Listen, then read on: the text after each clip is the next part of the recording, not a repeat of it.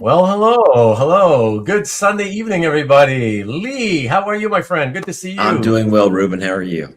I'm great, thank you. Yeah, it's been a nice weekend over here. Nice weather. Had a good day today, so I'm ready for tonight. I've been very excited all week for the last several weeks, ever since we finally settled on tonight's date and decided to do this. Pretty anxious to get into this. So very happy to. Well, it's kind of long overdue. I appreciate your patience. 2 years, everybody. I actually haven't checked, but it feels like it's got to be a good couple of years since I first asked you. That's right. No worries at all. Yeah, for sure. And everybody and their good time is what I always say. And like I tell others, it's not for everybody. And if you don't feel right, if for whatever reason it's just you don't feel comfortable for any reason, then you absolutely should say no and don't do it. Who knows, maybe in the future you'll feel more comfortable and say like, okay, I'm ready to do it.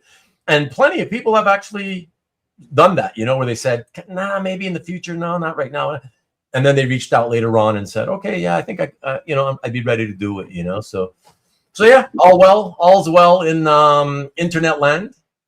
I gotta say, everybody, as usual, when we first start the shows, a lot of the live viewers like to trickle in slowly because they don't really care about the jabbering about whatever we talk about in the first 20, 15, 30 minutes, whatever. So they come in slowly. But I don't know if you guys have noticed, and I don't know if you're doing it on purpose. I have a feeling you may be doing it on purpose.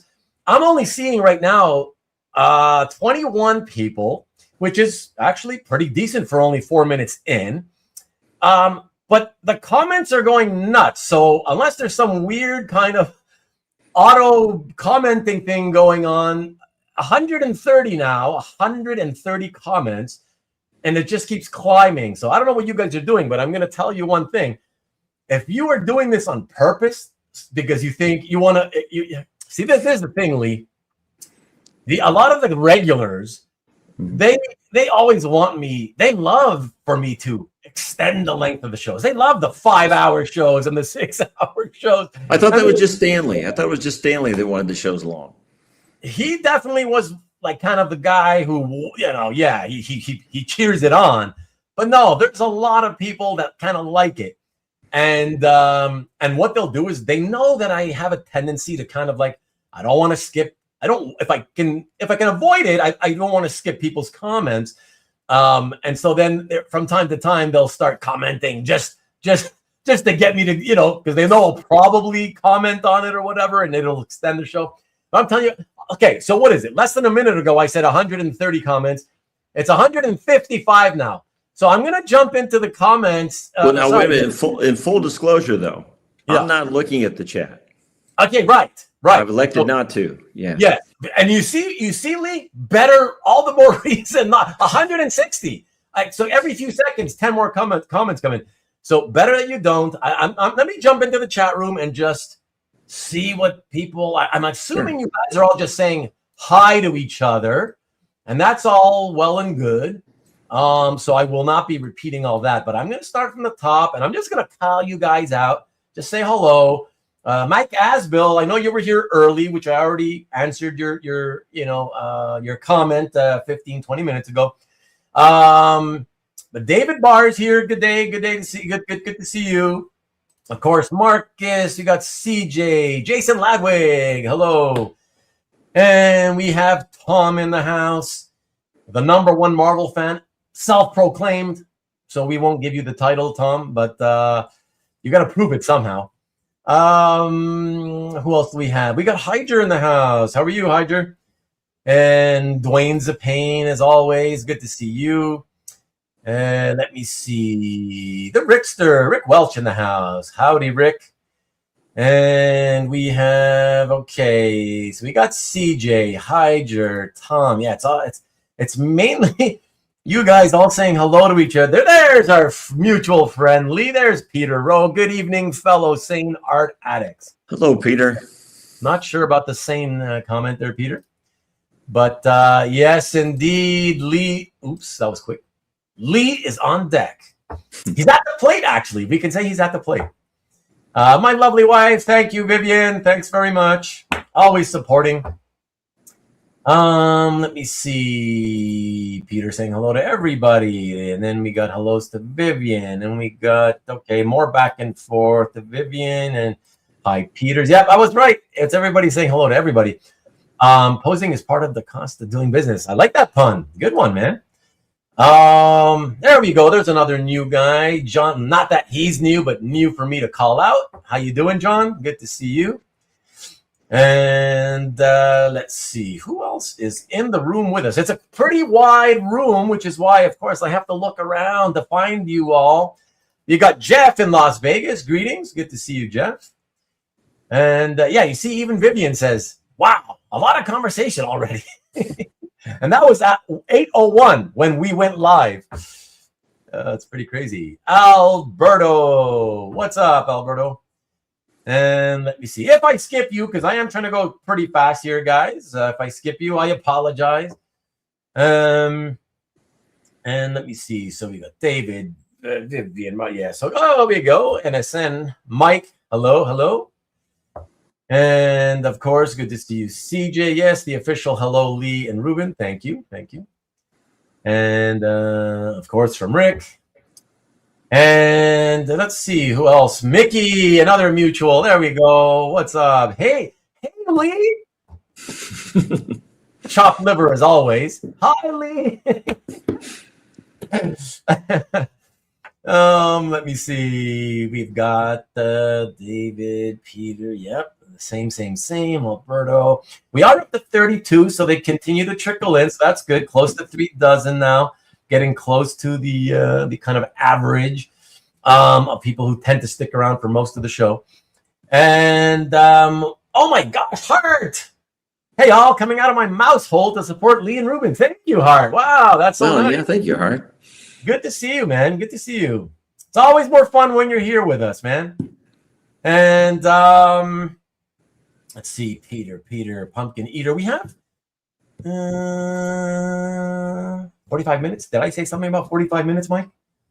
Okay, let's forget about it. We're gonna get this quick. I am catching up pretty quick. Mark B in the house. Hey, Mark. Good evening. Dipping in and out. No worries. I emailed you, Mark, just so you know. Just letting you know. I'm sure you know already, but just in case, I emailed you. So yeah, please check it out if you haven't checked the email yet. And let me see. Oh, Lee said, ooh. Hello, Ruben, Lee, and all those chat boys. There we go. Chat boys greater than lady boys. Anybody been to Thailand? I don't know. Never been there. We are a friendly bunch. Indeed, CJ. Indeed. More comments. Dwayne says the reason is more comments for Lee. Well, not really if it's all hellos back and forth to each other, but I do appreciate the excitement, being generated. That's always good. Yeah. Tom saying, Lee, what's up, bro? I didn't know you guys are bros. Prison Pit. Ooh, promotion for the Prison Pit man, Mark. Who else? Anybody else I haven't said hello to? Oh, Newell's in the house. Ahoy. What's up, Newell? And let's see. I complain that you chat too much. Am I ever happy? No complaining. I'm just saying, if you're doing it on purpose to keep the show going long, I'm just letting you know. It's a fair warning, Alberto. I will skip it all because I will not fall for your ruse, Let me see. Just skip the chat tonight, Ruben. You would be sad if I did that, though, Tom. You would be sad. Oh, we don't want to do that, Ruben. No. That's what kind of separates things. That's what separates. You're always acknowledging the chat. That's right. Exactly. And who else? Anybody in here? As I'm getting to the last deep corner of the room over there. Ruben prefers short shows and not to talk too much. Yeah. As all the backlog of episodes will attest to, right, Marcus? I'm sure. For anybody watching for the first time who like short videos, a note to you guys, do not go and look at the video lengths of the past episodes. Stick around here for a while. Stay for the hour. Hint, hint. Wink, wink. Maki Poo-Poo's in the house. Maki, are we on for next week? Everything's still good for next Sunday. You're still going to be in town, and we're going to be in touch later this week, I'm hoping. And we will be, we'll hang out for a few hours before it's time for me to rush back home to be here with you guys all over again. But let me know. Anyways, we'll be in touch through email. So, hey, Peter, what else? Wise man not to look at the chat. You see, exactly. I warned him, Peter. I warned him. Derek Neiman's in the house. Hey, guys. Hey, Ruben from 38 minutes ago by the time you read this. Ha, ha, ha. Because I'm always so far behind. Well, I can say, let's see, 13, 6. So 7 minutes ago. 7 minutes ago. In all fairness, not too bad. When you guys loaded 179 whatever comments, and while I've been reading them and looking and saying hello to you guys have continued to post. So it's probably at the 200 now. Dwayne says, I sincerely happy to be here. Wow. I love that. You guys are full of puns tonight. Not bad ones either, I must say. Very nice. I did post reminders in a few groups today. Very lovely. Thank you. As always, Tom.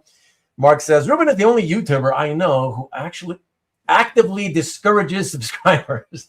I have to say, Mark, listen, like there's millions of channels, literally. So there's no way for us to know.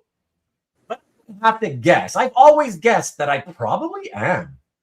I can't imagine anybody else would see it the way I do and say, don't subscribe, please. Don't need to subscribe.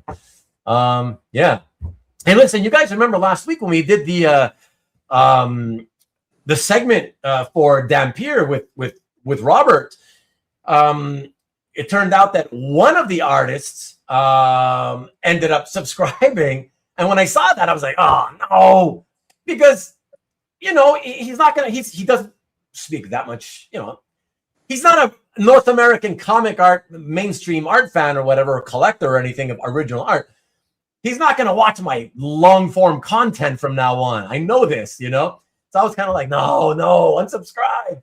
I can't make people unsubscribe though. But yeah, I was like ruining the fact that I got an extra subscriber that I know will not be an active participant, But anyways, whatever. It is what it is. It was fun to do that show anyways. Yeah, that was a good show. But, yeah. Oh, thank you. Yeah, thank you. But Robert's always a good show. Yeah, for sure. He knows his stuff, and exactly. He's very passionate about that particular title too. So yeah, exactly. And that's really what I love about having guests. When I have guests on who are passionate, that just makes it so much better, because you can feel people's passion when they speak about what they're passionate about, right? For sure. So yeah, that just makes it that much better for sure. And thank you, Alberto, for wanting me to just be happy. Thank you. Ready for Ruben rants? I won't be ranting today. Don't worry. Compson I'll talk about it in a moment when I do a couple of promos. What's up, Compson? Wants us to be G.I. Joe 21, right? Good one. So let's see who else. Derek, somebody said hello to Derek. Was there a Derek? Oh, Derek Neiman. Okay, yeah, I already said hello to him. Tony, what's up? Evening. How's it going, Tony? Good to see you. Ruben, sorry for all the tariffs bullshit going on between Canada and the U.S. Don't say sorry. It's just whatever. It is what it is. It's just stupidity. It's nonsense. It's the same as it ever was for you all you Talking Heads fans. Same as it ever was. At least for 10 whatever years. Yeah. So whatever. And by the way, just FYI, Mike, I knew that come Friday, there would be no agreement. I knew this. I knew it. Like I've been following this shit daily since the beginning. 11 years ago, 12 years ago, whatever it's been now. So yeah, I was like, yeah, that ain't happening. Oh wow, we'll pause for 3 days, and on Friday, yeah, we'll finalize it. No, you won't. It's gonna be another. You're asking too much. Whatever. Okay, we're gonna slap 1 million more tariffs on you because you didn't let us strong arm you. Whatever. Okay, I'm just so whatever. Did you hear that Snicked is nominated for the Comic Book Community Awards? I did not. Who cares? Join them. You probably have a gallery. You might have 2 galleries there already. Everybody should join that website, I say. Double post your collections. Chat will take an hour before the art. Yeah. Okay. Everyone likes them or subs. Okay. Everyone, we want to hear your thoughts and the new carrot tariffs. Yeah, everybody. I can see the tariffs are all on your minds. That's for sure. Shaggy's in the house. Hey, Shaggy. Good evening, ladies and gentlemen. Greetings, Ruben. Thank you. And how about my lovely guest, Lee, Shaggy? Come on, man.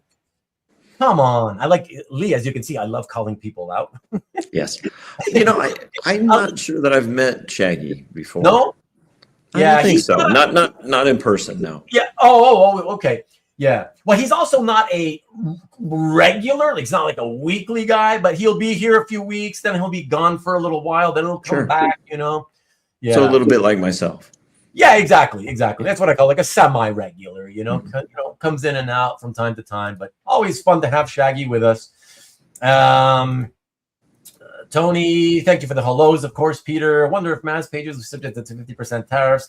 They won't be. But Marcus, if you want, and if you're nervous, on September 9th, on the 18th of September, I will be in Guelph, Ontario, and there will be at least 3 Americans that I know of who are coming up for the visit at Jeff's place. If you feel comfortable, I can always ask one of them if they're willing to take the art with them back over the border, and ship it to you themselves from where they live. But just understand, if they agree and if you're up for that idea, the second I hand it over to them, I absolve myself of responsibility. So you just understand that that's where it ends for me, So think about it. It's an option. It may be an option if somebody's willing to take it back down south. Collector Guy Summit. Can we chat about? No, that's not we cannot talk about that. They don't talk about those people. That's why a bunch of these comments came in. They started talking about that nonsense. Okay, so we got Ian in the house. Good to see you, Ian. I hope you can stay for a while. I know you're super busy with the kids and all, so whatever time you can spare, it would be nice. Nice to have you as always. Let me see, Ian. Okay, Ebony and Ruben D go together in perfect harmony. Lee, Harmon Lee. Oh, sorry. That's good. That's another pretty good one, I must say. Yeah. Only thing missing. Okay, more nonsense, more jokes. I'll be skipping your jokes, guys. Because we do want to get on with the show. More comments about root beer and ice cream and Maki, my flight and hotel. Oh, okay. I actually thought, Michael, that you guys drove up since you're in Jersey. I figured you drove. I didn't realize you guys were flying in. Okay, excellent. Sounds good. Well, I'll be in touch with you. I'll reach out to you in the next day or two, anyways, and we'll chat privately through email. Let me see what else. Anything? Oh, look at that. Robert Berman in the house. Hello, Robert. Hey, Robert. You see what I mean, Lee? Yeah, exactly. 8:14. He comes in, he knows. I don't need to come in for those first 13 minutes, Getting too many eyes on you will only get corporate overlords to censor you. Exactly. And YouTube has a habit of doing things without asking or polling their channel owners. Like Robert Berman actually just a few hours ago emailed me to mention, hey, just out of curiosity, I was looking at the subtitles for our episode last week, and they did a pretty crappy job. If you don't mind giving me the text, I'll go through and correct it, and then you could put it back in and save it, with all the corrections, which I would have been happy to do. But I had to explain to him, I years ago said it so that, there were no subtitles, because it seemed like a hassle to get it done. So I was like, okay, forget it. It's easier for me to just say no subtitles. And what I noticed when Robert emailed me is I went to look at the video and I was like, what does he mean by subtitles? My videos never have subtitles. And then I saw that the CC button was live instead of grayed out, and I clicked it, and lo and behold, now you see subtitles. They didn't ask me, they didn't tell me that it happened. They just overrode whatever my command was from years ago. And so now it's there. So whatever. So who knows what'll happen. Like I said, they do try to be overlords. So which is why, as you know, I try to keep the subscribers down as low as possible so their algorithm avoids me. Now, see, I did not know that's why you do that. I thought you just wanted people that were actively participating. Well, that is true. I mean, for sure. Why? Like the way I see it is, why would I want you to click that button if you're never going to be here? Right. So you think about it. In most channels on YouTube, that is what happens, right? There's 90% of the number of subscribers actually never watch those channels. They were there once, they clicked the button, but then they never went back, right? Yeah. So it's kind of like who cares? I know for a lot of people, it's part of the whole, I'm trying to get monetized. So if I get more subscribers, right, I can quickly get monetized or whatever. But, but since I looked, I researched all of that and I realized I'm never gonna, even if I monetize when I reach 1,000 subscribers, our hobby's too small for it to ever make any meaningful difference, right? Yeah. So once I figured that out, it's like, well, yeah, why would I ever want to get, blow up my subscriber count and then only 10% of them ever watch it? To me, that looks bad. I just feel it's a bad look. I'm happy having an average of 500 views per video with only like 700 to 800 viewers. You know what I mean? Like that looks good. Like that means 50 to 60, whatever percent of my subscribers are actually watching pretty regularly, Yeah. No, makes sense. So that's it. But it's also so they leave me alone, Lee. It's because at 1,000 subscribers, that's where you can monetize. So the algorithm seeks all those channels out, and it searches to see if they say they have this list of words longer than your arm that they will penalize if the algorithm catches you saying it. And we're talking about regular words from the English language, but ones that they consider to be, oh my God, we don't want to offend people. Murder, sex, porn, whatever, stuff like that. So worse than the Komix code. Oh my! Oh yeah. It's like it was the Komix code from 1763 or something. You know what I mean? Like it's like, what is going on? So it's ridiculous. But at first I couldn't understand why. That's insane. But then I realized, I get it. The answer is usually, for these crazy things, the answer is usually right in front of your face. It's so obvious you don't really think of it at first. And I realized, right. It's not that they want to try to make the world or America or whatever, a safer place or whatever, to not let people hear these terrible words. That has nothing to do with that. It's that with that laundry list of words you can't say, if the algorithm catches these monetized channels saying them, it gives YouTube a reason to say, oh, hey, this video we can't monetize you because you said this. And exactly. And it's a way for them to save money. Imagine how much money they're saving, not having to, even if it's just a couple of bucks per episode on millions of channels, right? There you go. So figure that out, and it's like, okay, that's why I don't want to get to 1,000. I want to stay. So 999 is the goal. Exactly. I only wish I can put a cap, but there's no way to put a cap on it. There's no way to stop it, So, but that's it. So everybody, okay. I of course, as I spoke to Lee here, I fell behind some more, so I'm going to skip a bunch of it. Like, I mean, a bunch. Hello, Mikhail. I just saw you. What's up? If I forgot anybody, if I didn't see anybody, I apologize. But as the show goes, of course, and I see you for the first time as I monitor the comments, I will, of course, say hi to you then. Let's see, going really quick. Oh, Jeff from a couple of weeks back. Jeff, what's up? Hey, what's up, Jeff? Are you going to be able to stick around tonight? No watching the kiddies? I hope so. That'll be fun. Everybody who doesn't remember, Jeff is the gentleman who we had a great time with a couple of weeks back on his show and tell. So, that was another good, fun show. And so let's see. Oh, there we go. Frank Brockle. What's up, Frank? And let's see, some new people coming in. Yeah, we're up to 44, so we're getting close to 4 dozen, which is a nice bunch of nice group, you know. Ilya, what's good, Ilya? Pulling a nick and will be an hour late, but on time. Oh wow, Dan's here. Just a quick stop in to say good luck to Lee and hey to all the chat. You could have met, perhaps. Well, had you talked to Lee before? I don't remember. Whatever, but Thompson enjoyed the chat with Carl. There you go. Okay, but thank you, Dan.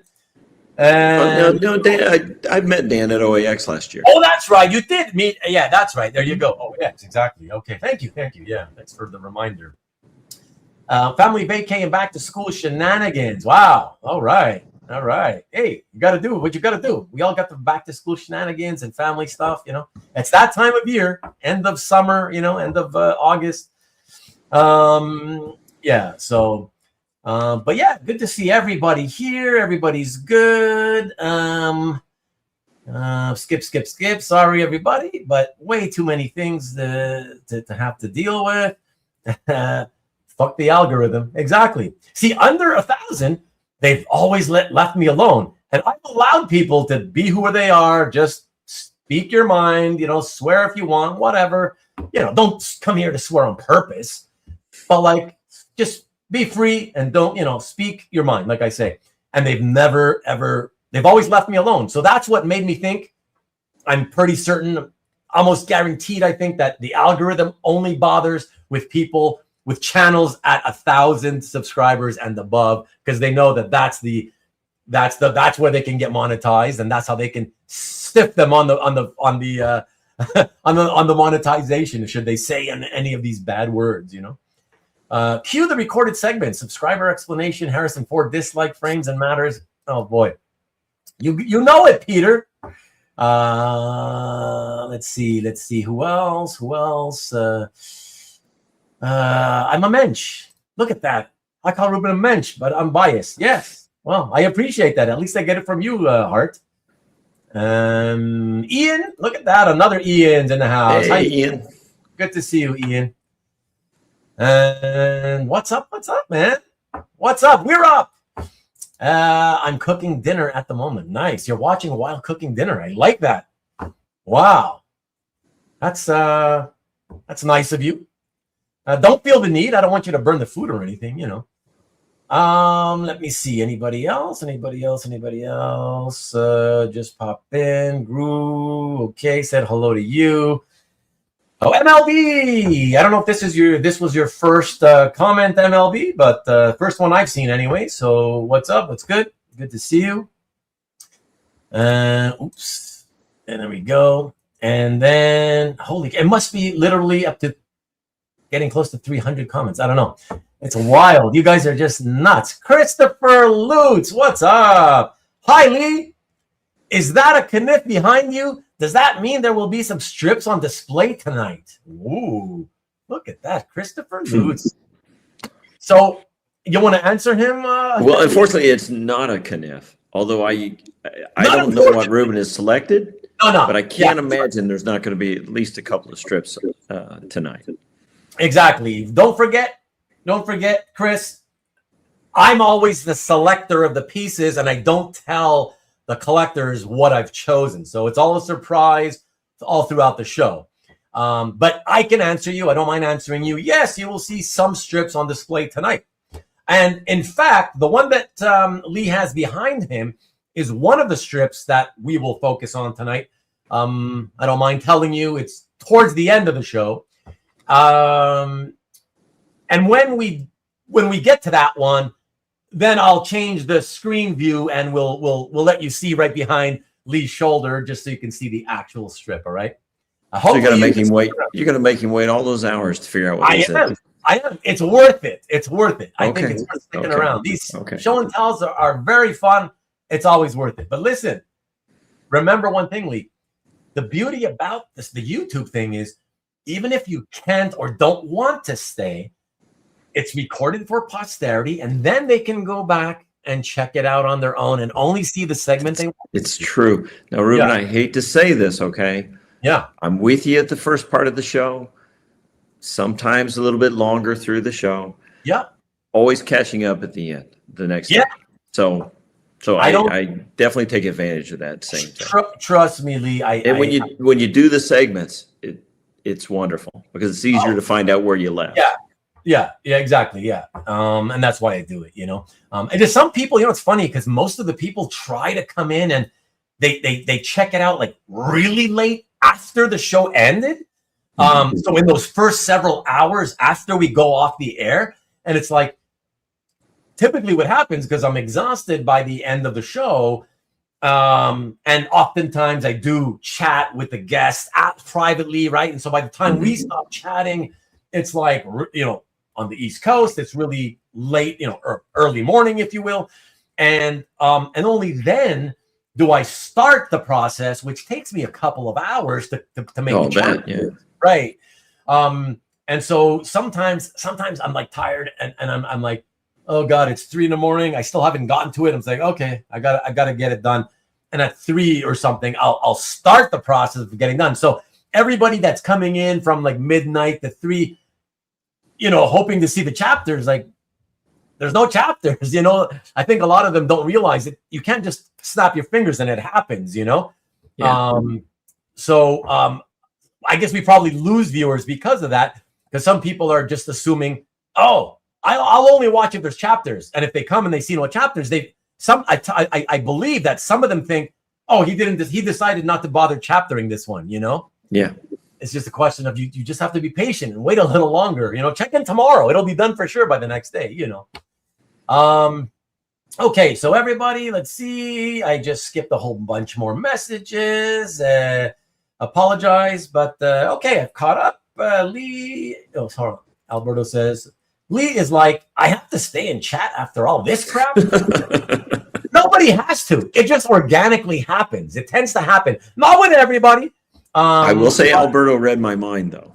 But I do try to get, I do, with people that I know well, I've known for a longer time, it's natural. We're going to chat or whatever longer.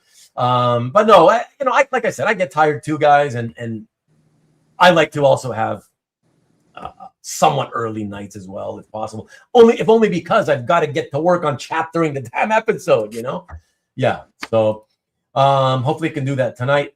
Ruben hates us by skipping the chat. Yeah, that's the proof I hate you, Peter.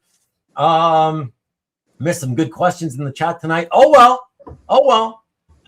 It's not time for that. So you should have calmed your fingers down and waited. All right. So as you guys continue to chat, and I'm gonna quickly do a couple of promos. All right, and let's see, what do I got first? Okay. So Carl Choi, who I don't think came in so far yet. Carl Choi on his Collecting with Carl channel, he calls the show The Gallery. So it's basically a ripoff of my show, but the difference is, oh please, Lee, like people didn't think that I was ripping off Bill on his Tuesday night collector interview show. You know what I mean? Come on, whatever. And of course, he knows I'm just joking. But in all seriousness, it's basically the same. It's a show and tell show with collectors, but it's pre-recorded. So yeah, you don't get the live chat or whatever. But it's pre-recorded, but it's only 1 hour. So the whole show, and it's not always 1 hour. Sometimes it's shorter, sometimes slightly longer. Okay, wait a minute. We're done now. I'm heading over to Carl's.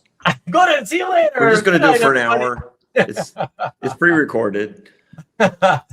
So anyway, I'm popping in the link to Compson's.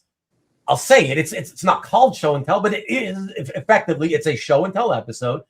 And so check that out. I haven't had a chance to see it yet. I only noticed it today, actually. So please give that a look. Compson, didn't I ask you if you wanted to do a show and tell like last year?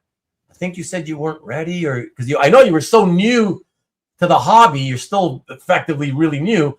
I think it's because you, if I remember correctly, I think is it possible you had said that you just did, you probably didn't even have enough art to do a full show and tell episode? I think that might have been it. But anyways, pretty cool. I look forward to checking this one out in the next few days. So, okay, so then after that, we have, let me see.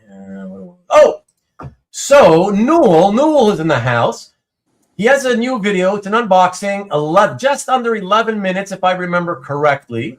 Also, I just noticed it a couple of hours ago, so I didn't have time to watch it. It's another unboxing, and he called it hydrotherapy, leading me to believe it's somewhat Stingray related.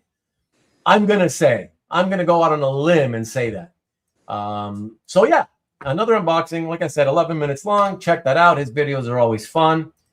And you can use this link that takes you right to that video.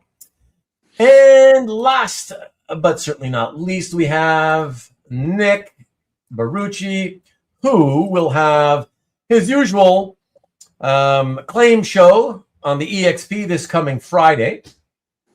And I will, you know what? I'll put the link immediately for those of you who do not subscribe. There's the link for Nick. All right. Did it come through, guys? I hope it came through.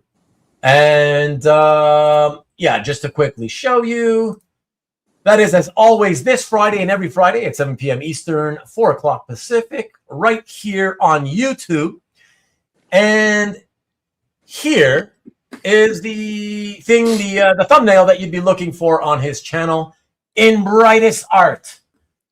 Not the catchiest thing, Nick, but, you know, that's all right.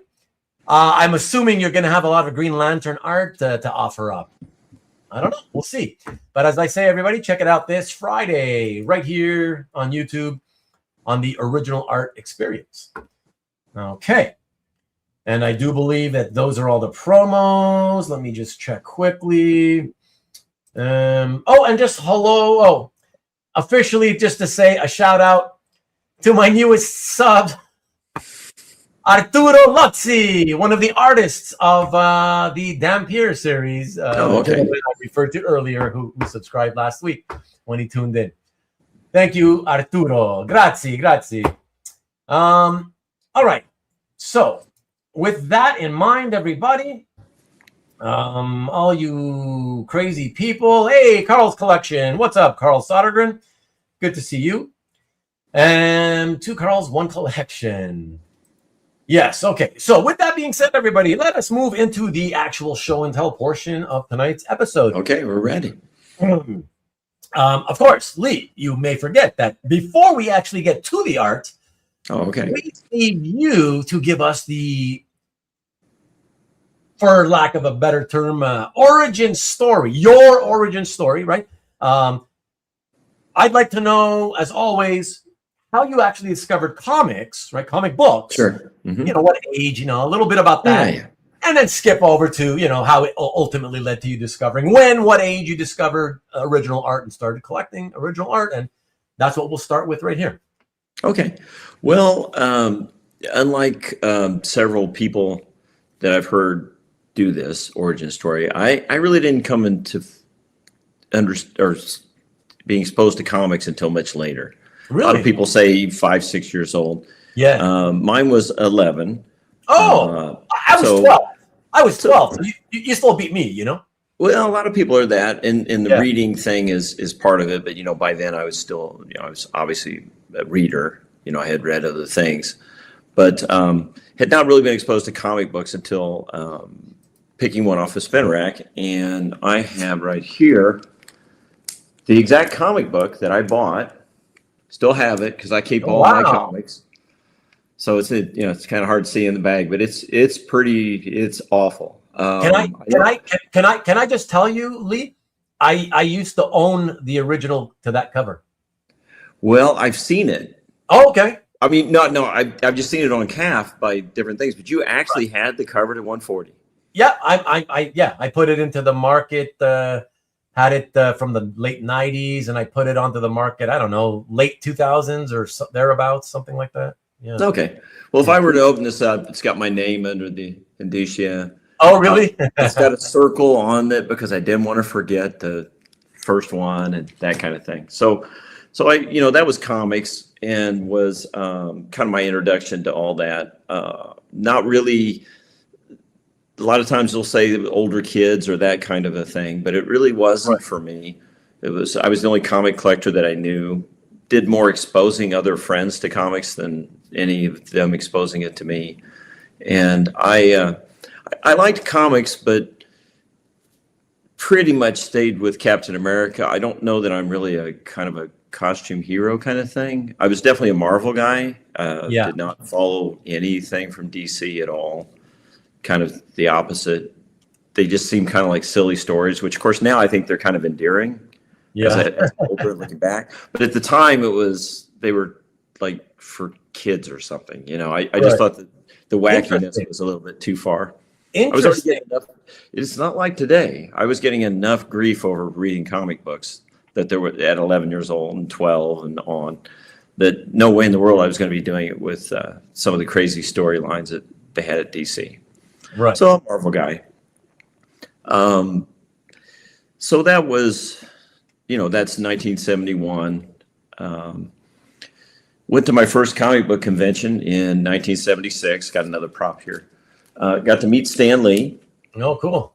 Oh, that's fun. Cover this. What a beautiful signature back then. So well, and that's kind of a story into itself, because in those days they signed the inside of the books. Nobody really signed the cover. Right. And it was a long conversation with Stan to get him to sign the cover at all, because he kept saying, I didn't even write that. So he didn't want to write it. He said, you need to get Jack to sign it. Of course, I've never met Jack Kirby, unfortunately.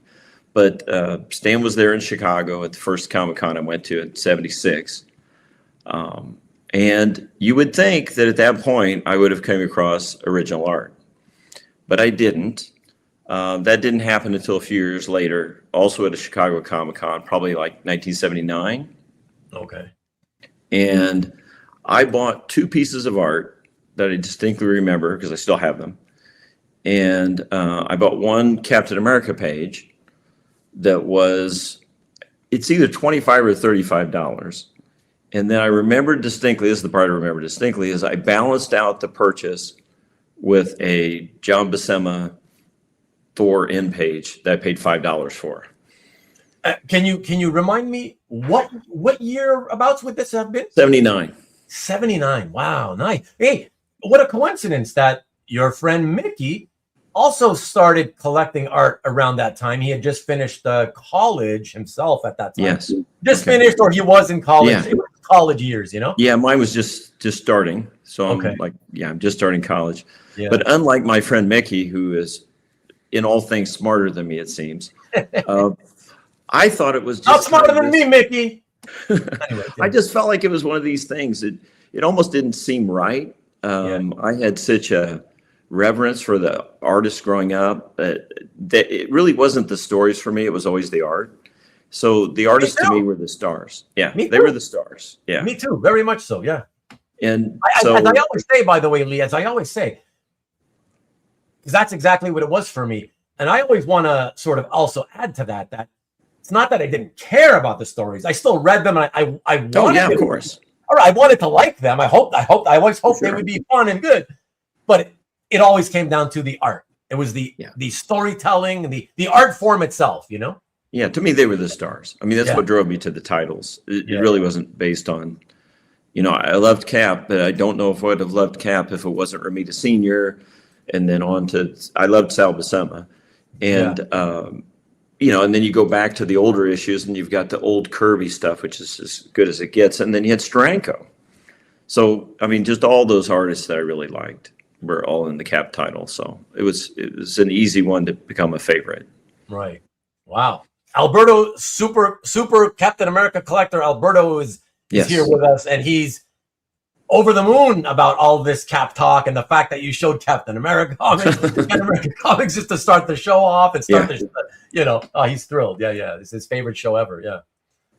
So it's fun. So the one thing I have that I could show you here just on screen, because I know it's not one of the things you picked. Sure. Is I do have here the first page I actually bought. The first page you actually bought, you still have. Oh yeah, no, I do. Wow. Yeah, okay. I just don't have it posted. there's quite a few things I kind of have that I don't necessarily post. Yeah, I Not get it. for any particular reason. Actually, Yeah, on this one, remember we talked about that privately, right? Yeah. A lot of people do. You know, they don't have everything up there. This one, I always thought I was going to do it for some special birthday for Sal Buscema.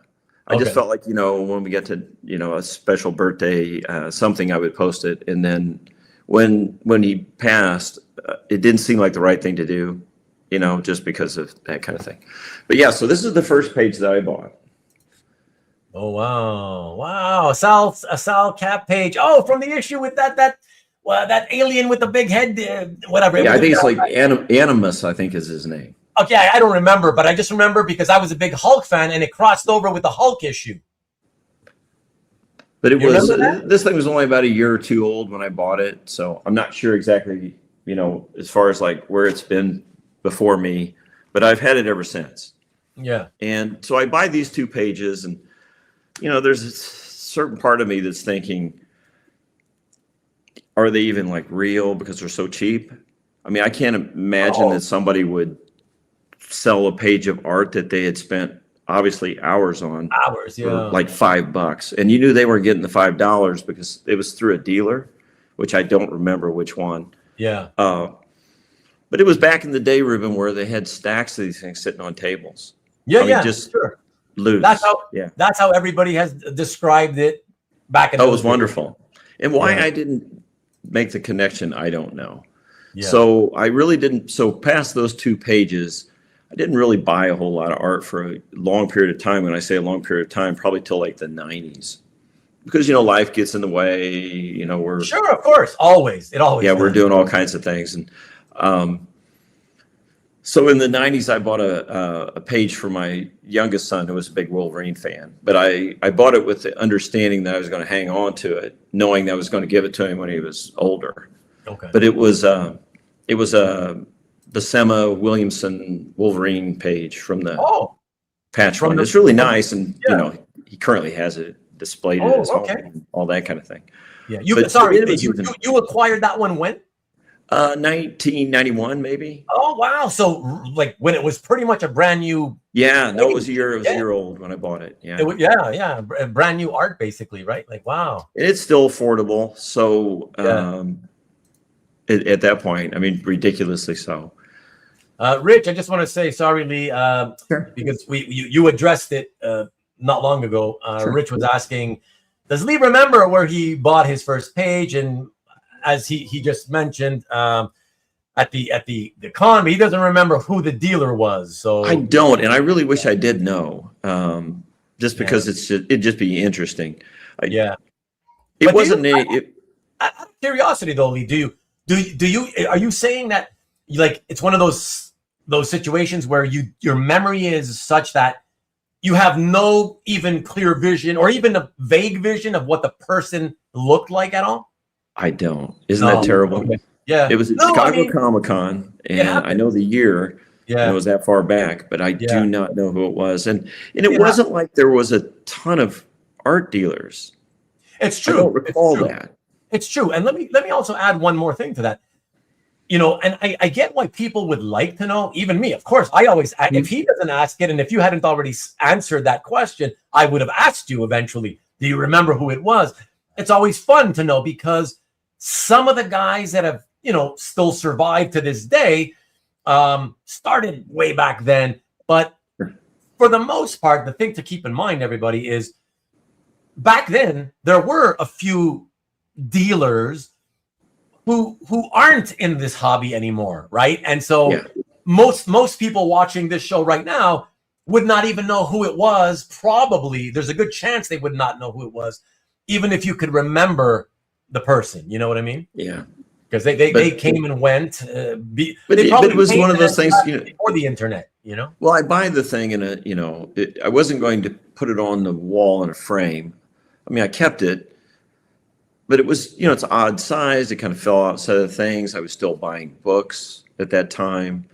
I got the 2 Buscemas, one of each, you know, the guys I really like. So I felt like it kind of covered, which people that are collectors specifically the ones that are watching this realize that doesn't work like that really. But for me, for whatever reason it did then, I just felt like I had a couple of pieces that was fine. It represented, comic art.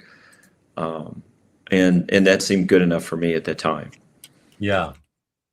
I was going to type a message, but Michael says, maybe it was Spencer Beck. No, it couldn't be, because this is 79 that Lee's talking about Michael. And while Spencer's been around since the 80s, which is a long time, it's not 1979. He was not around then. So yeah, it's going to be somebody that was in Chicago for sure. Because I'm certain of that. I mean, hell, it could have been George Hagenauer, possibly. It could have been because of that far back. I mean, I know George. You happen to know George? Okay. But that, it seems like there were banners and things. Like it was in my memory. Now, whether, again, it wasn't one of those, those watershed moments where I looked at it and I said, hey, this is like a big turning point or anything. Yeah, It just seemed interesting. It seemed cool. That seems pretty cheap. I'll buy one, Yeah. Well, no, I just kept thinking it was something that you'd want to have, Yeah. That's what I mean. Like, it's like, I own a couple of color guides. Do I collect color guides? No. But I think it's kind of fun to have a couple of color guides because it's part of the process. It's, We've had this chat a few times on my channel, Lee. Yeah. And I'm always pro color guides, like in the sense of, okay, it depends. Like if you're getting it to match it up with a page of original art you have, I think any color guide is fantastic. It's cool to do that. Yeah. That's wonderful. Now, we've had the discussion of, well, are color guides in general worth collecting? And most of the people here are anti-color guide collecting. They think it's worthless. I say, again, if you're not matching it up to the original art, if you just want to buy color guide, like, I feel like they're cheap. I'm not saying collect them or don't collect them, but I keep making the argument that they're really cheap and affordable for what they are, because it's still one of a kind, and there is still some media, handcrafted media on the page, which is original, right? It's not all a copy. And so there is some collectability to them. Now, most pages that turn up, like interior pages, you never really find cool ones that make you want to buy, at least for me, But when I see covers, when I see color guide for certain covers, I'm like, ooh, that's pretty cool. I own a few, And I have owned others in the past. I used to own the color guide to the cover of Daredevil 158, the first Miller issue. And I ended up selling it, whatever, because I couldn't find the original art to 158, so I couldn't match them up. So I was like, okay, I'll dump it, But I'd like it better if they were something that was matched up. But I just exactly, because I kind of it's interesting. They don't do that anymore. Obviously, we don't do color guides anymore. But just because it's part of the old process of doing things, it's just interesting to me. No,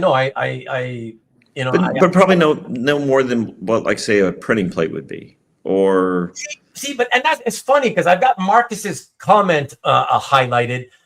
And he's the guy who tried to tell me, I think it was last week, as recently as last week. It was very recently. He was trying to tell me, but the printing plates, some people on eBay sell the printing plates. That's one of a kind. Yeah, but come on, guys.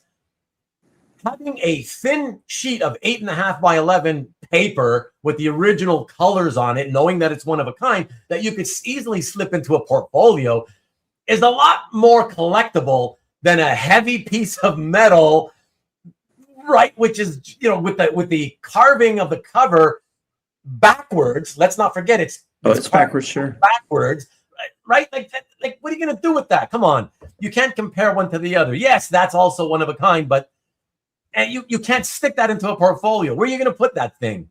It's fun. I think they're interesting. They're part of the thing. But I don't want to correct anyone, but there's more than one printing plate.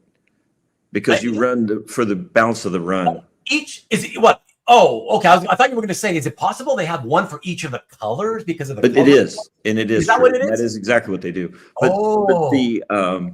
But yeah, when you run something on press like that, and it's an extended run like it used to be in the old days, not now, of course, because we don't run to those kind of million copies of things. But yes, they do. One day. Yeah. Oh no, I wasn't trying to get your attention. That's true. Hey, Robert's right. That's what I meant. He's right. Yeah, it's part of the process, which is fun. That's why I like it. It's part of the history of how things were. Not how they are now, but how they were. But anyway, on the printing plate thing, I guess what I was trying to say is typically you'll burn multiple plates, just as the film positives that you see where people sell them, they would expose 3 or 4. I mean, you don't just do one. It's too problematic if there was there was an issue. Right.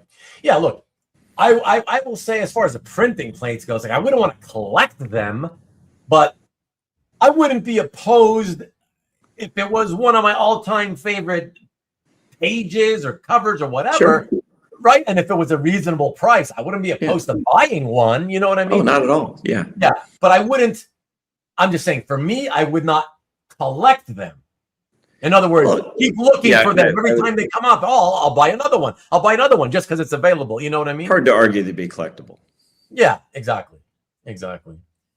Okay, and so where does that leave us then, Lee? So then that leaves us where we get. Okay, so I kind of go into life, work away from buying art, few pieces here and there, but I wouldn't really say I consider myself as really kind of forming a collection until as late as 2018. Bought a few things on eBay, kind of got more interested in it. Didn't really discover like CAF for another year or two, but did understand the Heritage was selling things. Bought a couple things off Comic Link. And then since then, I've really kind of added things more to my collection as I've become more educated through just the community of everybody. Right. And I would say that I've never really been a nostalgia collector. So it's not like all about the pages from things that I read. You read and remembered. Yeah. I've never really done that. Right. So the more that I learn, the more my interests kind of vary and then builds different aspects of my collection. Okay. By the way, so how long would you say was the longest period you went, given that you got your start in 79, technically, right? That was your first piece. So actually, okay, double question. After that first piece in 79, how long was it before you bought the second page? Oh, 10 years probably. About a decade? Okay. Yeah. And the second part of the question was, what's the longest period of time you've gone since that first page without buying a piece? Well, I think the same thing happened. So, I get buying and getting art are kind of different things. So, so art, the time where I wouldn't have added art to the collection would have probably been, I would say from like 91 to 2018 is a definite one. Just didn't really, the boys my two sons got a little older, so they were comic kind of guys. My oldest son much more so, and still is. Really likes comics. How old are your boys now? Well, let's see, 80 and 83. So we're looking at 80 and 83. Terrible. 80 and 83. Okay. Yeah. So they're in their 40s. Yeah. Yeah. Okay. Wow. Because I noticed in one of the descriptions of one of the pieces in your gallery, you mentioned that I went to I think it was Heroes. Yes. You went to a con and you went with one of your sons. Yeah, they both tend to like to go with me. Which is great. Even my youngest son, Greg, he's the one in that particular one that you're talking about. Yeah. Not really a comic guy. He collects classic FF. So, I mean, he's really? Anything from 1 to 100, and then he's kind of done. Interesting. So he's kind of a Kirby. He's a Kirby FF guy. Right. So he collects early Fantastic Four, but he's an art collector in a lot of different ways. He collects a lot of different types of art. So he's certainly an art collector. He really likes animation art. but not like some of the manga stuff. He likes old Jay Ward cartoons. Jay Ward cartoons. I'm sorry, it's a very That's familiar okay. name. So that's your Super Chicken and the weird all stuff. that kind of Tom Slick the weird stuff. Yeah. Hey, Steve. That's interesting. Okay, well, that's cool though. I love the fact that all these years later, they never super got into comics the way kind of like you were a fan, and they still, but they're okay. Although I would say that my comics son Ricky is definitely a big comics guy. He's still big. Yeah. Okay. He still has a comics collection. He has a comic book collection. Okay. He collects art on his own right. Oh, okay. I apologize, Ricky. I apologize. So that leads me to the next question. Does Ricky have his own calf gallery? He does. He does. What? Yeah. What?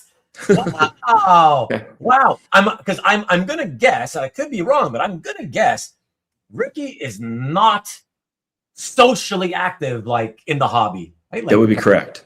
Okay. But he's a quiet guy. He's got a gallery there, and interesting. Yeah, and he are you at liberty to I'm curious now to see what he collects. Are you at liberty to mention his sure. gallery? Yeah, no, he likes 90s art, which would make sense because that's kind of where his collecting comics came in. One of the things he really enjoys is he enjoys getting art from artists that aren't necessarily notable. Okay. People that he meets at different things, like Heroes would be a great example, where he'll meet the artist and really just kind of be impressed with them as people as well as just being an artist. Right. And feels like he supports them that way. Just like a lot of us, a little bit priced out of some things that maybe he would buy. So he's wanting to collect and trying to find different ways to be able to do that. Okay. So he tries to stay more economical. Okay. In that, it's easier to do, obviously, with some of the names. I haven't gotten there just yet. Okay. And I say again, are you at liberty to reveal what he goes by on cap? Oh, I think it's just Ricky Harmon. I think so. Oh, yeah. Okay. Yeah. Well, I'm sorry. I thought you meant what art he collected. When you said at liberty, I thought you meant what art he collects. No. Yeah, no. No, because some people, they want to stay quiet and they don't want attention. And so I don't want to like put you on the spot to the point where you feel like, oh, I've got to reveal it. And maybe Ricky already told you, yeah, by the way, when you go on the show, they're a dad. Don't tell them about me or my. No. You never know, right? Some people want their privacy, whatever. So yeah, sure. No, I don't think he's had a problem with that at all. But he's a little bit like myself in that I don't post everything, but I love sharing things. I just always I enjoy seeing art in person more. Sure. So I think most people do. I tend to like sharing art in person more. So anytime I'm places, I tend to bring a portfolio. I feel like I don't know that I don't like showing art that I have in the collection, but I just don't necessarily post everything. And he's kind of the same way. Okay. Yeah. No worries. All right. And so that leaves us today, right? So today you would say, like, how do you describe yourself in terms of where you are in your collecting today? And what I mean by that is, like, are you, maybe once upon a time, there was a time where, you were so into it that, you're constantly kind of looking for things. And maybe now, is it possible that because you're older or you're in a place where, you'll buy if it passes in front of you, if something crosses in front of your path and you, look at that. That's pretty cool. Maybe I'll get that. Or, like, in other words, do you consider the frequency of your purchases often, not very often, somewhere in between that, We're going to be in the often. Yeah. So in 2018, unfortunately, I picked kind of a bad time to come back into buying art because it's not, you got to, not really. Well, you got a couple of years and then all of a sudden.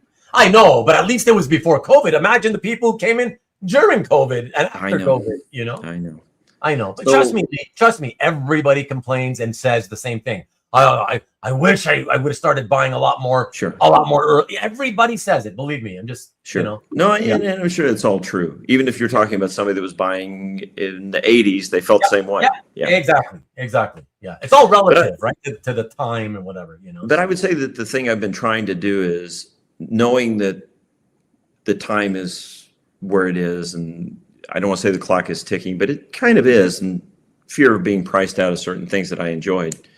Right. I think I got a little more concerned about making sure I added specific things that I knew that would be beyond my reach at some point. So a lot of the things I was buying at the beginning were pieces that I didn't know that would be there 6-8 years from now.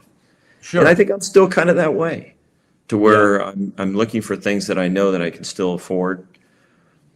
I would say that I buy a lot more than aren't we all? I ever have, before.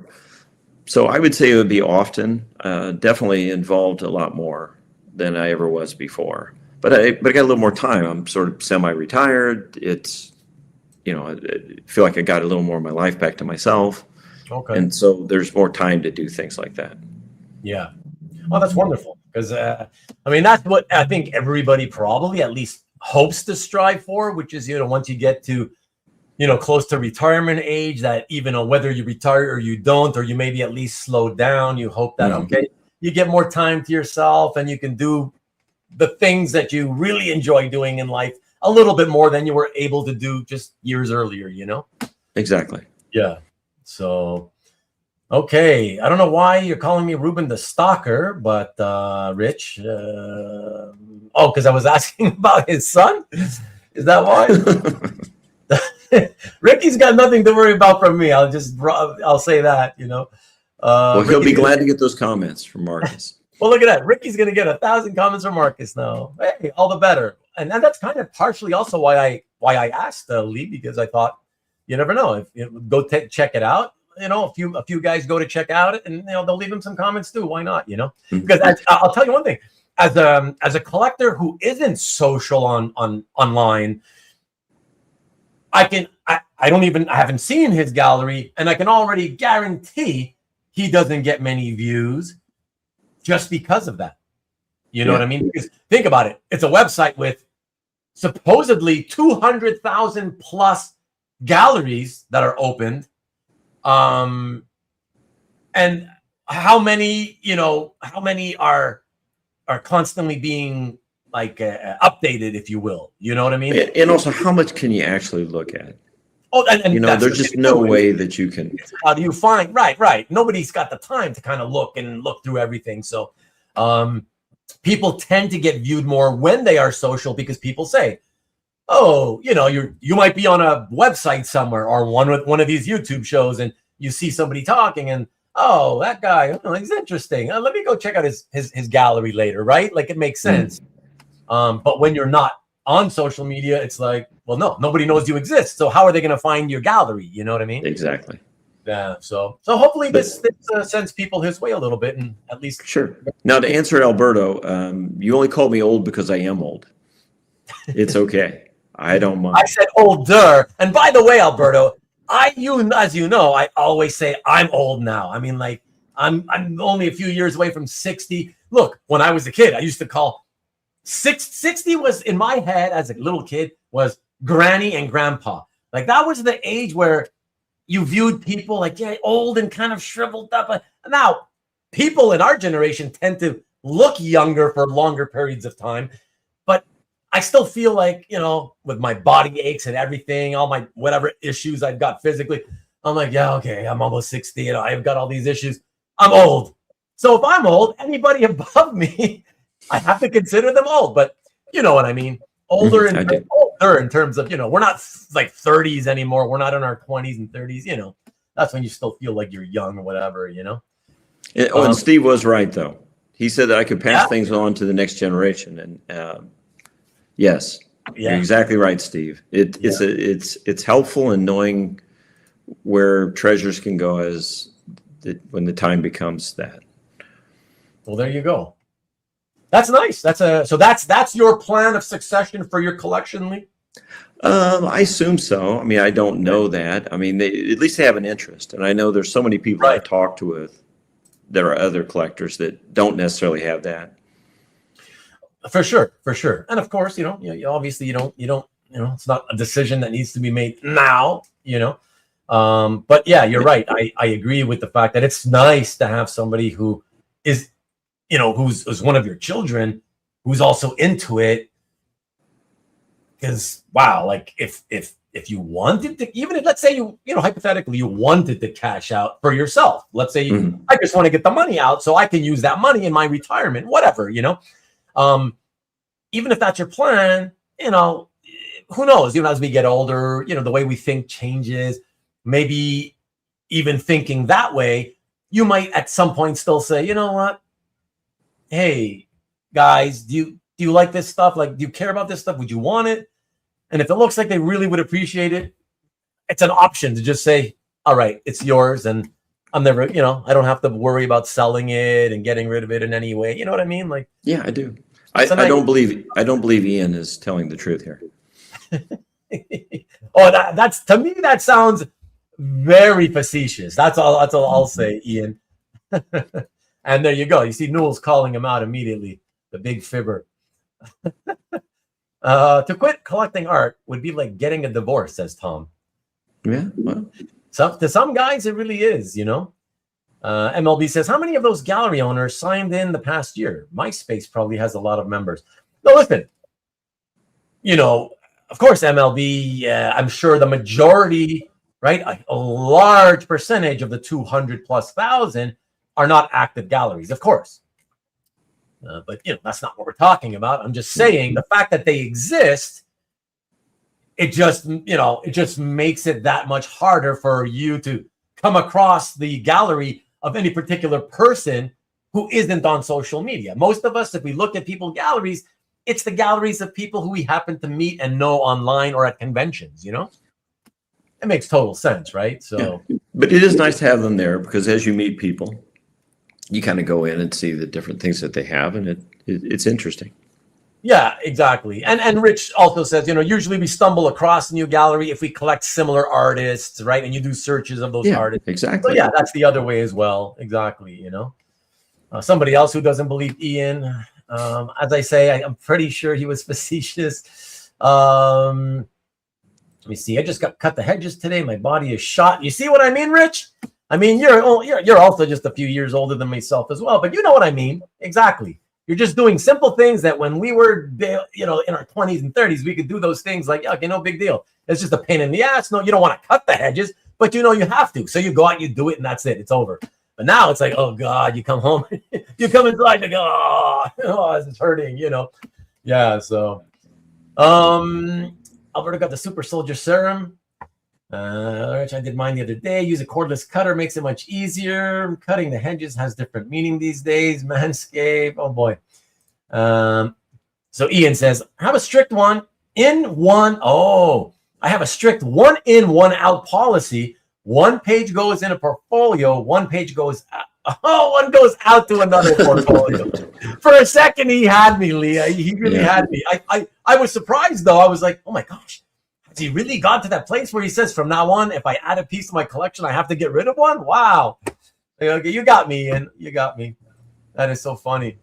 Okay, so hold on. Robert says, lots of active CAF galleries don't have any art anyway. True. They're people or bots. I don't think they're bots. Well, maybe. Who knows? Who wanted more access to CAF? We all occasionally get instant messages from these guys to buy our art. Yeah, but would they be bots if you get messages to buy art? Would bots be? Would somebody? Because somebody has to program these bots. So would somebody waste their time to program a bot to go to a website from a very, very niche collectible, right? To try to, I don't know. I find it hard to believe that they would. I think it's possible, but. Hart says, in the Judge Dredd universe, when aging or retiring street judges can no longer meet physical requirements or refuse desk jobs, they can choose the long walk. That's true. That's true. I learned that recently reading a graphic novel, a Judge Dredd graphic novel. Look at that. Steve says, "Show me your gallery, and I'll tell you who you are." Oh, I like that. Too bad you can't pay some illegals to cut the hedges these days. Come on. My ex-wife still has a calf gallery, and she last posted there in 2008. Is that Dawn?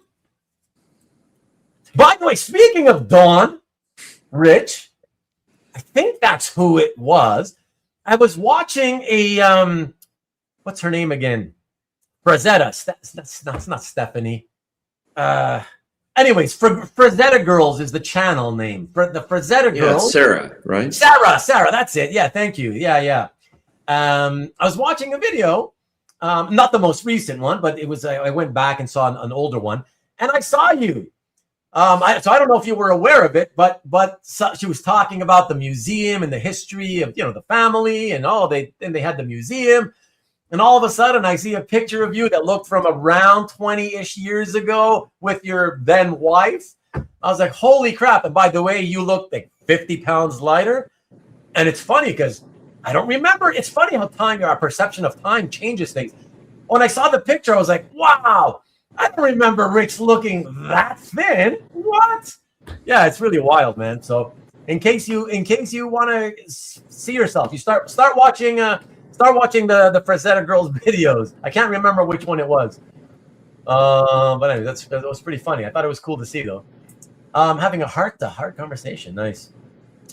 54 watching. Yes, indeed. Yeah, very nice. People want to be here to see Lee and support. And I think we've kind of gotten to the end of the current modern day of where you are in your collecting, Lee, right? Yeah. Yeah. I think anything else you'd like to add before we start the show and tell? No, it's just, I really enjoy the things that, the new collectors that I've met, some of the connections and things at the different shows and things. So I just appreciate everybody that has kind of helped me in things. And Ruben, I've said this to you before, but I'll say it here too, as I kind of started really collecting back in that 2018 kind of time frame, both you and Jeff Singh were really, really helpful as I was trying to get a handle on just kind of how things work and get a handle on it. I appreciate it better. Yeah, you've always, you've got a reputation for it, and Jeff does as well. You're thank you. That's nice. Ambassadors of the hobby, and I appreciate that, though. Oh, I appreciate that. I actually didn't know. I always tried to help people. They don't know that I had a reputation for that, but if you don't, you should, because it seems like I've heard that before from other people. So, I appreciate it. I like I said, I always try to help people since day one, right? And I think that's what it's all about. It's fun to meet new people in a hobby that you have a passion for. And then if you learn, and I always am that way with hobbies, is I get into it and I get into the nitty gritty and I want to know the history of it all, and so I tend to accumulate a lot more knowledge than the average fan who doesn't deep dive so much. And so that allows me to help when I see people that are in need of help, and if I know if I can help them, I'll jump in and help if possible. Well, I just felt fortunate to have come across both of you guys. That's great process. So that's fantastic. By the way, hello, Louis. It's good to see you. I wanted to just ask you really quick. I just wanted to see if we could make it official. Is there any chance that I was getting excited when I heard that you and Peter were traveling, right? You traveled to the Billy Ireland Museum in Orlando. And you can tell me about that in a second real quick. Is there any chance you're going to tag along with him and come up to Jeff's gathering for art collectors? Well, I would very much like to, but I have just the timing's poor. My parents are kind of essentially snowbirds. And that is the weekend that I'm getting them back to Florida for the winter. Oh, really? Okay. Yeah. So if it was any other weekend, I would very much like to. So someday, maybe even next year. Yeah, maybe next year. Yeah, whatever. Oh, no worries. No, that would have been fun. Because I was thinking, wow, if Peter's finally coming up, you guys are, more or less in the same general area in Virginia. We are not, though. Oh, you're not? Where are you? I'm in Indiana. I'm Oh, in it's Indianapolis. true. I forgot about that. You are in Indiana. Yeah, that's true. Yeah, it's him and Mickey who are in that. That's correct. And Yeah, DJ. that's right. And DJ, of course. Yeah, exactly. Yeah. Okay. Peter, tell me if what are you dragging Mickey up? That would be awesome. And DJ, oh my God, that would be so cool if all three of you could come up. And since you're coming up, why wouldn't the other two? But I want to know. Well, maybe they have the same thing. Maybe it's just a timing thing. Oh, well, they haven't said no though. That's the thing. Right. I don't know. I don't know that they are or they're not. Right. So, yeah, I don't know. CW, who says hello to CW? Sorry. Okay, CW. Okay, I don't know. How did Lee become a Bob Lubbers fan and collector? He's a favorite of mine and almost completely forgotten today. Love Robin Malone. Answer that quickly, Lee, as I will. Ask you. The first thing I'm going to say is, Ruben, and you rarely do this, okay? But it's Bob Lubbers. Nice. I love it. Thank you. Wow. Okay, and I need to know, how did you find out? Well, the first way I could confirm it is if you look at a YouTube video where Bill Morrison is presenting a Lifetime Achievement Award from the National Cartoon Society, Bob Lubbers is there, and he refers to him as Bob Lubbers several times. Oh, okay. But the way I know for a fact it is, there was, and it's gone from YouTube now, don't ask me why, but there was a really great interview with basically a comic book artist. Somebody did content on comic books, and he interviewed Bob Lubbers' daughter, and she said it was Lubbers, not Lubbers. Fantastic. So I know it's Lubbers. For some reason, Ruben and I have always said it that way. You've always said Lubbers? Always. And I've always been corrected, and I thought, well, maybe I'm wrong, but it just looks like it should be Lubbers to me. Wow, interesting. Yeah, I always said Lubbers, and of course, I was aware that in my head, I was like, I guess it could be Lubbers. I hope I'm right. Yeah. And I find out someday, but my instinct was Lubbers from day one when I was a teenager. So I was like, okay, whatever. One day, hopefully I'll find out. I'm happy to find out. I hate mispronouncing people's names. So yeah, I love. Well, unfortunately, I do it too often. So, but I do hate it when I do. Yeah, and that's it. That's why no matter how long it takes, if I find out that I've been saying it wrong all these years, please tell me. Yes, I would like to know, absolutely. So thank you, Lee. Yes, no problem. Bob Lubbers, definitely from the strip work. I love the stuff that he was doing all the way back to, he not as early as the assists with Al Cap's strip, but certainly to Long Sam things, through Tarzan, through all those things. And the more that you get to know these artists, like he had already, passed before I never had a chance to meet him. But as you research these artists and you learn about them, he was just a really good man as well. So he's a fantastic artist, good family man. And I just love his art. I think it's a little more cartoony than some of the stuff that I normally gravitate towards. Right. But it's just so good. I just think that everything he does is so well done. So I've just been a fan of a variety of the things he does. And we'll, I'm sure, touch on it at some point, but the Golden Age Fiction House art is a favorite of mine. And some of my favorite Fiction House art is the Bob Lubbers pieces that he did for Wings and other titles. Well, so that's kind of the. I gotta say, I feel now obligated to say, Lee, that and I've said this before, but it always bears mentioning once in a while. Mm-hmm. It bears repeating once in a while. That so when I make the selections, mm-hmm. Number one, I can't choose everything. Things get left out. They have Makes to sense. Okay, number one. Number two is that I sometimes choose pieces because I like them, sometimes because I know the guest will like to see mm-hmm. them, and because the viewers like to see them. Now, I will say that I feel in a subconscious way, I probably defer more than out of those three. I think I defer more often to what will the viewers as a whole like, because of the fact that, well, there's an audience, like it or not, and there's a lot of them, hundreds and hundreds, right? Mm-hmm. So because of that, I want you to know, and I'm sorry to disappoint, that while I did choose some Golden Age, Okay. I believe it's just so that I could say I chose some, at least I represented the Golden Sure. Age part of your collection. Yes. So I think it's one piece. It might be two, though. Okay. But there's not a whole slew, even though I know that you like it a lot. I do. I happen to know, and know a slight to you, obviously. Mm-hmm. I know that as a whole, our multi-hundred piece audience, they're not the biggest Golden Age art fans. So It's okay. that's that. They should be, but that's okay.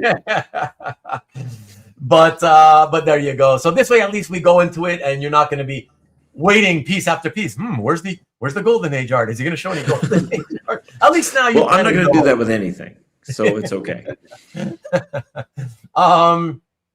So Corey says, so I take it Lee has some long Sam. Go and see. Go and see. Do. Or actually, unfortunately, yeah. Just unfortunately, the two nicest pieces I own are not necessarily going to be here tonight because I have not got to posting them yet. But yes, I do have several strips from Long Sam. And Mickey confirmed he can't make it that weekend to next month to Jeff's house. I'm very sad to hear that, Mickey, but thanks for letting me know. So no Lee, no Mickey, no DJ, maybe? I'm assuming no DJ. Don't Peter? know. We'll have to hear from him. You never know. Let DJ lately he's been watching. So I don't know, DJ, if you're listening, let us know if Peter's dragging you along.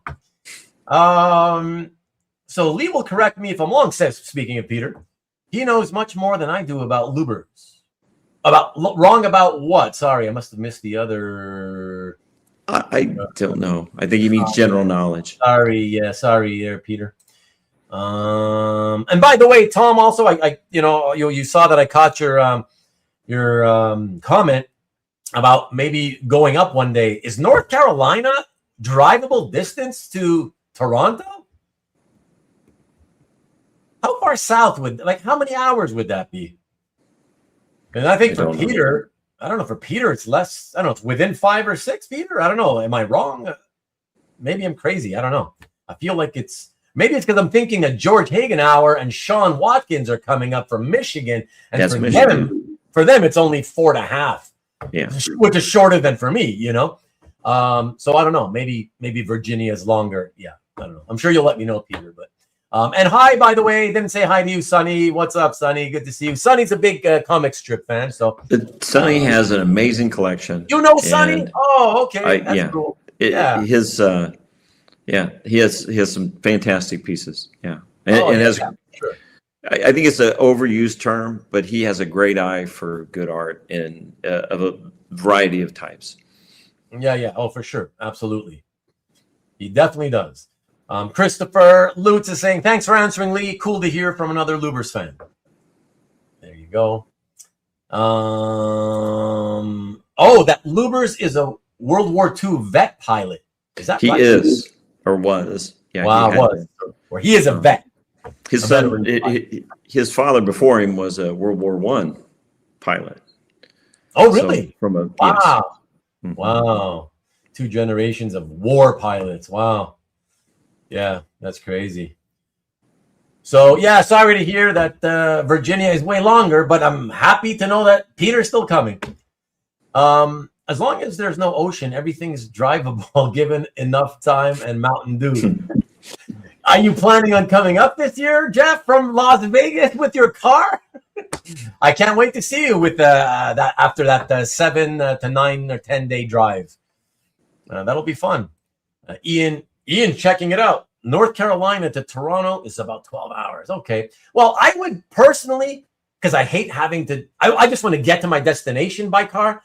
So I know some people prefer to we'll drive part of it, we'll sleep, and then we'll drive the next day. Not me. I'd be like, okay, I'll leave at 7 in the morning and aim to get there by 7 at night. No problem. I just want to get there, So it's still drivable, not fun drivable for me. Up to 7 hours is like fun drivable. It gets tiring after that, but good to know though. 11-hour drive. Wow, 11 so for you, Peter, it's going to be. Are you driving though, Peter, or are you flying?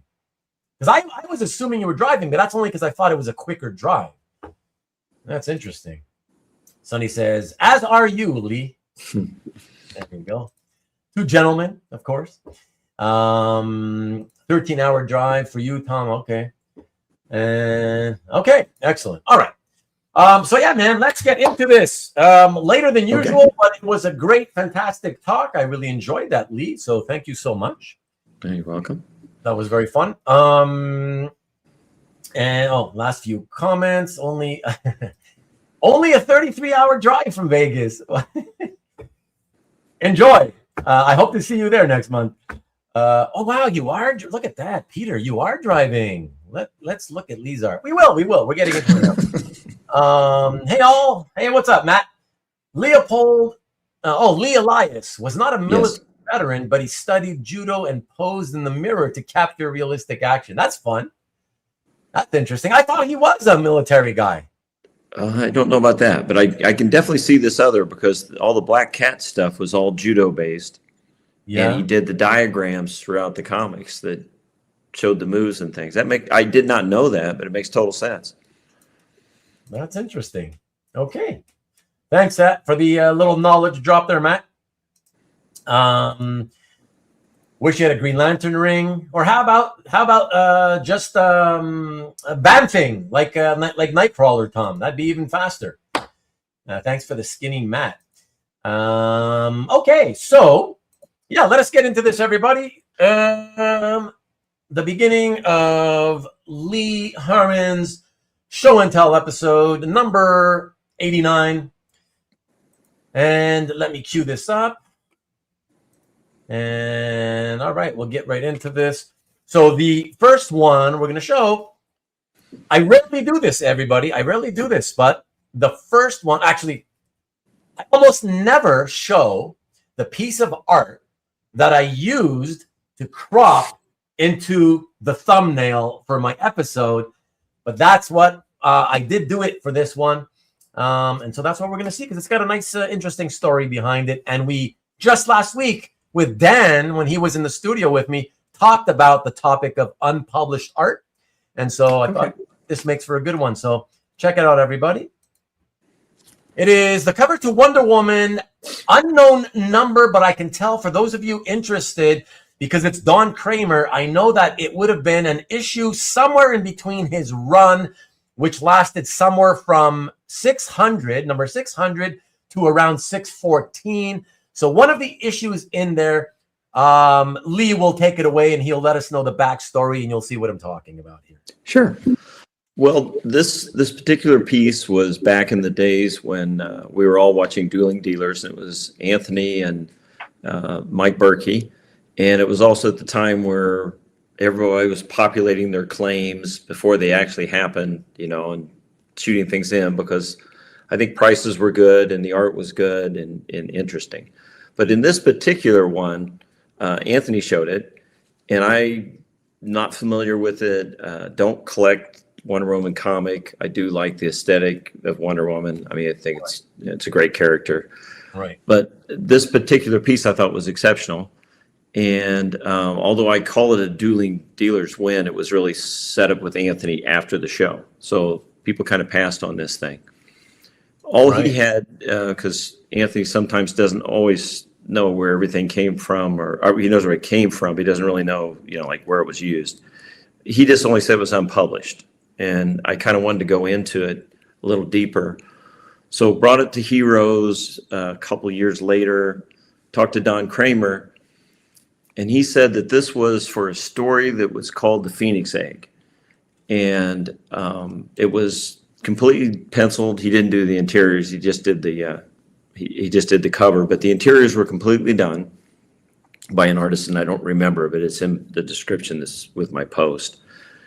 And there was a writer, and again, I'm not a DC guy, but there was a writer who had also been doing stuff for motion picture. Michael Straczynski. Thank you. Yeah. And when Michael heard that they were doing a fill-in issue because he was so slow in the regular title, he basically refused to let them do this. So this did not get published until it was a digital comic many years later. And talking to Don Kramer, he felt like this was a really strong cover, but it was really never used because on the digital comic, they went with a different cover. So as nice as I think this is, it truly never got published. Right. And it's unfortunate because it's really beautiful. You know? Yeah, I mean, it's kind of a, with the large eyes and that kind of thing. It's something that's been done quite a few times, but I felt like this was a great treatment of it. Sure. And the Phoenix thing I didn't understand because it was like a Phoenix Force thing, which is a lot more Marvel. Right. So I felt like it was one of those I had to kind of go to Don and figure out what this was because I was as curious as I was enjoying the art. Yeah. It's very striking. Let's just leave it at that. I love it. Yeah. Love the eyes. As I always say, I love close-ups, facial close-ups, especially when they close in on the eyes. And yeah, the eyes have it is what I like to say, Mm-hmm. Yeah. So very nice. It's got good symmetry, but it's not entirely symmetrical, right. Which of course you wouldn't want. And right. Yeah, I just think it's done very well. Yeah, absolutely. Yeah, the guys in the chat room seem to really like it a lot. So yeah, I expected that this would be quite a popular one to start off with. And yeah, it's very nice. And again, one of those things you think, oh, a shame that it wasn't used at some point, Yeah, and I really would say that there's no chance of that happening in the future either. I just can't imagine there will be. Given what I know in the decades I've been in comics, I would say never, but I agree with you that it's very, very unlikely. But I also want to add, it's very frustrating. And I'll tell you why, because that type of a cover, okay, today with computers, you see, you can digitally get rid of that Phoenix-y looking fire, right? If you get rid of that, sure. Suddenly you have a basic cover that isn't seemingly attached to any given storyline. You could just use it on any story as a cover for any story, any issue of any storyline. So you would think, do that. Like they paid him to draw it. The money's gone. Yeah. Right. They own the rights to publish the image. Why not use it? You would think somebody at these publishers would ask somebody like, hey, from now on, it's your part of your job, is you keep track of every time we have, we end up not publishing a cover, keep a file on it and keep them all in one file so we can use it at some later, if we can, if possible, we'll use it at a later date. Get our money out of it, Yeah, but I think the costume changes some, That's true. I agree. Movie, that's true. It's definitely not an absolute Wonder Woman cover. So I think just time has passed it by. As much as I enjoy it, I still think that I don't know that I see the kind of going back to it. I definitely agree, though. I still agree with you, Lee, that and just from experience, they typically, like, if it's already been like a year or two that has passed since it was drawn, and if you haven't seen it get used somewhere, it's almost guaranteed you'll never see it get used. Unless it's an Arthur Adams or something strange like that. Yeah, somebody exactly. in high demand. Exactly. So, but okay. Matt says Don could publish a book of his art. Well, couldn't a lot of artists though? Not to say that Don couldn't. But couldn't you could say that I think a lot of artists deserve their own monograph, if you will. Just rework it as Jean Grey. I think it'd be easier to get rid of the flames, but or is it an amalgam comics cover? You never know. They're crossing over a lot these days. They certainly are willing to cross over. But fantastic start. And after a fantastic start, we're going to go into a fantastic second piece. And this one, I did it for you, Sonny. So I hope you appreciate it. I was hoping you would be here tonight. I didn't know if you would be. But okay, it's not just for you. It's for me too, and it's for Lee, and it's for everybody, really. Check this one out, everybody. Oh, okay. Carol Day. Yeah, Carol Day number 2116 from July 8th, 1963 by the wonderful David Wright. Yeah. This is, I'm sure you have, this will be the representative Carol Day, I would imagine, tonight. But yeah. Are you sad because you were hoping it would be the other one? No, not necessarily. Okay. I have several of these. Okay. And this is a great one. I do love this one. So the Carol Day story to me was, I was familiar with the strip pretty early on, and then anyone who kind of, at any time, whether that be today or if it was like with me several years ago, you always come to Roger Clark when you start researching Carol Day. Right. Because the whole story really comes from him, as far as the art and its entry into the U.S. market. Because he located the original. He loved the strip long before most of us had ever heard of it, and sought out where the originals were. And I don't know if you know this story, Ruben, or everyone knows this, but the originals were all donated to University of Kent in the I did UK. not know that, Lee. I did not know that. And as Roger talked to Patrick Wright, which is the son of David, because David had passed away. We lost him in 1967. And so this was many years later. He's talking to Patrick Wright. And he was kind of aware that they were there, but didn't understand the circumstances of how they ever got there. And as they started to research it, the two of them, they found that they were just sitting in a box and never been viewed, and they were just in the possession of the university, but never displayed, or just had no real plan. So they went about the process of getting them back. And as Patrick reclaimed them all, he sold them, but he would only sell them as an entire lot to Roger Clark. Yeah, that I'm aware of, Lee. But yeah, back up for a second. Sorry. Sure. I thought that here. Hold on, it's easier to talk like this. Oh, sure. I thought that once you donated, you made your donation to one of these university library type things. It's done. At that point, you can't. It's kind of like you give it away to anybody else. It's like it's theirs to keep and do what they want. You know? Yeah, I don't know. I don't know. Again, Roger's the one who would be able to tell us because he lived the circumstance. But yeah. My understanding is they went about getting them back. Wow. So are you saying there was a whole like David's son didn't have any? So all the ones that David sold to Roger, he had to just get back from the university. That would be correct. Wow. With the rare group that was later discovered that his second son had taken and sold at like a local comic shop, the Forbidden Planet. Yeah. Oh, there. Wow. Okay. Wow. Okay. Which I guess the or maybe was it Book Palace? Because I know Book Palace in the UK ended up getting their hands on a lot of those strips. It was definitely Forbidden Planet. It was definitely Forbidden Planet. Okay. Then they probably got. Yeah, they ended up having just a few of them. It's not a whole lot, but it's a few of them in one of the stores because those guys have become completists on it now with their historical archive and those types of things. Okay, let me put the art back up while you speak. Oh, sure. So one of the things when I met Roger is we kind of went about trying to figure out when these, because I reached out to him because I like things that have been published. I don't really have a lot of commissions. I really like published art. I kind of like the history of that, just the fact that it was in media. So when I got one of these things, they got no date on them. They've got no anything but a number. They've got one number on them. And it really I didn't understand it. So as I started to talk to Roger, that's exactly what I was asking him was. And he was telling me that he knew they were in the Daily Mail, but he did not know as far as like when the specific dates were.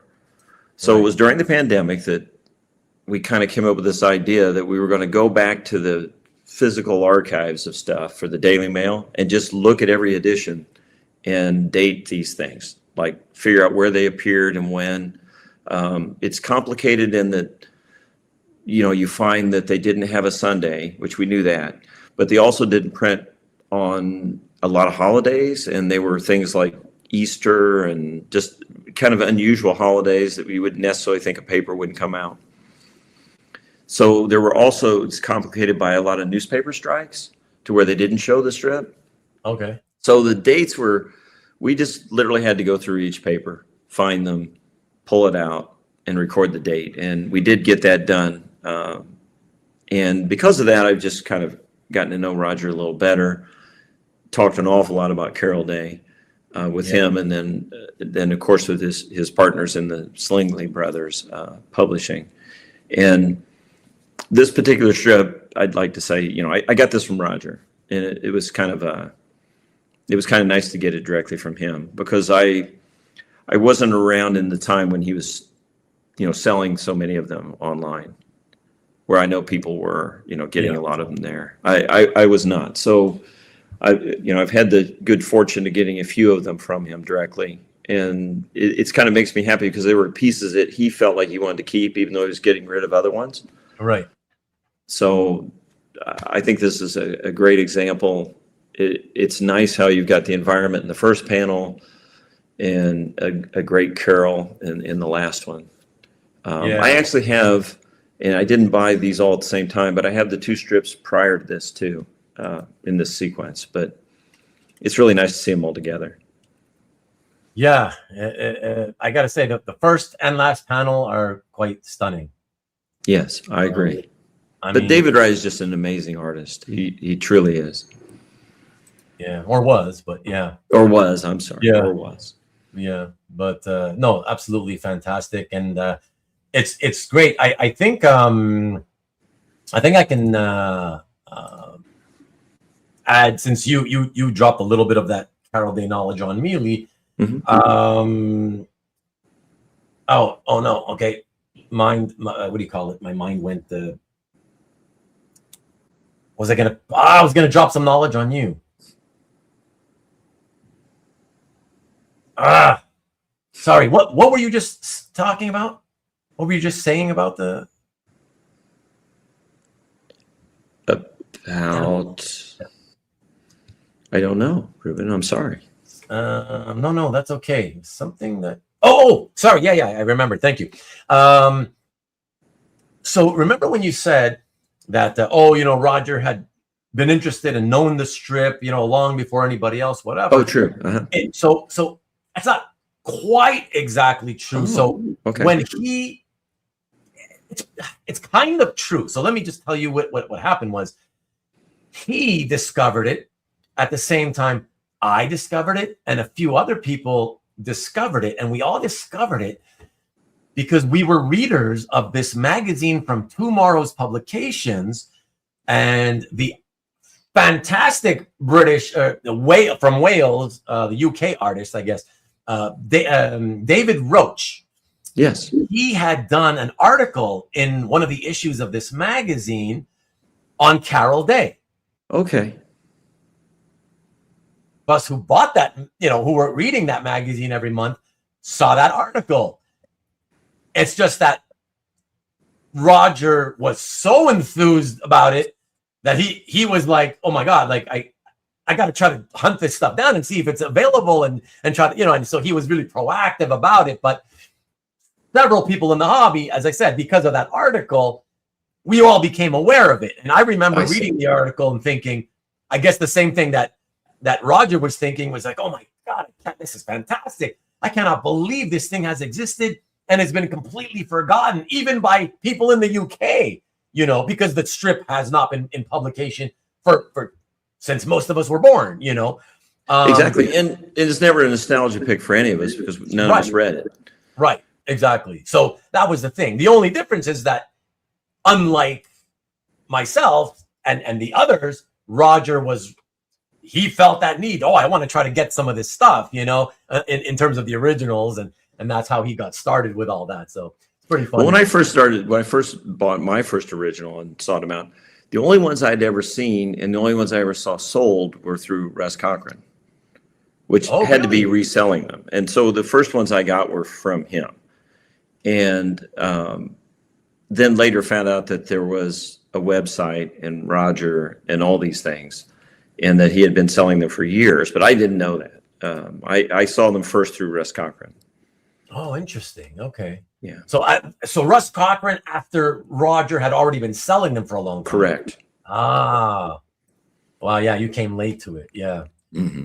Yeah. I remember I was there at the beginning, so I remember. And I was a strip art collector.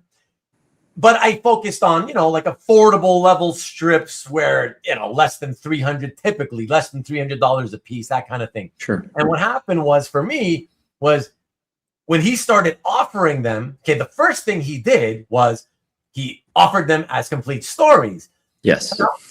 And he had them on his website. And I was like, not only looking at them, I thought, oh my God, he's posting a complete story.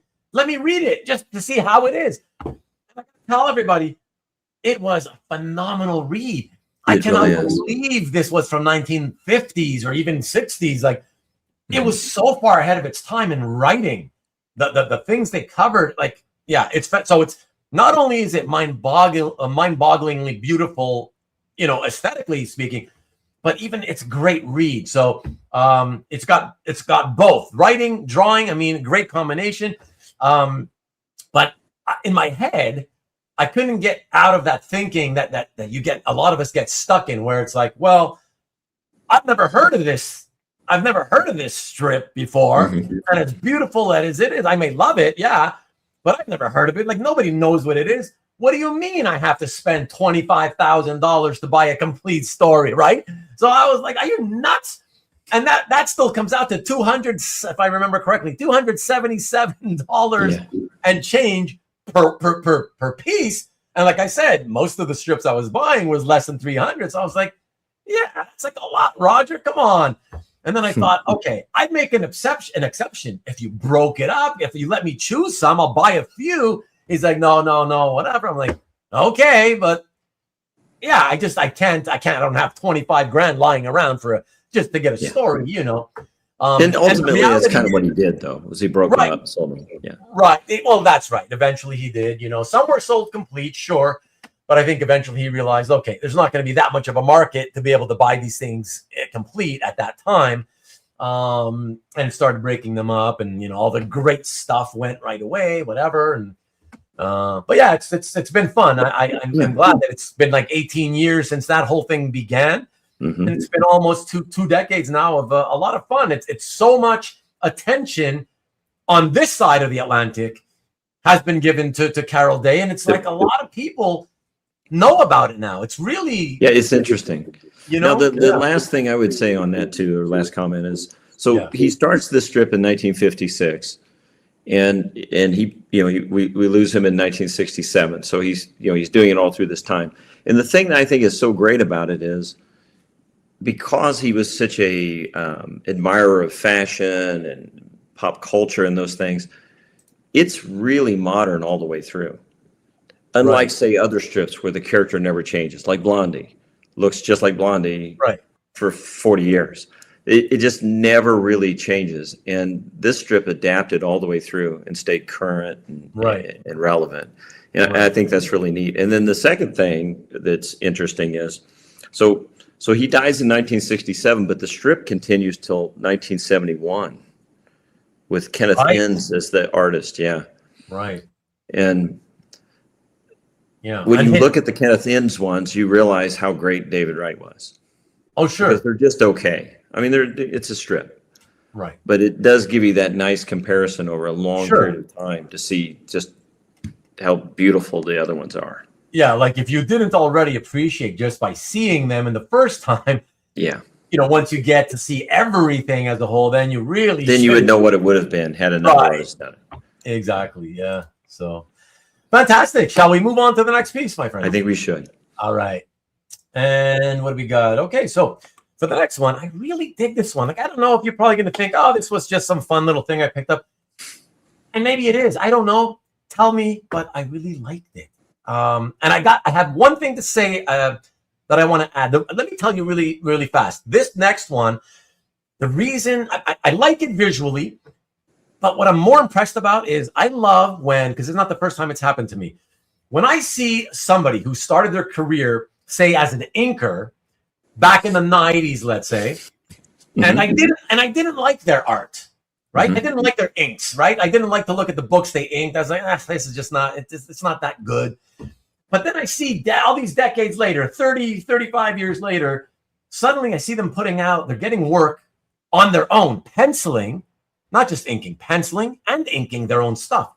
And I'm like, wow, like you've really come a long way. It's just nice to see that an artist has really grown that much as an artist, right? Yes. So this is one of those examples for me. And yeah, without further ado, let me show you who I'm talking about. Oh, yes. X-Men First Class by Scott Koblish. Well, now, so this goes back to my son Ricky. So I did not know Scott Koblish at all, and we met him in Chicago. And Ricky was a big fan, is a big fan. And as he had him do a commission, which I'm not a commission guy, but he is, and he had him do a commission for him. And as we got to talk to Scott, I liked him so well, I thought, if I find the right piece for me, I'm going to buy it.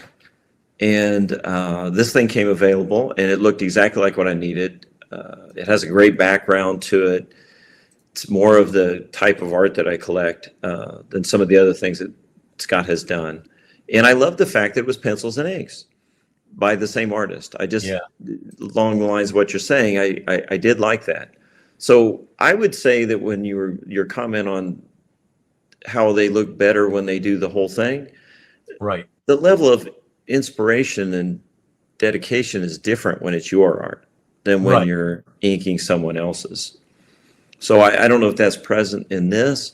I think it's a great piece. I like it. I like the fact that it's got that, the three little inset panels that to me work well with the large, with the large environmental panel. A little bit more like a comic strip might be. Yeah. But I love the establishing shot. I think that's what sells me on this piece. Oh, for sure. I'm sure that's what grabs everybody right away. It's really fantastic. And I was gonna say Hart said it for me. I don't think we really need to say Hart, but yeah, the published colors suck indeed. I mean, it buried the line art. Like you can't even see what's going on behind those colors, right? It's like, what were they thinking? But listen, Hart, you know as well as I do, we always complain. We almost always don't like the colored version, but it's always nice to compare, Yeah, I definitely don't. Most often disappointed with colors, unless it's an artist of at least equal ability to the person that's that's doing the actual art. If the colorist is an artist in their own right, they do a good job. But yeah, the typical comic coloring is not good. Yeah, certainly when they do this, where they airbrush it and it doesn't even really look like the same art. Yeah. Yeah, no, I mean, so when I went looking to see if I could find the colored version, and I said, let me look this up. I need to know who did this. And then I saw the name and I was like, who? Like, okay, of course it looks awful. They'll again, the industry has been floating with their heads barely above water for decades. They got to save wherever they can save, So it's like they'll get,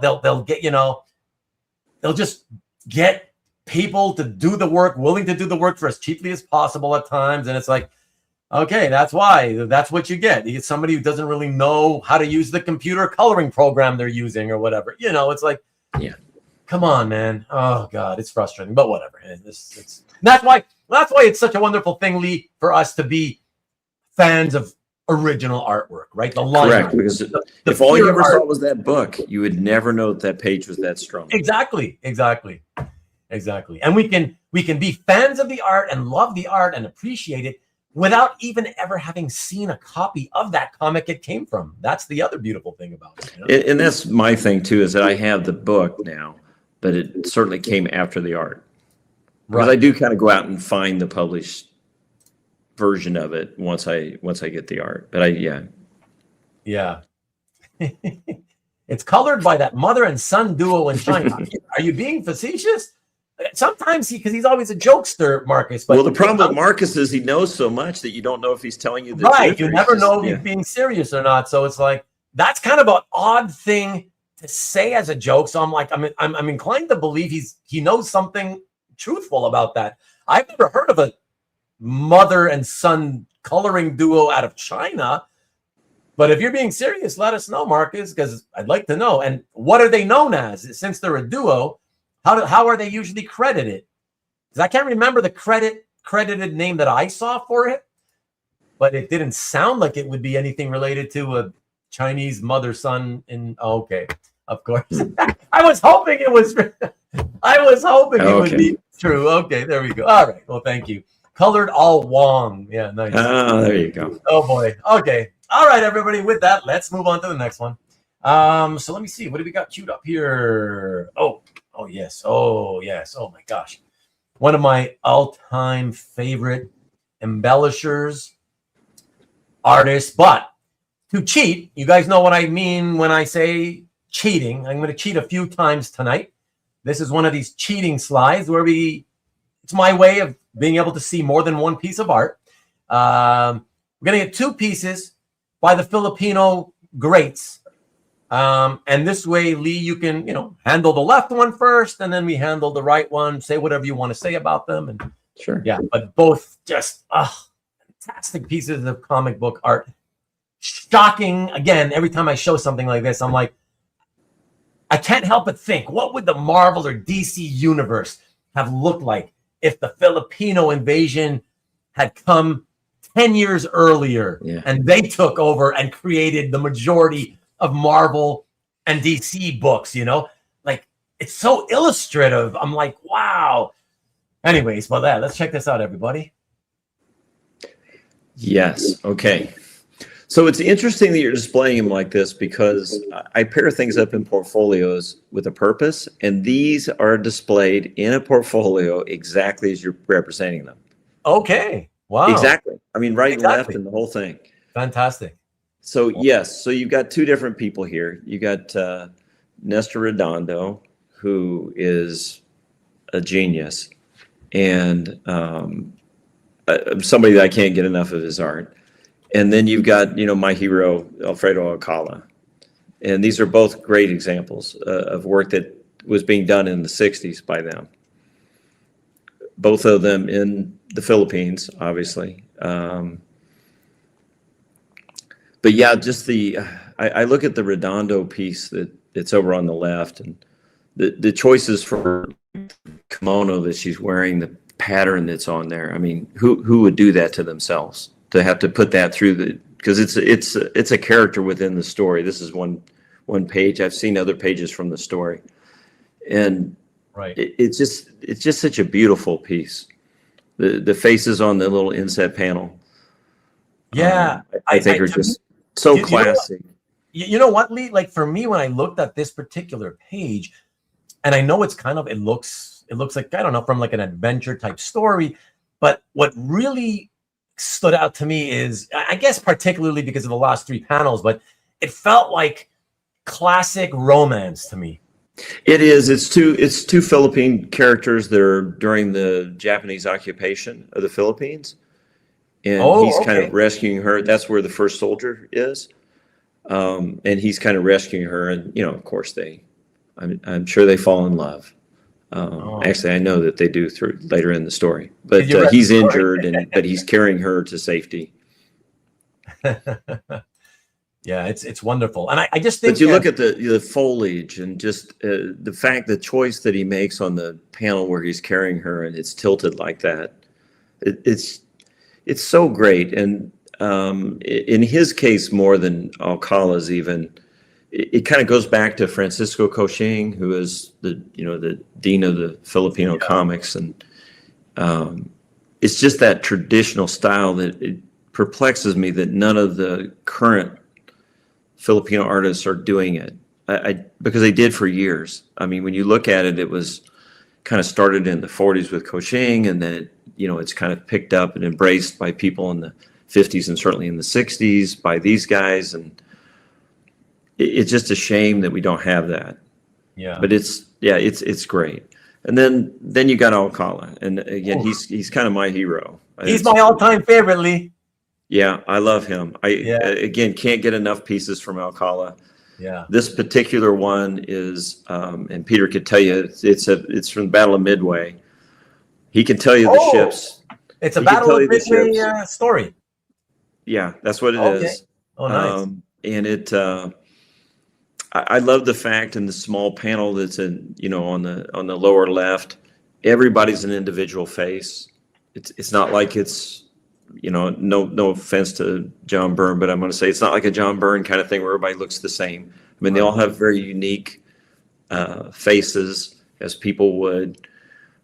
I look at the top panel, the first one that's up on the upper left, and it's like you've got Franklin Booth clouds and things going on. I mean, this is in a comic book. And in both these cases, these were printed in black and white. So I think that's some of what leads to the beauty of the art that they were doing, is that they knew they were doing finished pieces. Right. I mean, there wasn't going to be any coloring that was done. Oh my gosh. Yeah. I mean, exactly. Yes, that's absolutely correct. That's why they could go to town with all the heavy black and white contrasting shadow work, And these books, of course, they're compilations of stories, but these stories are, 8 pages, 6 to 8 pages. They're doing these bi-monthly, and they're working in multiple books. And so in both of these cases of the titles it was creator owned, because Ace Publications was the number one publisher in the Philippines. It went bankrupt, and it kind of left this void. And they created with Redondo and Alcala and a couple of other creators, they created the craft brand, and started doing these books, but they were in each other's books. Like the Alcala is in Redondo Comics, which of course is named after Nestor. Right. But at that same time, he's doing Voltar pieces in Alcala Fight Comics.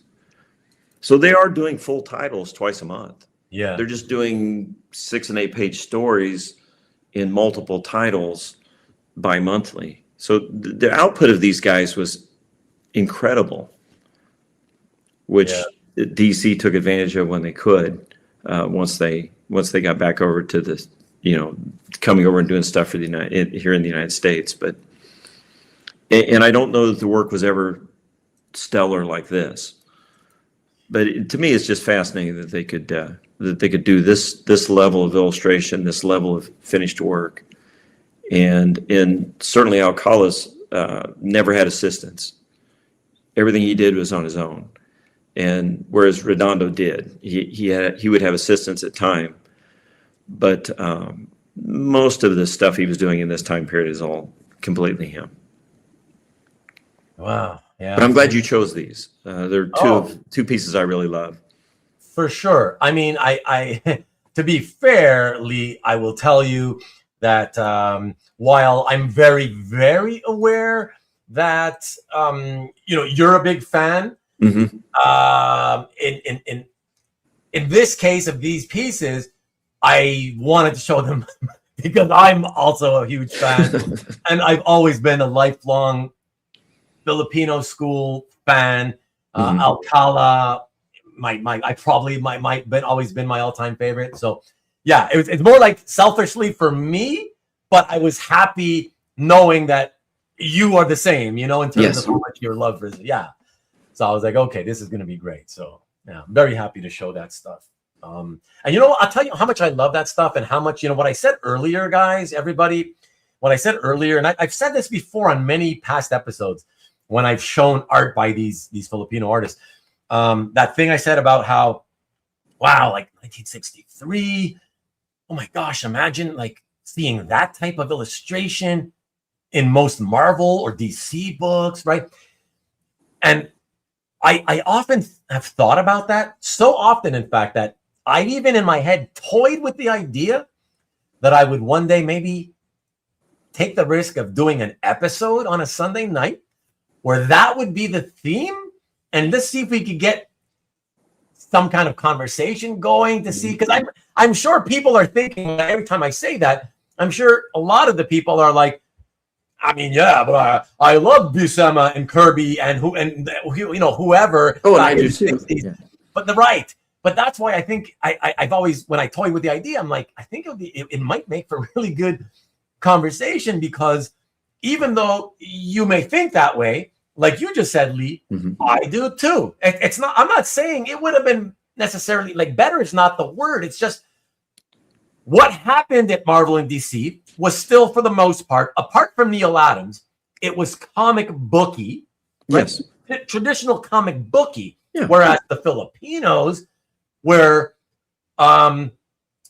taking their style from like vintage, early 20th century American illustrators. Okay, it was illustration, not comic books, but they were doing comic books with that illustrative style. You know, it's a completely different approach to look, because comic book is also a part of illustration. It's all illustration.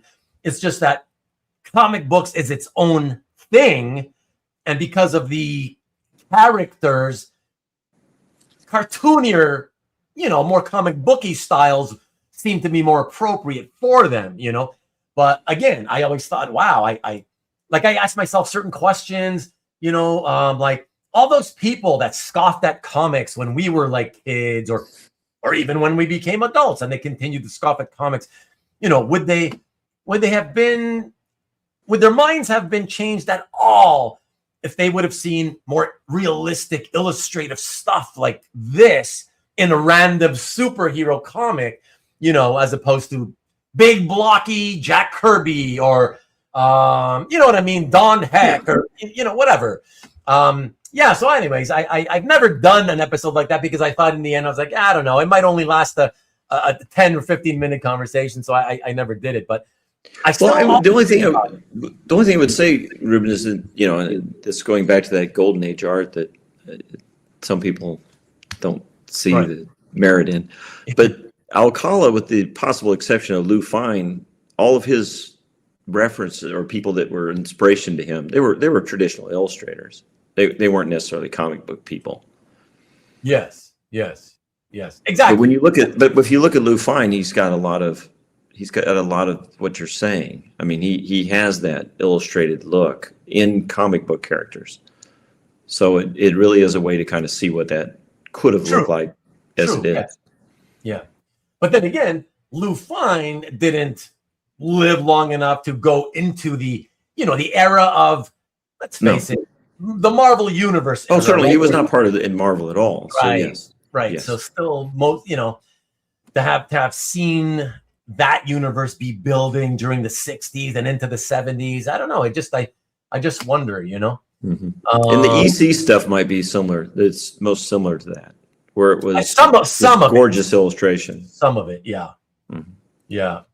A couple of comments here. Hey, how you doing, Tim? All the way in Japan, love it. Good day, Steve. And yeah, look at Rick mentioning Lou Fine art, right? Mm-hmm. Yeah, exactly. But yeah, fantastic stuff. Love to see that, and also that war page. So beautiful. The two panels, are those screen tones? Is that the? Those are zip. Yeah. Zips, one's right? Linear, goes horizontal. The other one goes or diagonal. Right. It's to simulate the fog that was. Right. Yeah. I get what the purpose was for sure. Yeah. Look at that. But Alcala was a big war. I mean, wow.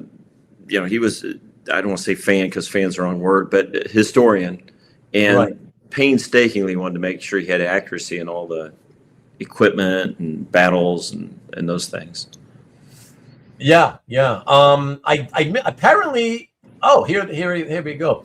I think the answer is no. Mark asked, were they ever those Filipino comics? No. Or translated into English? And it's difficult to even find them reprinted anywhere. Right. They were just printed and then they were gone. Yeah, it was only done, I believe, for the Filipino. Yes, just for their market, right? Their own market, yeah.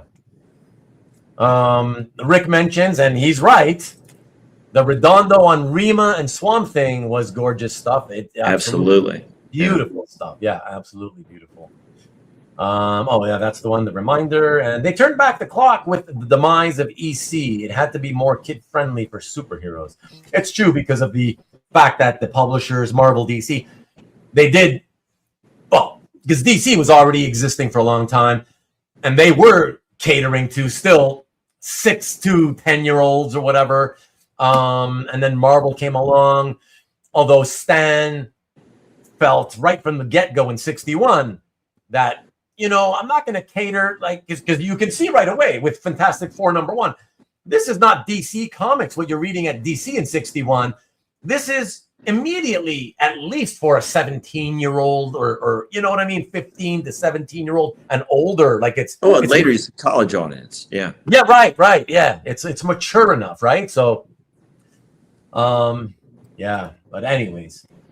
Yeah, no, great stuff. Love to show that. But we got to keep it rolling, everybody. Obviously, spending maybe a little too much time. I can't help it. That's what happens when we love the art. But yeah, let's go to the next piece. And speak of the devil, check it out.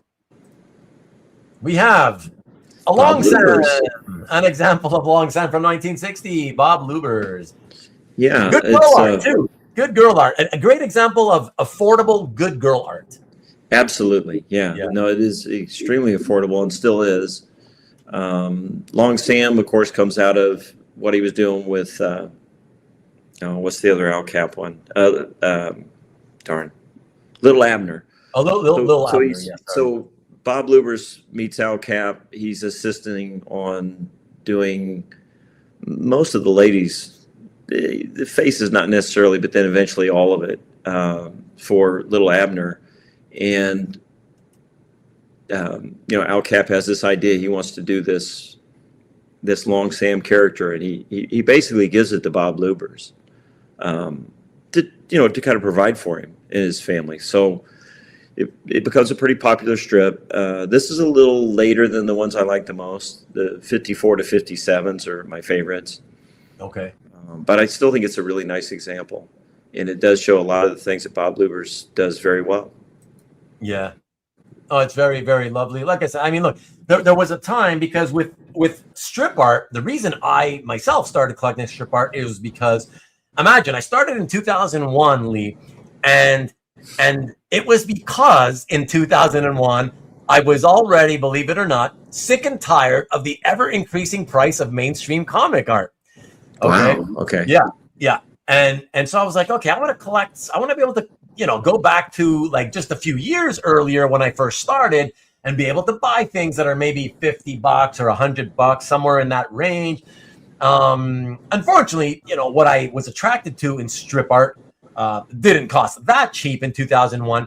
But I got started with Jose Luis Salinas on Cisco Kid. Oh, beautiful stuff. Yeah, beautiful stuff. And that stuff back then was between $175 to $275 for like really, good pages, Mm-hmm. Good strip examples.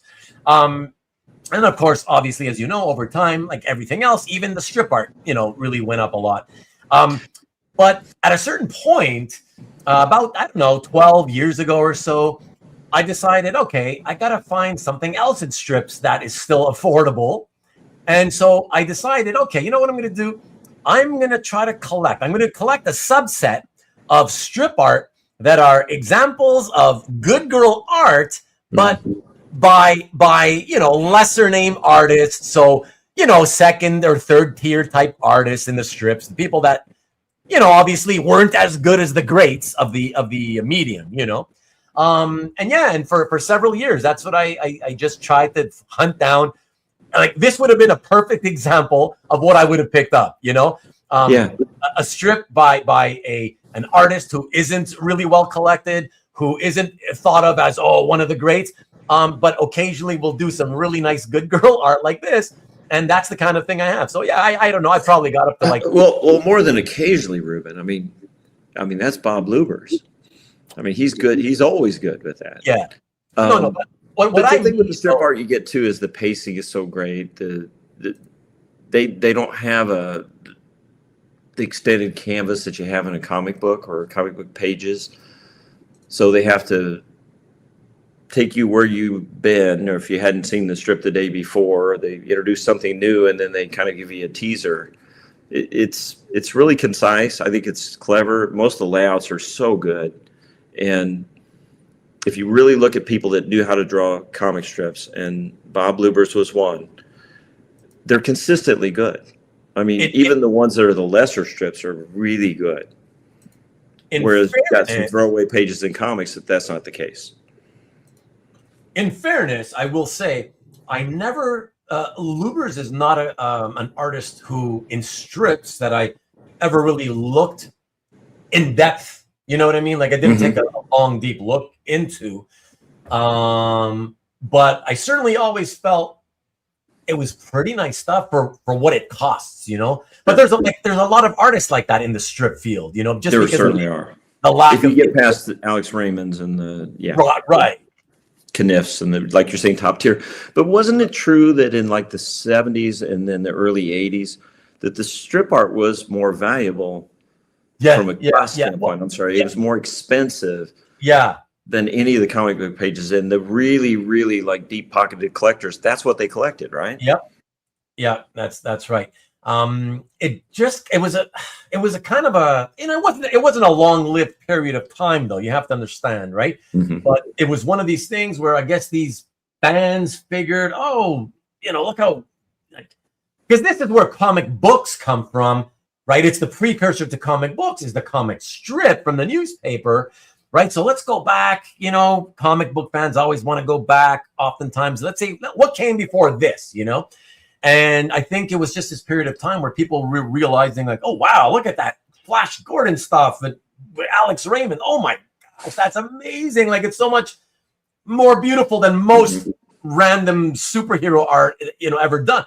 And so that kind of got people excited. And so, okay, strip art became a thing to do for several years. And so people, you know, prices were being bid up. But as I would expect it to have happened, ultimately it came to an end, because in the end, I guess the masses would not latch on to it. Yeah. You know, in other words, it was a smaller group of individuals who really were super into the strip art, right? And trying to promote it. But the masses would still be, you know, we're talking in the 80s, everybody's still into the then burgeoning direct market, and it's all about Marvel, DC, superheroes. You know, those people just weren't, even me. I mean, and I had a wide eye of interest for a lot of things, but even I, at the time, still as a teen in the 80s, didn't really care to look for strip reprints when I would see strip reprints at the comic shop, you know? Sure. So I think that had a lot to do with it, and then prices started coming down again, because, again, supply was still always up there. Demand was down here. Right. And, you know, the market will always. Yeah, there are a lot of strips. And so, and like certain comics that only had a certain number of issues, there's a wealth of strips of any kind. A few of them come and go really quickly, but of the really good ones, there's a lot. Because we're doing them every day, and it's over a period of years, and there is a lot of different strips. Yeah. So Chris says, his range, speaking of Lubbers, his range was wonderful. He could go serious with Tarzan. And I love those Tarzans, by the way. I do too. It's very self-explanatory. I've mentioned in the past many times. I've always, my interests have always veered more towards realism than cartooniness, right? It makes sense. I would enjoy. As do mine, but a good cartoonist. But you can still appreciate the cartoony stuff as well. Yeah. I have a little Abner in my collection, you know, but among other cartoonier ones. But yeah, so he says, and then X9, right? So he also did X9. But I really love his cartoony work in Long Sam, and particularly the last half of Robin Malone. Which Robin Malone is a really strange strip, because he starts, I don't think he ever really knew what he wanted to establish, because even from a storyline, it's real super serious at the beginning, and in the middle it gets kind of weird, and by the end it's just wacky cartoon. I mean, just with crazy storylines and crazy art, and it really does kind of. It's a great example of one that shows the type of diverse work he did within one strip. Right. That's wonderful. Glad to show it for sure. And again, it's the kind of thing where you would think, some people might think, oh, okay, you're gonna do a show and tell. Oh, you're gonna show some strips. Oh yeah, they probably think, oh, you're gonna show, because the collector probably has a Alex Raymond or a Hogarth or a whoever. Mm-hmm. It's always the big names they expect. Mm-hmm. And for me, sure, if a collector has that, of course I'll show it. But I have a respect for the entire medium as a whole, and always have, right? So when collectors have cheaper, as you call it, the cheaper, easier to buy stuff by the second or third tier, artists, I like to show that stuff too, because I want to show that it's still really quite solid cartooning, and you can get it very affordably. So it's my way of trying to show it. So you never know, the right people might be watching, and if I get one guy to be like, yeah, that is really nice, and they start maybe occasionally buying a strip or two here and there, I've done my job. It feels like it's kind of like that's what I feel like. I hope people do.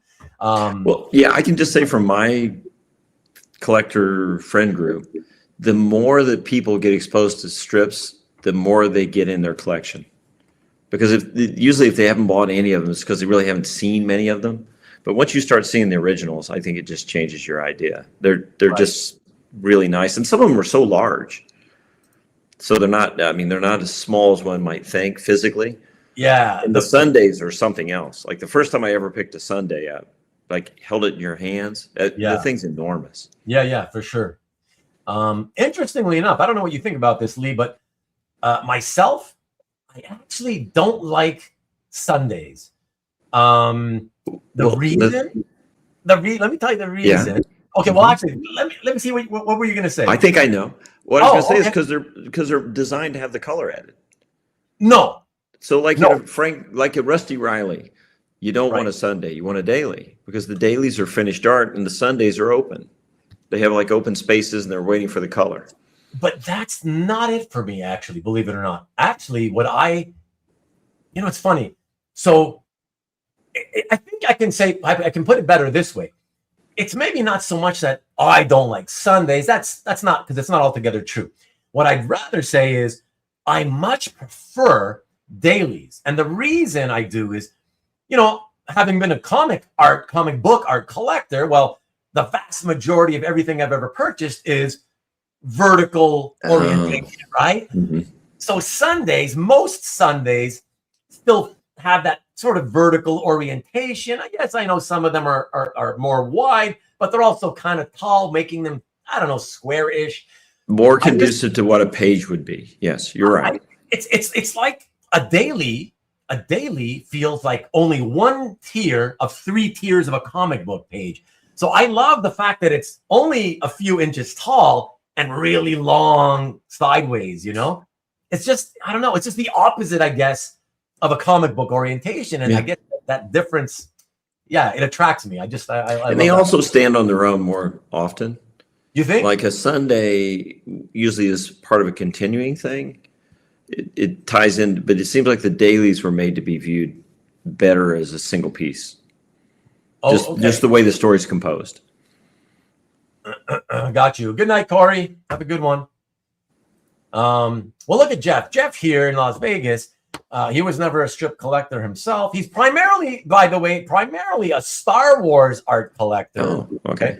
And then in very recent times, he started posting affordable strip art.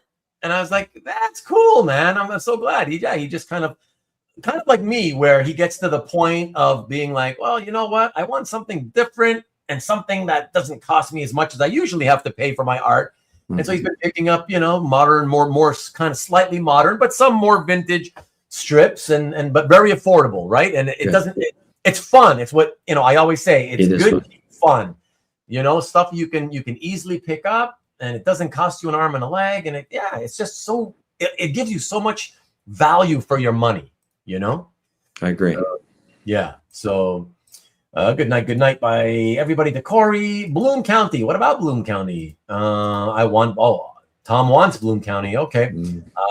I liked the characters, the look of those characters, but I never enjoyed reading the Bloom County strip.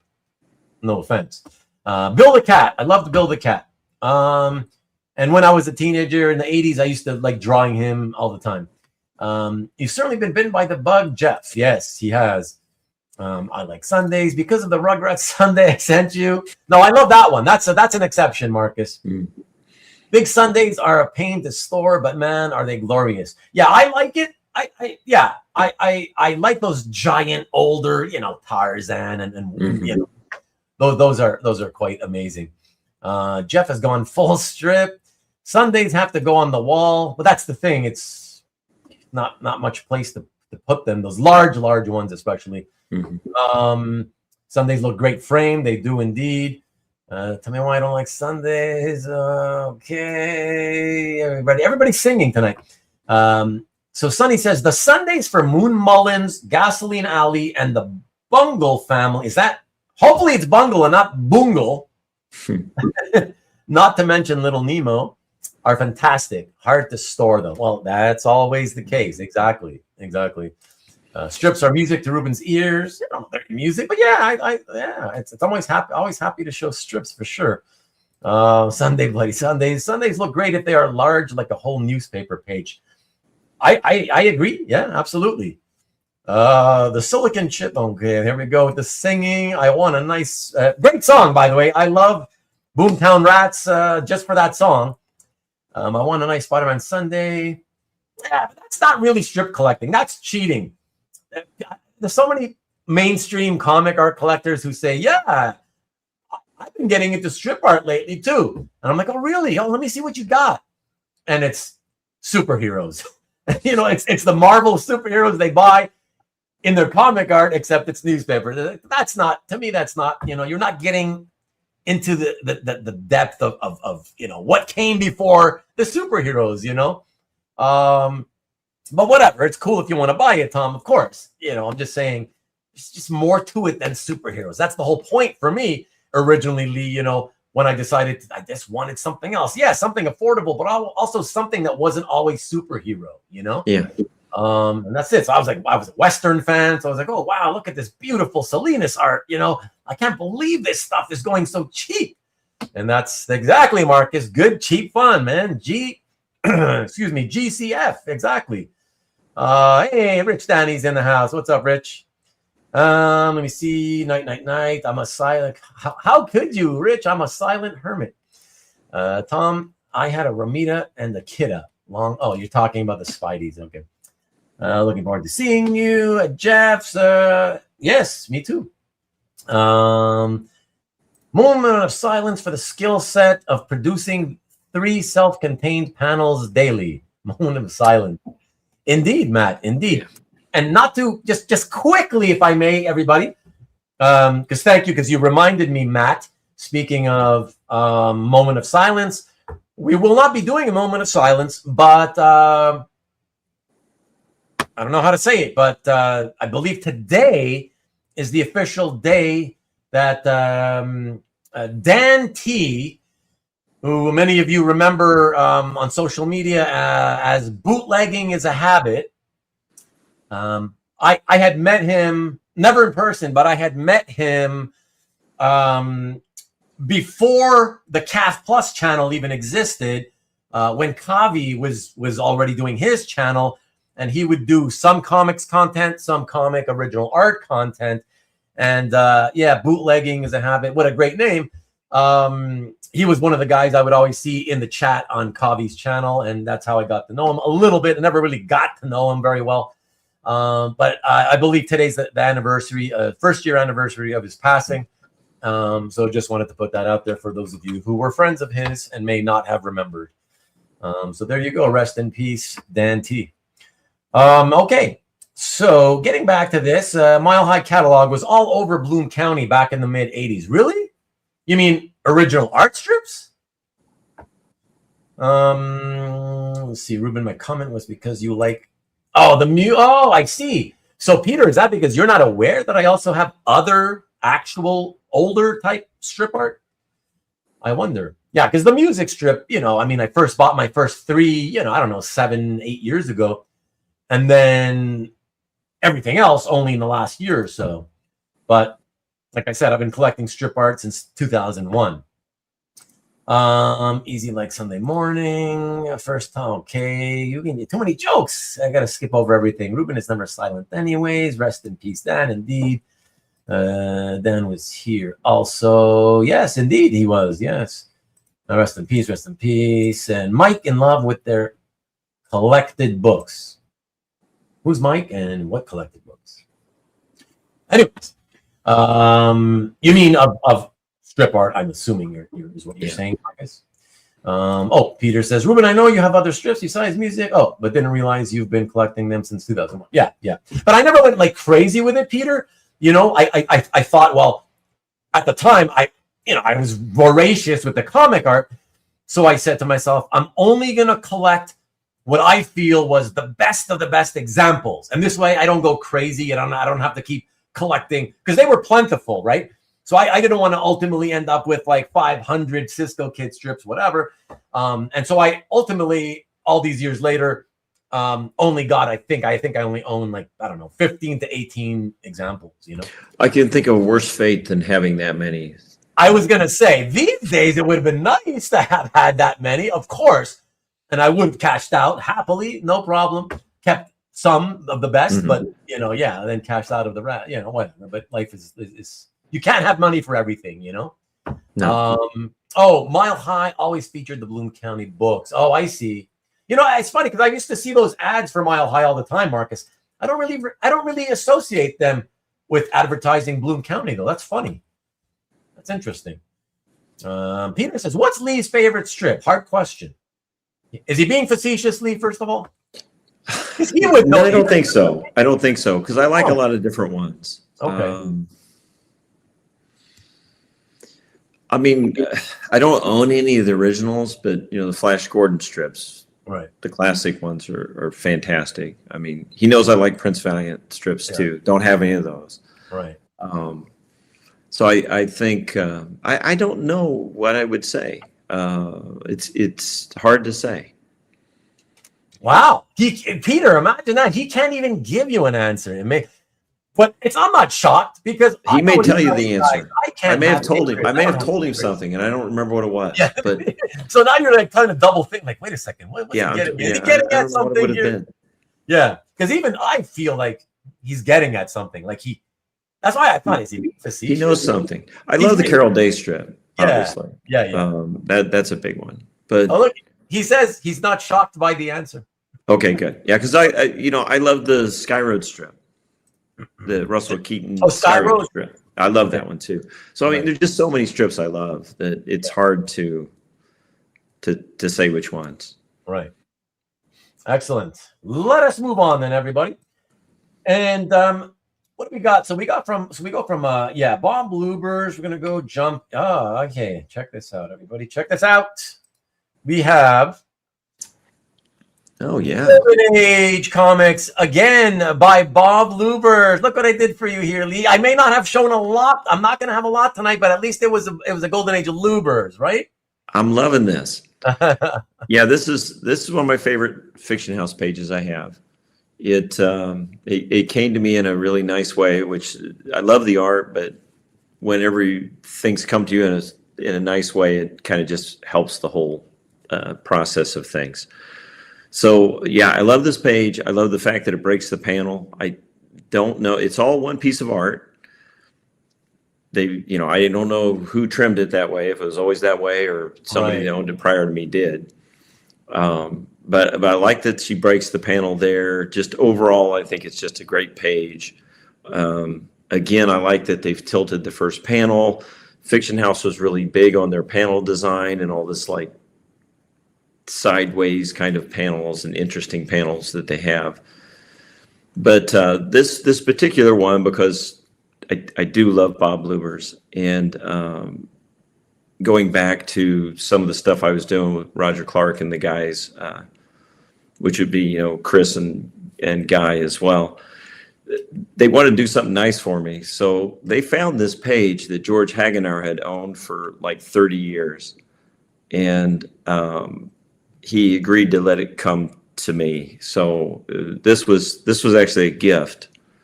Oh, and nice. Wow. Yeah, but it came by way of George, who I think may or may not have got something in trade. I'm not sure how it all worked, but I know that just between the four of them, they brought this to me, and it was special on its own right, but it made more so when it was a gift from friends. So yeah, I love this one. This one's framed and will always be framed. Yeah, it's just a great piece. Yeah, it's super uber cool, I think, and I will tell you, in all honesty, Lee, I, with some exceptions, there are always exceptions, of course, but for the most part, I also have never gotten really into the golden age art, because I think for the most part, the further along we go in time, across the board, comic art gets progressively better. Again, with exceptions here and there, always. But I think it gets better. And so for that reason, and I think possibly also because I just never read any of it. I don't have no familiarity with it. You know what I mean? Sure. No, I do. But here and there, I certainly like to look at it when it's got interesting artwork like this stuff, and like Rich and I were commenting. I wasn't speaking, of course. I didn't want to interrupt you, but posting in the comments that the here, let me just put it back up momentarily. Sure. That the character in the third panel, we both love that guy. When I first saw the page in your gallery, sure, my eyes went to the girl falling at the bottom. Sure. But then it immediately went back up to that guy there, and I was like, wow, that looks like one of those Dick Tracy characters. Like, I love that guy's face, Oh, and the guy in the panel below him, his name is Squints, and he's got one eye. I mean, everything about Fiction House was so much fun. The way that the stories were done, they were great. I do like everything about it. I like the fact that with their story is, there was two factions that supplied the art, and so the Fiction House ones, like that particular one, was done with their staff, but then the other art from the original stuff was the Iger, Eisner, and then just Iger Studios art that was supplied to them, and they were supplying it to Fiction House and a lot of different titles. But the things that were produced by the Fiction House staff, they seem to be far superior to me than some of the other things. Although when you're talking about the Eisner, that's where you get into Jack Kamen and Matt Baker. So, I mean, they had great creators as well, but they were more of the assembly line. And not that the Fiction House didn't do the same thing. So you just didn't know who was touching it at different points. So that kind of diminishes it. But no, I think that the thing with the creators at Fiction House that was great is they were just an eclectic group, all backgrounds, that type of thing, and a lot of women that weren't necessarily in the comics industry doing art for them. I mean, they had 4 women that were working regularly on the titles as in their artist group. So you mean that Fiction House? Yes. Okay. Wow. 4? Yeah. Oh yeah. And almost all of the writing was done by Ruth Roche, who ended up being kind of a partner, both business and personally, with Jerry Iger, and she wrote the majority of the titles. Oh, interesting. But it just was an interesting thing. If you read there's not enough of it. There's one book that's pretty good about telling a lot of the background, but a lot of it just went away with the creators. Right. So we didn't really get a good feel, but But if you hear the times that these guys talk about the group and those things, it's not easy to the level that they all get together and they're wowing each other with this, these masterworks. But in their own way, they were having a lot of fun doing it and pushing each other and getting a voice where maybe they wouldn't have if it was with a different publisher. So I like him for that reason too. So not just the stories, which I think the stories are funny. They're kind of over the top always. And when you get into the war-based ones, they're all super patriotic. But, oh, really? Oh, yeah. Okay. But they did a lot of things. And I was sharing this with Peter here recently. They did a lot of titles, and one was called Indians, which is not necessarily correct way, but it really represented just like across the title mast was Indians. Oh yeah, that was the title. But it was so it was just written in a way that was very respectful to the actual truth of history, not necessarily painting it in a good vein. Right. So if you get past the title, it seemed to be ahead of its time. And they had a lot of women characters that were, there were lead characters. But yeah, so there was just things that were a little different than some of the other Golden Age art or titles that I really liked. Yeah, you know what, Lee? I always say on my channel, I've done it many times. I say a lot of the reason that I love doing this, and I hope that, at least in the case of the regulars, why they come back every week, no matter what it is that we're doing here, is because they do like the talking, the back and forth banter between all of us, right? And the knowledge dropping by everybody. And I think people can, if they cared more than just wanting to look at images and then move on, those people that don't like my channel because it's so long, I think so much that is said here on my shows, not just, I don't mean by me, but like by everybody. Everybody always puts up great information, and that's what I love about it, is that you can learn a lot about the history of a lot of the parts of the industry, whether it's comic books, comic book art, And I say that only because CJ here is letting you know. He's saying great info, Lee, because you dropped some great info, and I just want to say that because it's I love to hear that kind of stuff myself. So, well, I'm far from an expert, and I certainly didn't live it. So it doesn't matter. Everything I've seen is just something that I've read. Yeah, you read it or you learn it from somebody. It's okay as long as you can offer up tidbits here and there. It's nice, But the secondary thing about the Golden Age art that's so nice is, in that particular page we just looked at, that thing's created in New York City in 1946, and how does it find its way to my house on my wall? Yeah. In Central Indiana. It's just the whole story between it. You look at it, and that's some of the stuff you don't get, particularly with modern art. Just that it's been around so long. It's kind of amazing that these pieces have lasted as long as they have. Yeah. And look, what you just said, I'm not, qualifying yourself by saying I'm not an expert. Look, CJ puts it beautifully. Not an expert. You taught me something, though. Love it. Yeah. Right? But that's it. Like, I think we can all, people can learn something from everybody. If you stick around long enough, you talk, you have enough conversations, there's always something you can learn from some other people. So, no, I love it. So, well, once you bought the art, the research and the appreciation of it, that doesn't cost you anything. So that's really the kind of thing that lets you enjoy your collection even more without having to acquire all the time. Yes, exactly. Yeah. Fantastic. All right, everybody, let us go to the next piece. And here's one, I guess, for you more than anyone else, Peter, from the modern day, though. Very interesting. So I was very curious when I selected this to see what you, Lee, would have to say about this. So let's take a look. It is the cover to the last issue, I believe, number 5 of a series called The Other Side by Vertigo from 2007, drawn by Cameron Stewart. Yes.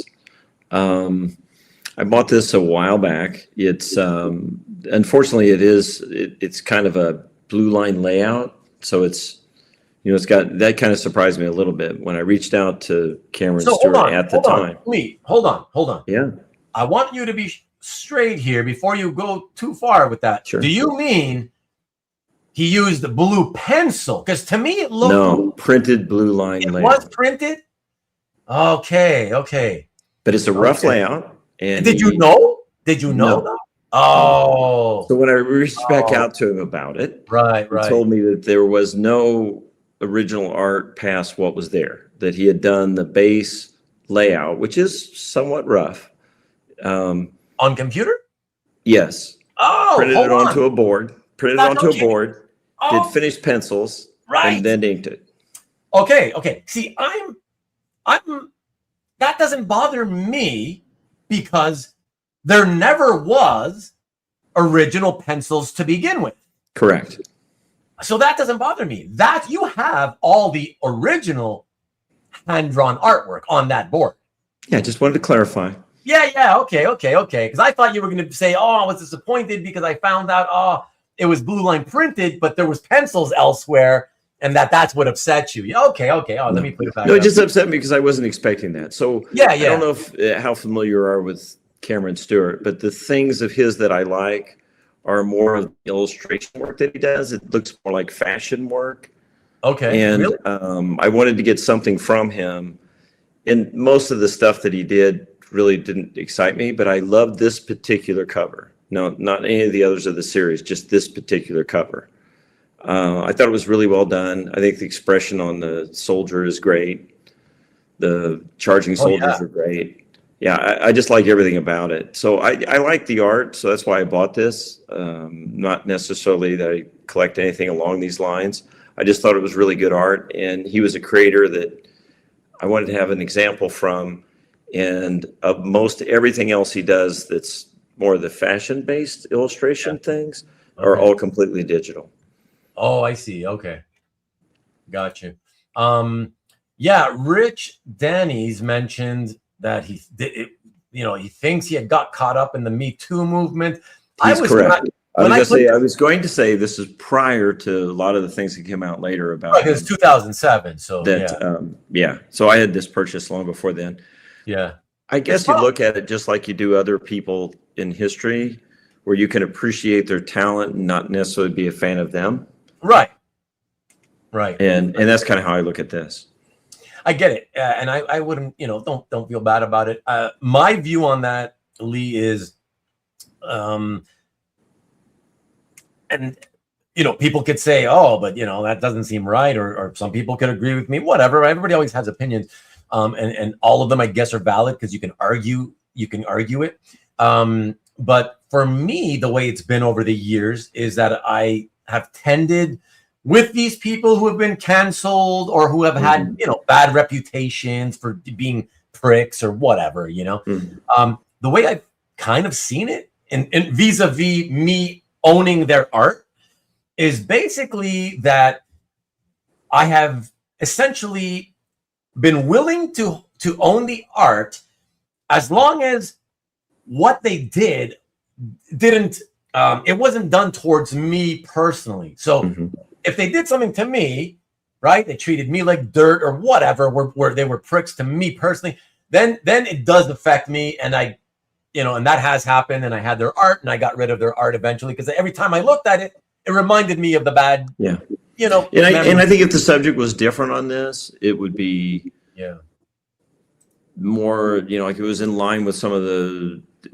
accusations of him, then maybe it would bother me more, but it's just, and Marcus is letting us know that a 16-year-old girl was involved. Interesting, because I thought my memories of it that are very vague, admittedly, I thought he was one of those guys who had, been accused by like many, many girls because of his behavior at conventions. I thought he was one of those, because I think there was more than one of those creators who got accused by many people of their behaviors at conventions with women. Yeah, so I don't know anything about this. Didn't know it was a 16-year-old. I know my understanding was he was kind of involved in grooming some younger talents. Oh, it's one of those into the industry things, and so it could have been. Marcus is probably right. That's where I understood things. Marcus does say there was more than just the one girl. Yeah. Okay. He currently lives in Germany, which he lives in Germany. Yes, he does. Oh, he got so affected by it that he decided to move to Europe. Wow. Okay. Wow. That's interesting. Rich says it happened. Wow, that's recent. Only so in 2020. I feel in my head it feels like it was at least 2017, 2016, but then again, time flies, so who knows, Oh, look at that. He's got us a quote here, Rich. Multiple women, including model Aviva Mai, came forward with accounts of inappropriate behavior that allegedly began when they were teenagers, leading DC Comics to drop him from upcoming projects. Thank you, Rich. Okay. Yeah. Peter says, to be clear, artist blue line rough layout printed, did finished pencils on blue line. Oh, inked over. Okay, so let me get this straight, because that's another way that some people work. See, some people will digitally pencil, print out those pencils, and go into those digital pencils with ink. Others will do a kind of rougher pencil on the computer, print out that rough pencil, then go over the rough printed pencils with actual pencil, right? So they're still finishing, tightening up with pencil, and then the ink. So there are printed lines, but also actual graphite and ink on top of graphite. So, and that would be how this is done. Okay. And that's how I understand Nick Bradshaw works. Oh, really? Same way. Interesting. Yeah. Okay. Because I have another piece from him that's treated the same way. Okay. Interesting. Okay. Well, thank you. Thank you for the clarification there, Peter. Chris says that I think he moved over to Germany before the shit hit the fan. Oh, okay. All right. Fair enough. And Zero Kiori, what's good? Sounds like Robbie Rodriguez. Who's Robbie? Sounds vaguely familiar, but isn't that? No, I don't want to. No, I don't want to cast aspersions in case I'm wrong. We may be giving this more attention than it deserves. Maybe, yeah. Thanks for the clarity. Yes. Hi zero. And Robert says, and some people take it back into the computer for more effects after tradition. Oh, yeah, right. Exactly. There are even more ways. Believe me, I'm aware, Robert. There are even more ways where they, yeah. There's so many ways now with the computer. So, okay. All right. Let's get to the next piece. So let me see. Oh, I wanted to ask you really quick though, Lee. Mm-hmm. The Other Side, is it something you bothered to read? No. Okay. I actually got it from Mark Hay. He was his rep. Okay. I don't know if he is now, but he was then. And that's kind of where I got it from. Okay. Excellent. All right. All right. So the next piece, Speak of the Devil, he was mentioned. I mentioned him earlier. We go back into the world of strips. Before we hit a Marvel piece, Tom, here we go. Check this out. A classic Rip Kirby piece by Alex Raymond, the legendary Alex Raymond from November 14th, 1950, right in the midpoint of the 20th century. And look at that. Look at that. Beautiful. I mean, obviously, the whole thing is well drawn, but, most of us can't help but notice the women first, right? So, lovely profile, right? A gorgeous profile shot. But yeah, the whole thing is very nice. Go ahead and let us know what you love about this, Lee. Well, I love Alex Raymond, and unfortunately, the Flash Gordon stuff is a little cost prohibitive, which led me to we're going to get Rip Kirby stuff. And I've been kind of looking for one that I wanted. It needed to have Rip Kirby on it. The character that's in there is Melody Lane. It's an interesting story. She's a singer and gets abducted and not really, but then is. And yeah, it's just kind of one of those things. And so I wanted, I wanted to have something that had a nice portrait of a woman, obviously because he draws very beautiful women. But I also wanted to have something that showed a lot of the textures and things that he does so well. And also have Rip Kirby prominent in the strip. Yeah. And I felt like this did all those things. Looked at some for, there's several examples available, and you just kind of have to wait and pick the one that works for you. It has somewhat limited backgrounds, but I wanted backgrounds in there too. I like it a lot. It's funny enough. I don't have one. And Rip was one of those examples of a strip where I was like, okay, I don't want to collect it, but I want to own one. I'll get one. But since I only want one, I want it to be like a primo example of whatever I feel is a primo example, right? Sure. And it turned out that the one that got me more than any other example, first of all, believe it or not, it does not have women on it. Okay. And those do tend to be the one that a lot of collectors go after. But it had Rip in, I think it's either 3 or 4, straight panels, running beside a train. It looks very almost James Bondian, if you will. It's just gorgeous. And the problem is that it was, or is still, in Roger's collection.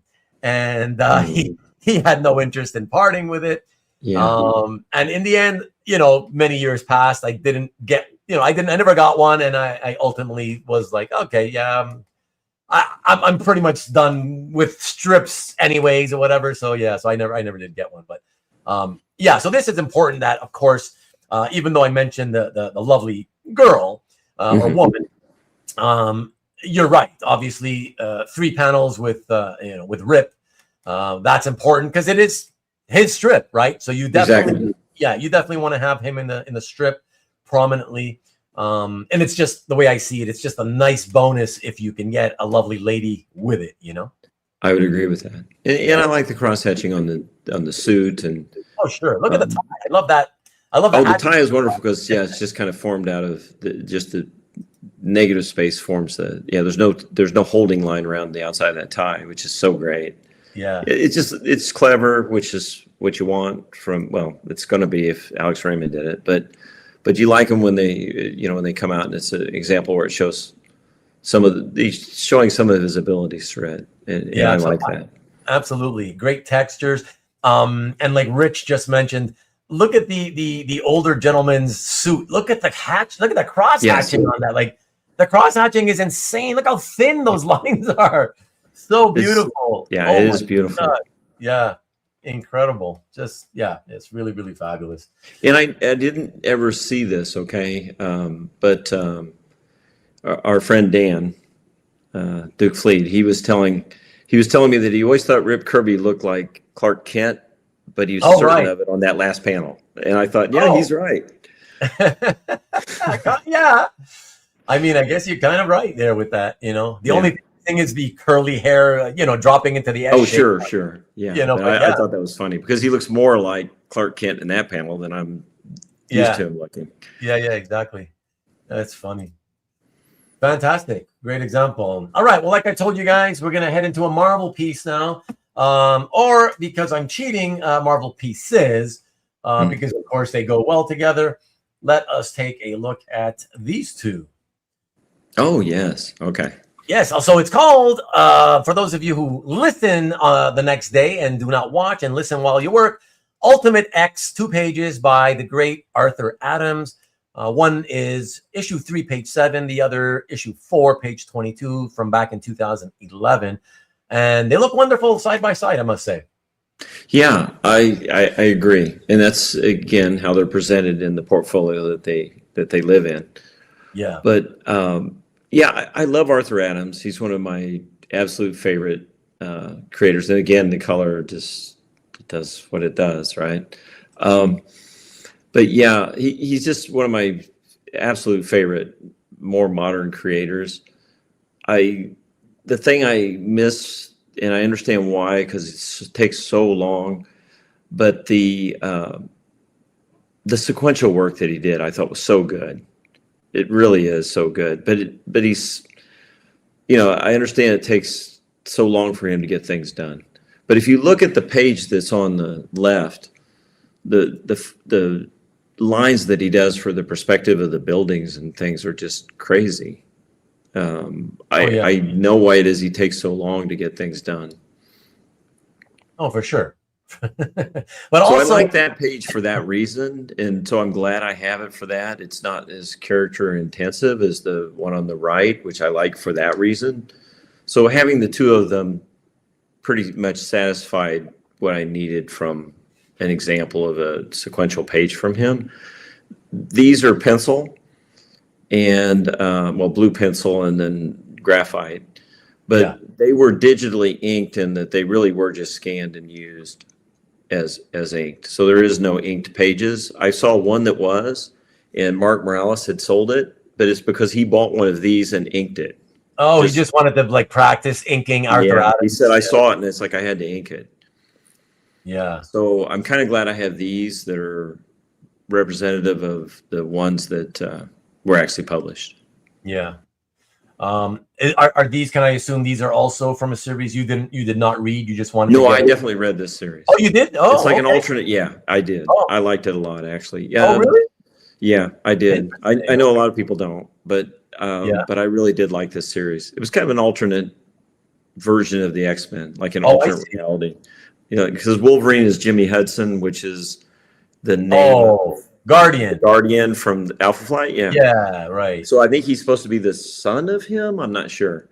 But yeah, everybody's different except for Jean Grey. She's still Jean Grey. And that's who's in the lower panel there. Okay, so she's the only person who's still the same version of the same person. It seemed like it, yeah. Okay. I mean, that's Quicksilver that's running in, and yeah, everybody's just a little different. Right. I wondered if is there any chance that the guy in the top right panel of this, second page, is that the Blob or just it is the Blob? It is. It is the Blob. I was gonna say, is it just like an overweight kid or like? Okay. It is the Blob. Okay, interesting. That's funny. Yeah. It's so. Did Adams only draw like an issue or two, or did he do the whole series, or what? He did the whole series, but if you look at the pages, really, there's years between the two issues. Oh yes, you mentioned that in your your description. Yeah. It just was one of those books that took forever to come out. But the thing about that, it was. How many issues was it? Like 13 or 11? 6. No, 6. Oh, it was only 6? Okay. But were you saying in your description, did you mean to say, I know there was almost like a year delay between 3 and 4. Yeah. But I mean, it's Art Adams. I would think that there was also some type of delays between other issues. Do you remember? Yes. Oh, yes. Oh, okay. Yeah, it took a long time for the thing to come out. Yeah. Oh, okay. So it probably took years, maybe, I guess. Oh, obviously a year between 2 issues, right? But with the other one, another 4 issues involved, I would think. Well, I think they helped themselves by not releasing it till he had a couple of them in the can, before they.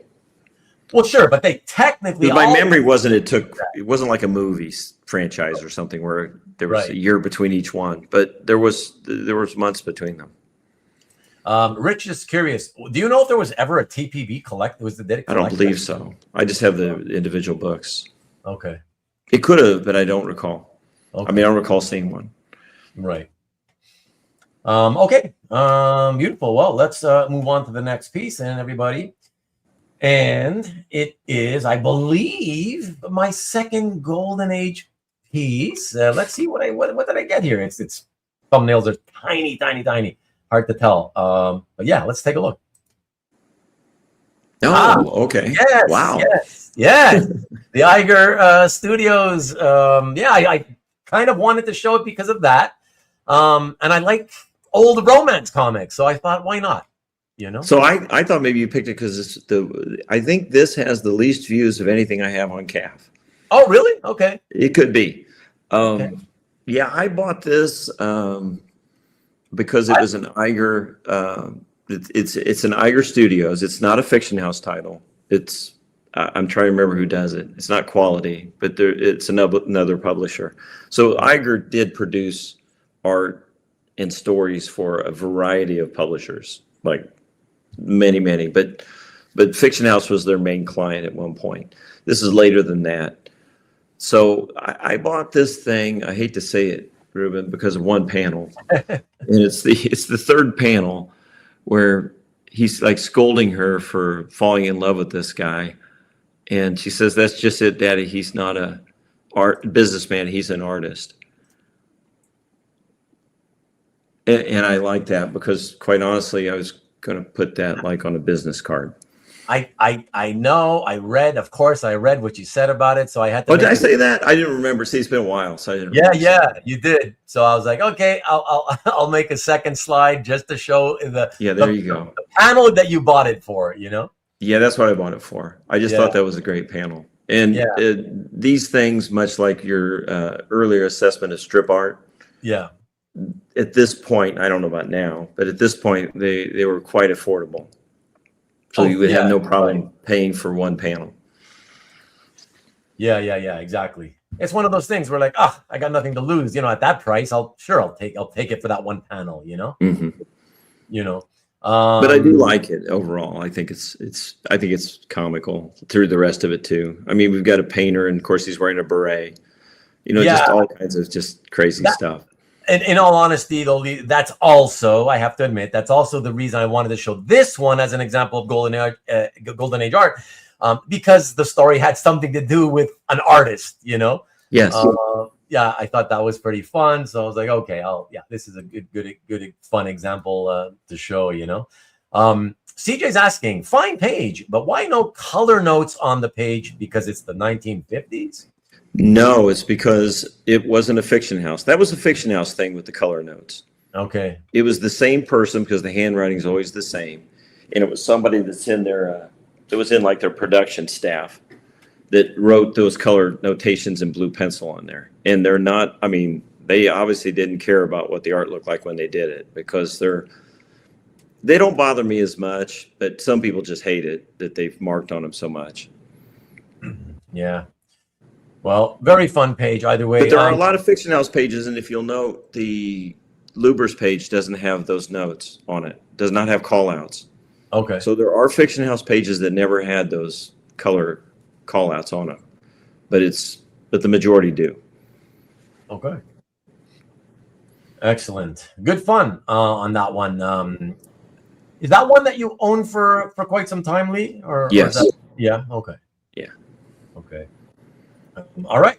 Let us dive right back into the wonderful world of strip art, as you saw there. Terry and the Pirates, everybody. Milton, Caniff, 1940. With no Terry, but you got Pat Ryan and the lovely, cute April. That's pretty cool. I like that. That's right. April Kane. That's right. Yeah, April Kane. Yeah. And gorgeous lighting, especially that first panel. Love that. Wow. Well, this was one that came from the Bobby Murphy collection when he left us. Yeah. He was a large Caniff collector. I've heard some people say that, he was one of the largest Caniff collectors, but I give that to Jeff Singh. Certainly from a knowledge standpoint, it's got to be Jeff. But yeah. I picked this up because I like this. I like the spotting of the blacks. I think the silhouette's great in the first one. As you said earlier, it's got Pat in it, which I think was really cool. In the strip, he kind of reminds me of like Race Bannon and Johnny Quest kind of thing.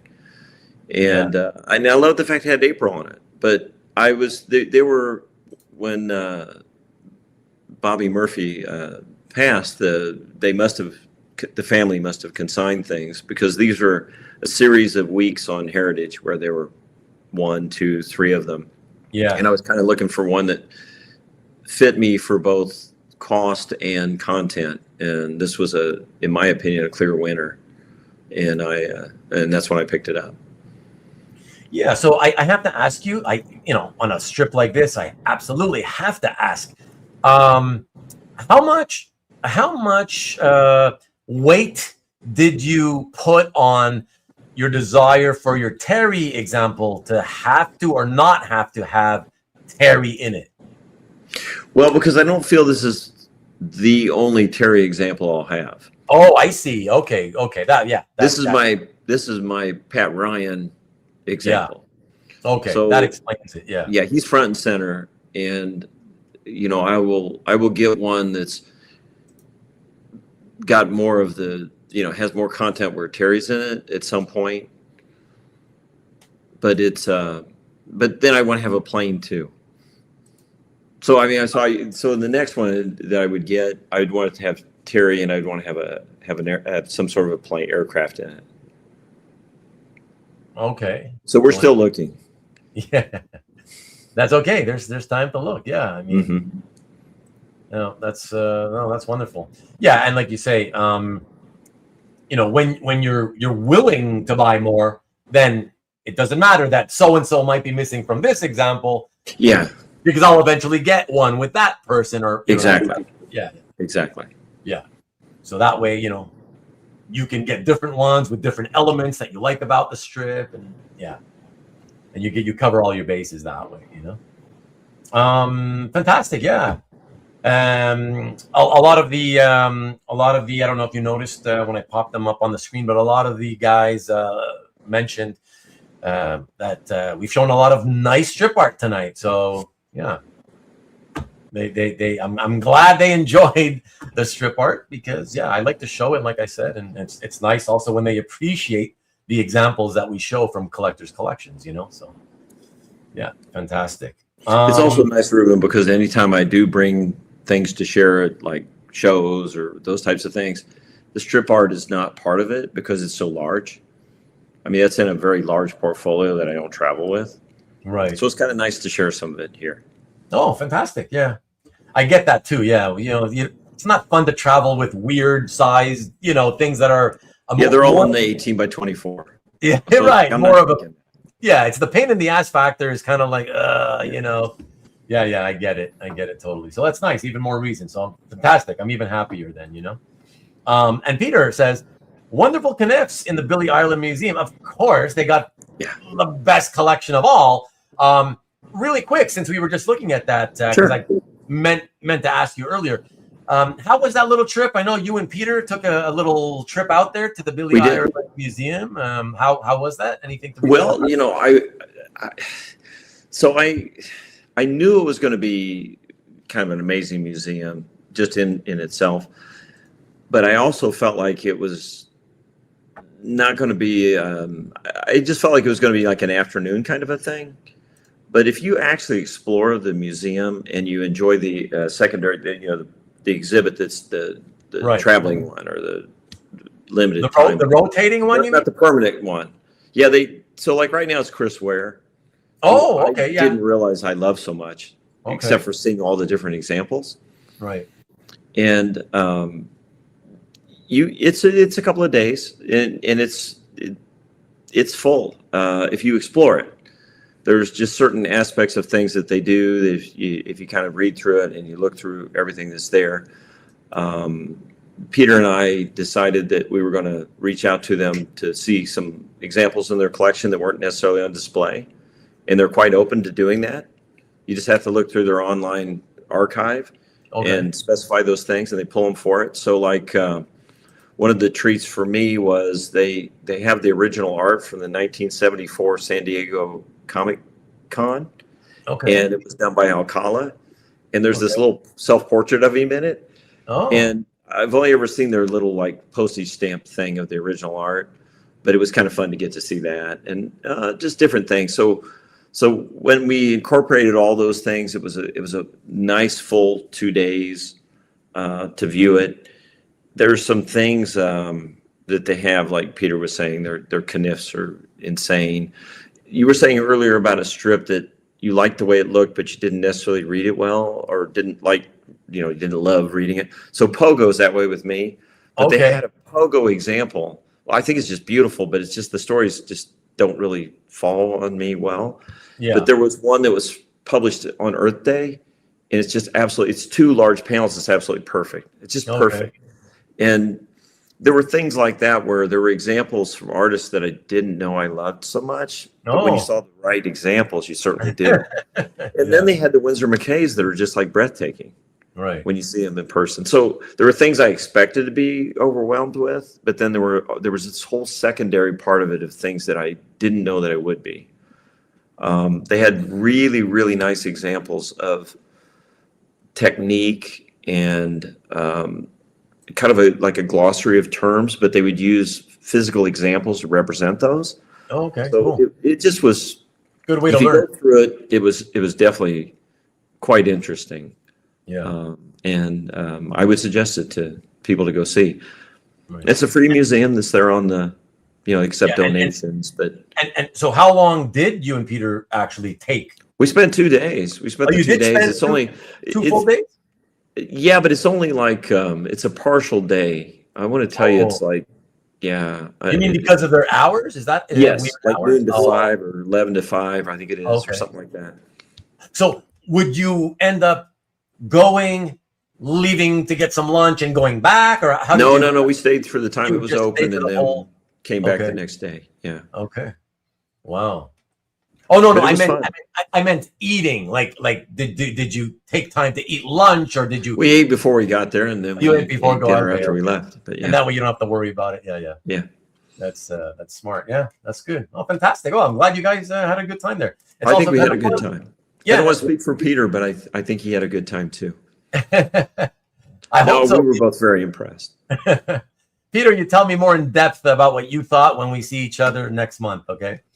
But no, I'm happy because also, you know, you get to enjoy it. You enjoyed it, Lee, and it's kind of fun. It's always more fun. For me, I'll speak for myself. For me, I would never go to something like that by myself. So to have somebody else who's into art with me, it makes it more fun to have that companionship. Always more fun. Although I would have very much went to the Al Williamson exhibit with or without anybody else, because that was the one that preceded. That was the one that preceded the Chris Ware one. Oh, they had that before. Oh, interesting. Peter says it was a great time. Yeah. Yeah. Wow. Al Williamson. Wow. Okay. But you know, it's not, I guess we shouldn't be surprised. I mean, the Billy Ireland Museum has been around a long, long time. They must have, you know, and they have all this great strip art. Like they must have done, you know, many, countless great exhibits, you know? Yeah, and I think the stuff that's the temporary featured exhibits, they aren't necessarily all part of the collection. Oh, right. Because I know for a fact Al Williamson's pieces were not. Oh, interesting. They were collectors that were on loan. They were on loan from collectors. Who loan, right. Oh, that's cool that they will still do, you know, expositions like that where they do. And Mark Schultz came in and spoke one of the evenings, and so it's just they have a lot of content. I live less than 3 hours from there, and that was my first visit, which is terrible.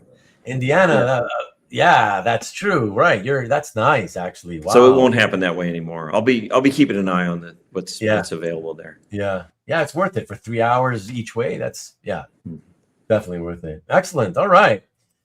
Well, everybody, what are we going to see next? Let me see. What is this? Oh, yes. Okay. So we're going to see some Marvel art, just not superheroes. Check this out, everybody. It is The Savage Sword of Conan by John Buscema, one of my all-time favorites, and Rick Chan, one of my all-time favorite penciler inker teams from 1984, and it's from issue 100. And by the way, before you say anything, Lee, just want you to know, as a quick point of interest, this is page 16, and I once upon a time owned page 17 and 19. Really? Yeah. Well, that's awesome.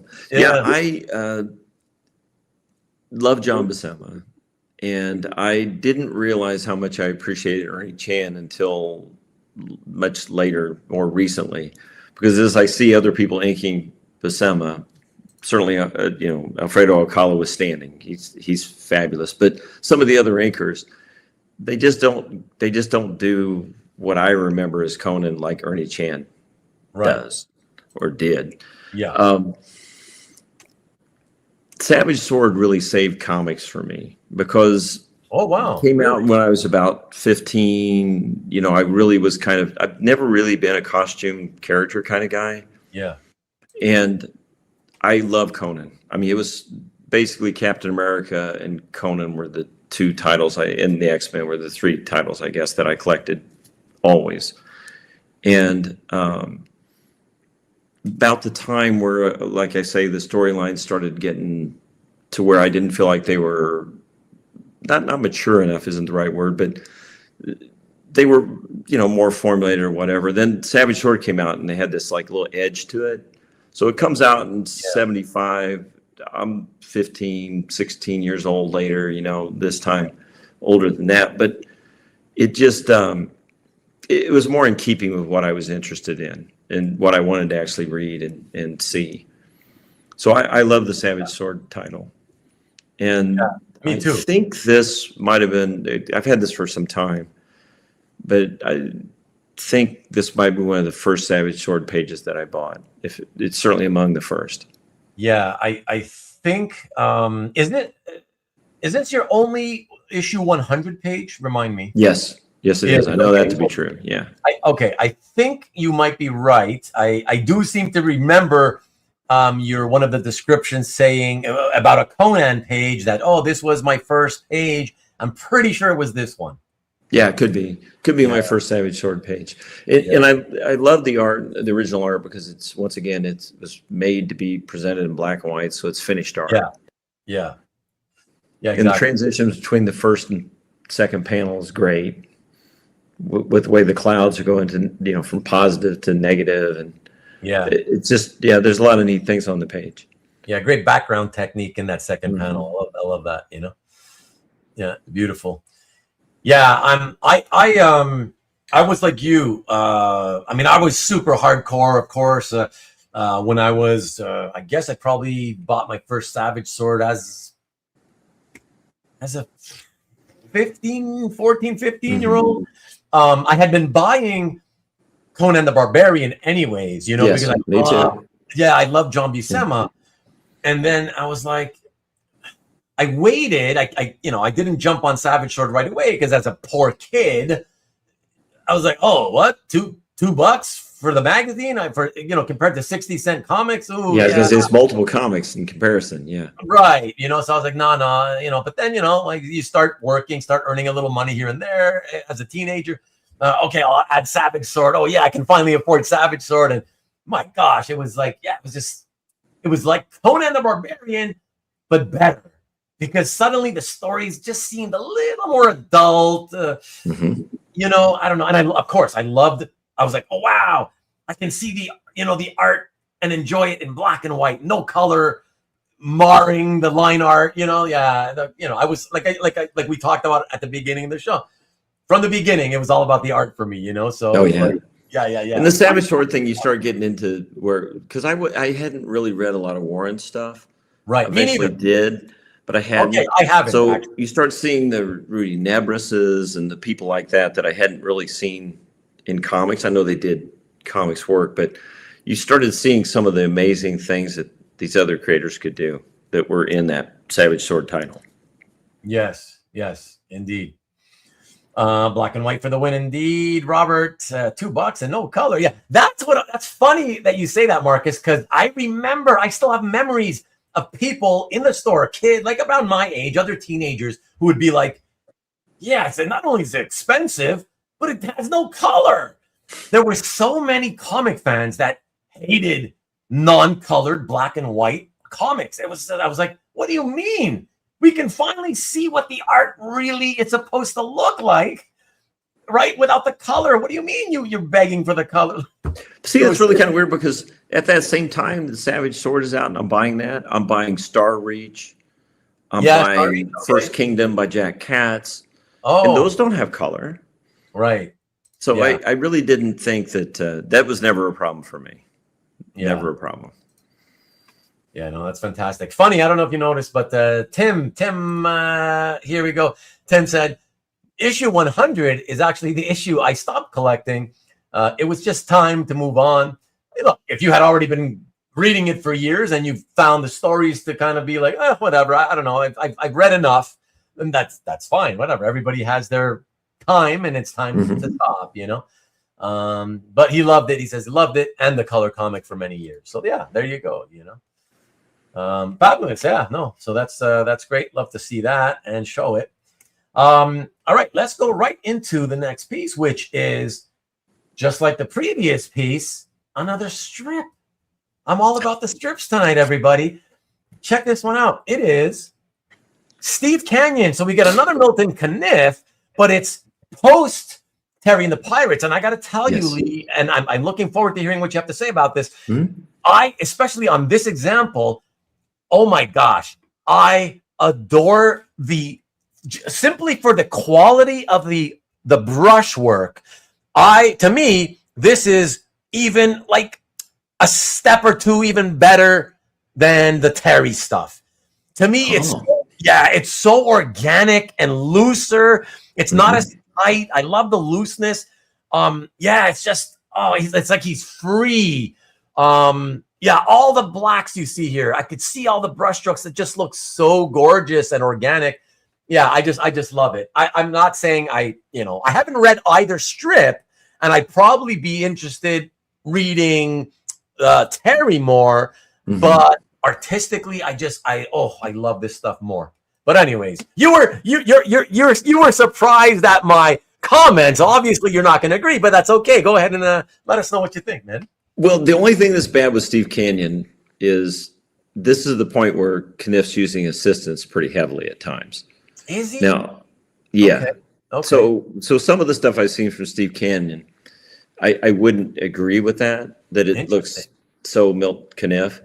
Okay. But this particular one, because of the subject matter, this is a Veterans Day strip, and I really wanted to get something that was patriotic because Milton Caniff was very much patriotic. So I love that aspect of it, and I think that because of the subject matter and everything, he probably had his hand in this one a little more. I had an earlier one that I traded for this actually, and the two reasons was it was the Veterans Day, and then the second thing that I like, and it's really hard to see on it here, but along the top it's signed to a collector, this Hal Hannigan, who was a art collector, but it was signed in New York City on my birthday, like literally the day I was born. And June 4th for all of you who want to send him a gift. June 4th. So it's not a lot of us like to get the strips from our birthday, and that's always cool. But this one wasn't that, but it was pretty darn close that Milton Caniff signed this to this guy on my birthday in New York, which New York's kind of a special. I have never lived in New York, but New York's kind of a special place to me. Yeah. So I like that aspect of things too. But I just think it's a great strip. I agree with you. The pacing's great. The dialogue's great. It just had everything from Steve Canyon that I wanted. It's military. We kind of got a plane at the end. That's what I would want in any of the Caniff strips is any of the airplanes. To me, they're just something I really enjoy. Yeah. No, that's wonderful. Jeff also says Hal Hannigan must have had a hell of a collection, best on all that have come to auction. Oh, yeah. He thinks. Oh, so you're saying, Jeff, you think this was the best of all that came to auction? Is that what you're trying to say? It might be. Oh, based on all of the ones that have come to auction. Yeah, no, Really? I didn't see, I wasn't familiar with him. I had to research that. Okay. Because I was obviously very curious about who this was signed to when I got it. Okay. Well, get this, Lee. Believe it or not, Chris Lutz, who has been here the whole night so far and very interested in the strip art, says, whoa, my birthday is also June 4th. So you know what you say to that, Ruben? You always say the same thing. What's the chances? It's 1 in 365. Yes, indeed. Yes, indeed. Hey, Lee's back saying, nice Steve Canyon strip. Yeah. Thanks, Lee. I do want to say or ask you, sorry, Lee, you mentioned about at this point him working with assistants. Off the top of your head, do you know the name of any assistant who may have been helping him at this time? I did know, and they weren't notable people. Well, I'm sorry, to me, they weren't notable. Yeah. The previous one that I had, the previous Steve Canyon, I had done some research and I knew some of the names, but I don't recall now. I'm sorry. I kind of. Yeah, no worries. No, not at all. Not at all. Just curious, Mm-hmm. I'm curious because I thought, hey, if all that beautiful brushwork was actually done by an assistant, I would just love to say his name out loud for posterity and give him props. And and what's going to be bad though, Ruben, is somebody's going to know what that person is and tell me, "Are you kidding? He did this wealth of work," and it's like, and it's very possible, but it's not like Russ Manning's assistant was Dave Stevens. It's not like that. No, yeah. I do remember it wasn't somebody like that. Obviously, yeah. That's okay, but that's all right. Yeah. Either way, nice one. I can't remember. At least in your gallery, was that your only Steve Canyon? Mm-hmm. Okay. Is it the only one in your collection? It is actually, okay. yeah. Okay. Are you one and done as well? With Steve Canyon. If I were to get more Caniffs, they'll be Terry. Oh, yeah. No, Terry. Yeah. Okay. Okay, wonderful. Unless I get lucky and find a mail call someday. Oh, but I won't. Good luck, my friend. Good luck. But I won't. Now, that is another thing we had pulled for us at the Billy Ireland. Oh, okay. Have multiple examples. I'm glad. We saw a couple of them, yeah. Oh my gosh, I'm glad. Yeah, that's phenomenal. I'm assuming you've seen the one that Jeff has. Oh, I have. He has the one. Yeah. Okay. Yeah, I told him when he bought it that. Yeah, he had the one. Yeah. Okay, there you go. Lee wonders, I have a Steve Canyon strip from '73, and I had wondered if any of it was by Caniff. I'm not an expert at that, so we do know the expert at this, and his name is Jeff Singh. Yeah. So Lee, who I did have the pleasure of meeting at OAX this year, but Lee needs to reach out to Jeff Singh because he could tell you. Yeah. Jeff had chimed in into the chat at least the last 2 or 3 consecutive weeks, which was a lot for him. Mm-hmm. He doesn't normally, so I was like happy to see that. But tonight of all nights, when we're showing all the strip art, I'm like he chooses to sit this one out. I'm like, come on, Jeff. Oh well. The nephew of Norman Rockwell was one of his assistants. That's right. Hey, I do know that. That is right. I remember that. Wild. Yes. Thank you, Chris. Wow, that's fun. Thank you, Chris. Yeah. See, I told you it was going to be somebody that. Yeah. And Lee Elias was another notable one. Interesting. It makes sense because he obviously has the same style, but interesting. But that had to have been during the Terry and the Pirates days, I would think. Interesting. Well, either way, yeah. Fabulous stuff. Okay. Let's keep rolling here. What are we going to do? Let's see what else we're going to see after that. We go back to a panel page, which I can't tell what it is, but yes, I do know what that is. Okay, I see. Check this out. It is Captain America by Gene Colan. Alberto's gone now, but Gene Colan and Dick Ayers. I'm not usually a fan of Dick Ayers, but I have to say I love what he did on this page. I thought it was really lovely. So yeah, I did too. Because I'm not typically a fan of most people inking Gene Colan.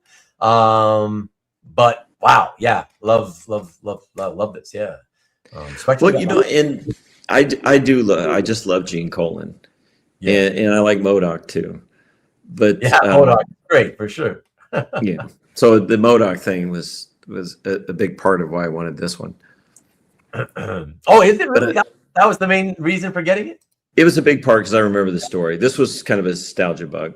I do remember this. I mean, this is 7 issues before the first comic I bought off the rack. But once I realized there was a comic book store and you could buy back issues, I was pretty quick in getting all the other ones. Oh, that's wild! Wow. But yeah, I do remember this story. I like the fact it has an AIM character in it. I think the motion on the plane is awesome. But no, I love Gene Colan. He's so cinematic in the way that he did things. And I think that there are a lot of people that don't ink him well, but I feel like this is pretty faithful to some of the stuff that Gene was wanting to have done. Yeah, it's nice. It's nice. Like I said, I in general was never a big Ayers fan. So I mean, over any penciler, Mm-hmm. So he did some fine stuff. Yes, like everybody else will do some stuff that you like, some stuff you don't like. But yeah, just looking at this particular one, when I looked at it in your gallery, I said, oh, look at that. Look at that. That's some lovely inking over Gene. Who did that? And I was surprised. I said, wow, Dick Ayers, really? Okay. Yeah. So I might have to look at more Colan Ayers stuff and see if it's. Yeah, I think Colan could be tricky just because when you see any of the pencils, you realize that it would be difficult to know where you start and end to make it more of a. And the other thing is tricky is, they're inking Gene Colan and having to stay within the Marvel style. Yeah. So it's not like they can just interpret it any way that they want. I mean, they have to do it to where it looks like a Marvel comic. Yeah, no, And exactly. I always feel like that was probably as much of a challenge as anything else. Yeah. Yeah, not a. I would say he's not that this is a topic most comic fans ever really have, but I would say a topic of conversation, of course. I would say Gene's probably like one of, if not the most difficult pencilers to have ever inked in the comic book medium. Because he would take his look. I don't even have a real pencil; it's a mechanical one, but it's like, he would draw his pages and then use the side of the lead, right? So in effect, he's painting with a pencil, right? He's painting. So it's kind of like, well, if I'm using a brush, okay, a brush is like you're painting with ink. So it makes sense. But a lot of the inkers back then didn't really use a brush. They used sometimes a brush, but also still various nibs, pens, whatever, So yeah, it just makes it very hard. How do I approach these side of the pencil areas? How do I do that? Like, yeah, so really, well, it's very tonal, and I think what you're trying to get, particularly in the Marvel style, is more flat art, and it's going to be difficult because you can't put everything in shadow. Yeah. So it would be. I think he'd be a very challenging person to ink. Yeah, absolutely, and people have said that. Go get some lunch there, Tim. Thank you very much for hanging out with us. As long as you did, appreciate it. Oh, and DJ heading to bed. We'll catch you on the rerun. Thank you. Great combos. Appreciate it. Thank you, DJ. Have a good night. Yeah, no, many pencilers I've seen in interviews inkers say that, I was terrified to have to ink Gene. It was just like, I literally didn't know where to start. How do I approach this? Yeah, so it makes total sense. So, but yeah, great page. Really, really, really nice example of aesthetically of nice inks over Gene, even though it's not your typical inker you expect to see on Gene. Well, I will say that because I like Gene Colan quite a bit, and I have several different ones, all with different inkers.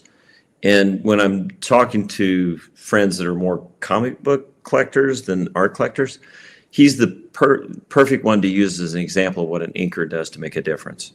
Right. So you can show them, and everyone can see the difference. Right.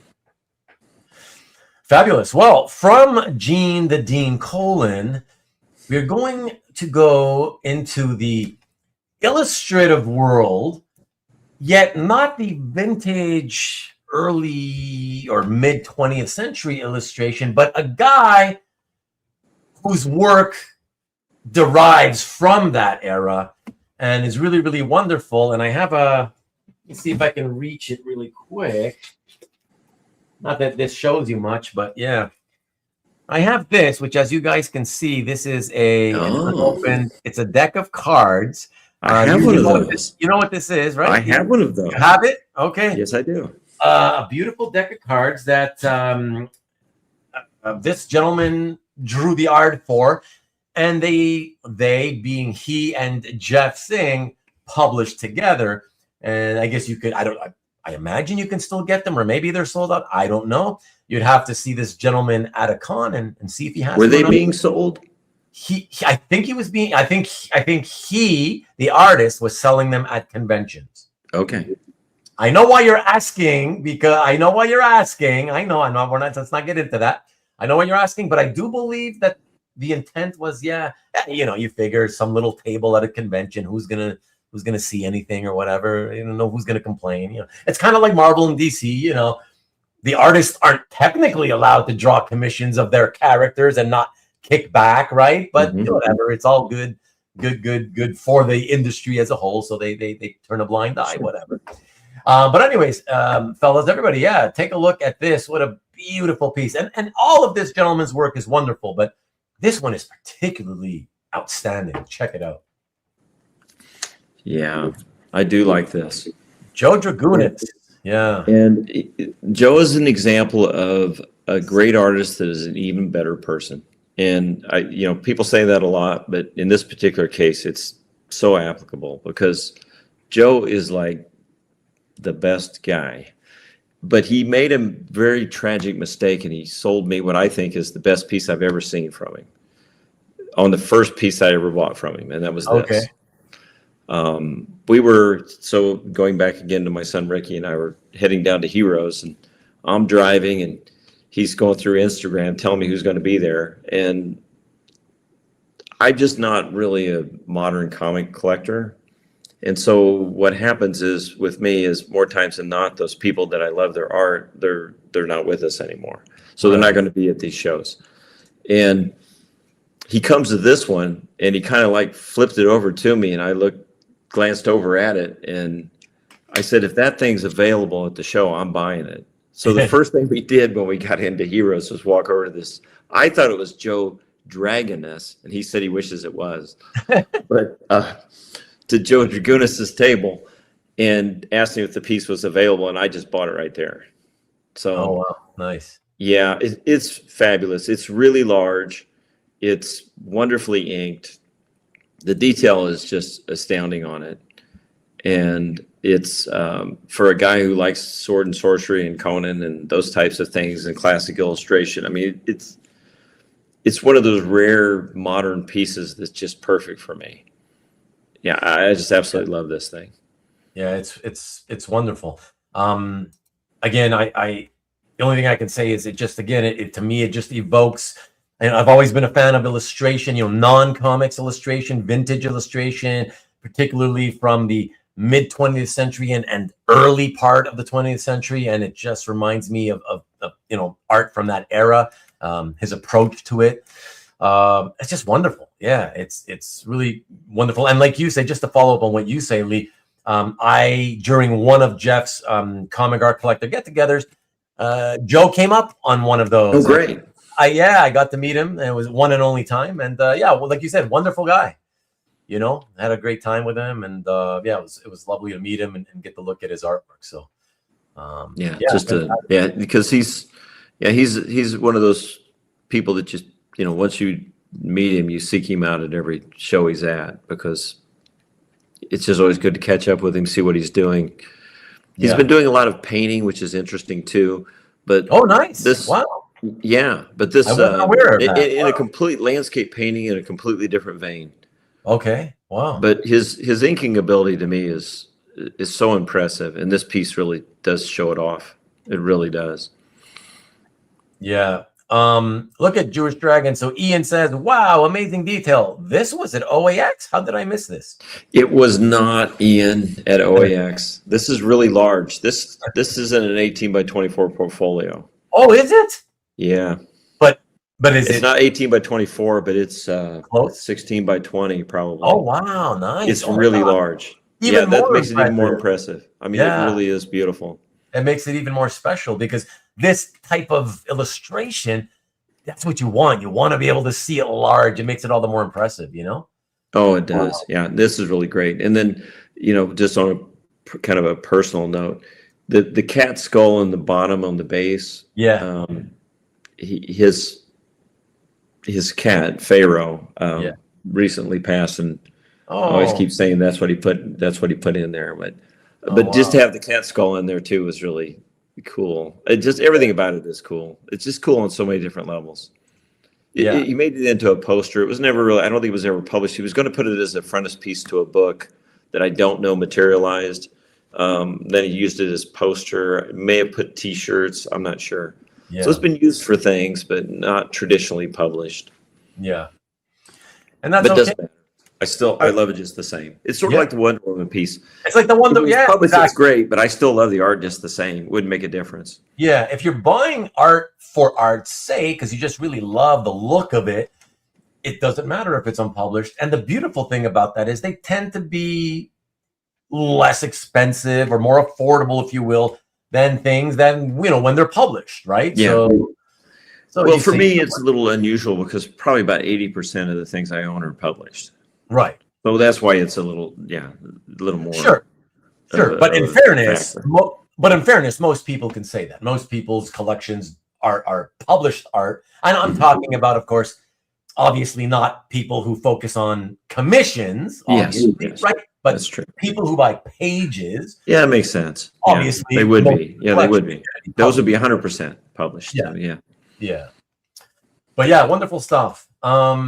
Great. Yeah, you lucked out on like one of the greatest pieces of his, that I've ever seen. So yeah, very, very lucky and fortunate. And yeah, kudos to you, man. Yeah. So Ian's going to have to find a time to come to the Midwest and he can see that in person. There you go. All right. So next piece on tonight's docket is another, my gosh, where's it all coming from? Strip art, baby. Check it out. I love this. And again, Bob Lubbers, for you Lubbers fans out there, I hope you're happy. I actually love this one, Lee, even more than I did the Long Sam one. Oh, I do too. Okay. Yeah. Because the Robin Malone was a labor of love for him, for Bob Lubbers, and that's why I was saying it's strange how it just metamorphosizes. And I'm thinking this is an earlier one, so it's the more realistic kind of a storyline, more realistic kind of illustration, and I think this is what he envisioned it to be. I'm not sure if it's the publisher changed it or the circulation numbers changed it or something changed. But Lee is correct. We do both focus on published art. But but in this particular one, I love it. I like the fact that the doctor's name is Sam Long, after the Long Sam thing. Sam Long, is it really? Yes, it is. That's great. Yeah. So it's just kind of his thing. The other thing, it doesn't really make a lot of difference, but to me, I enjoy seeing the character's name in the strip, like in the art, and the fact that he's holding the little note that says Robin Malone, I think is fun. So this just was an example I thought that worked really well. You got a very pretty picture of Robin coming out of the Jeep, and it ends in this really cool portrait of the antagonist, the villain. So. Yeah, wonderful, wonderful stuff. And I have to post a comment here from our pal Chris Lutz, who's offending me now by saying, this is hilarious. I didn't expect Ruben to pick any of the Lubbers pieces. I need to sing with my crappy voice, if you don't know me by now. Great 80s tune, by the way. Come on, Chris, man. I love strip art. I have a love. Again, I love a love. Yes, sure. I love all the greats, the ones that are considered the absolute greatest. Of course I do. But I never neglect the ones who are always toiling away, hard working day after day, and who were never given as much attention, So yeah.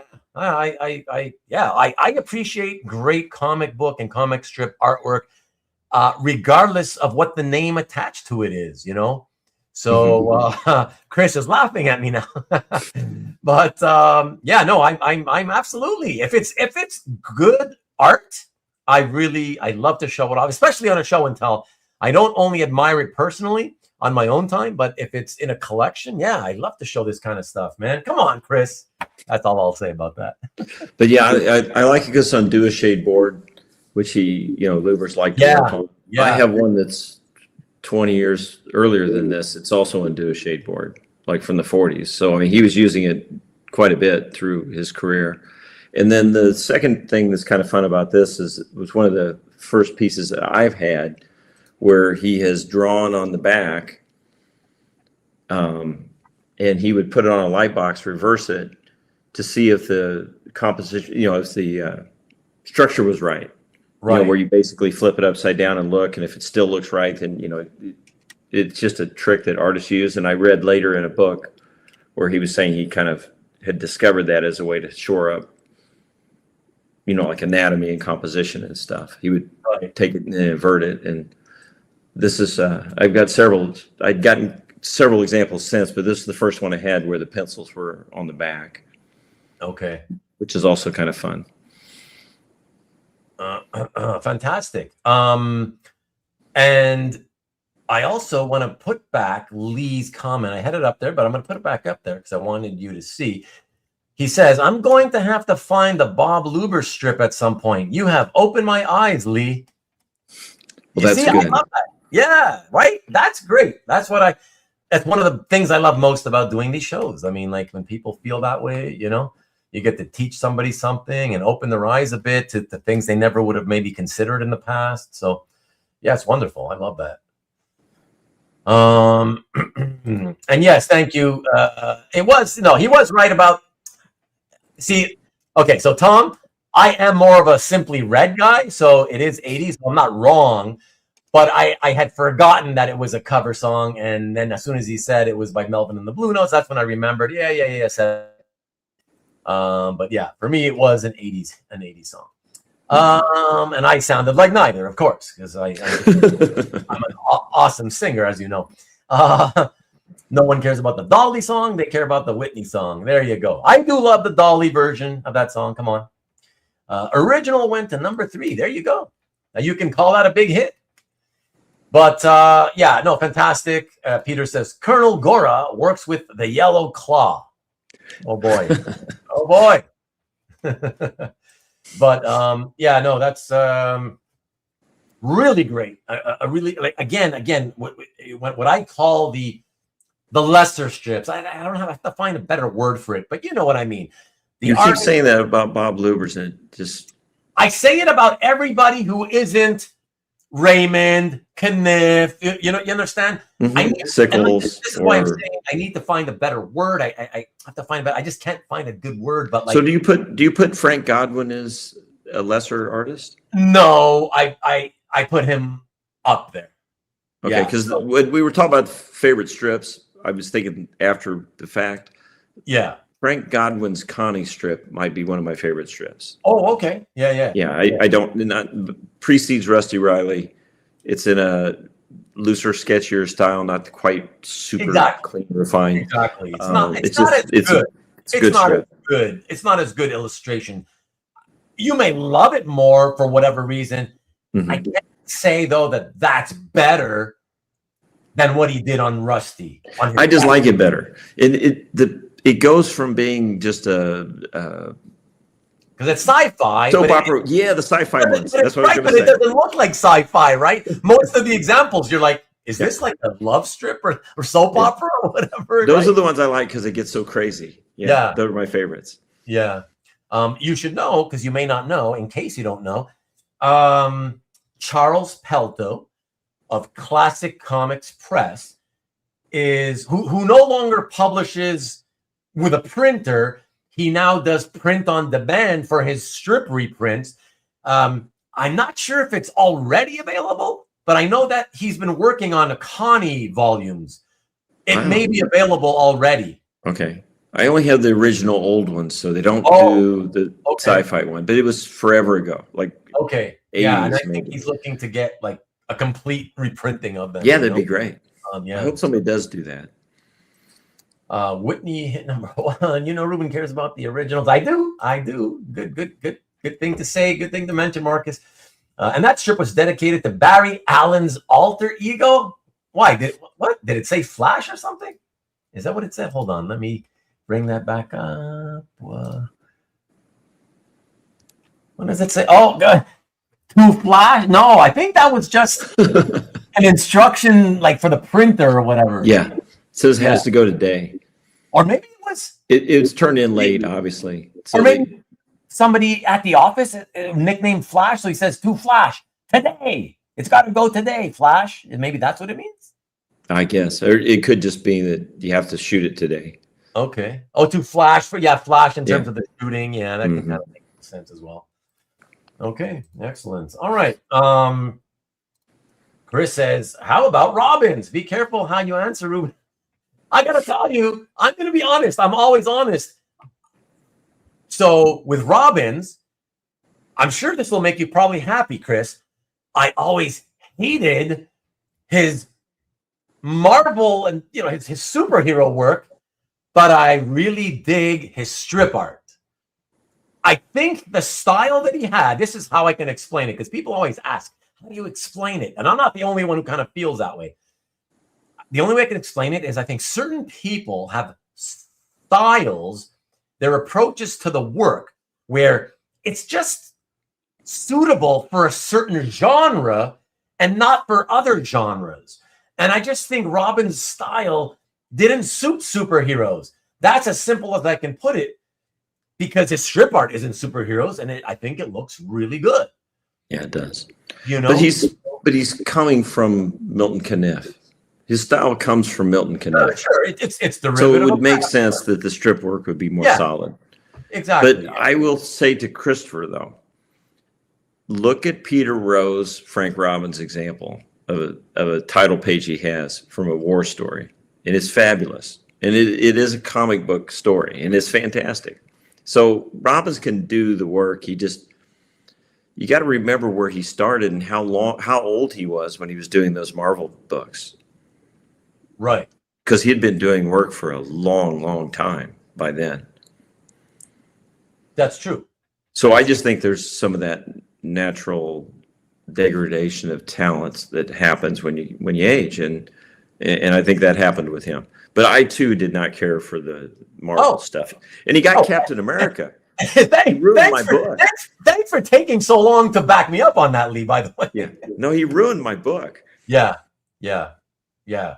That's and I could tolerate the Invader stuff because it was supposed to be 40s, but really, see, I didn't like it. I tolerated it.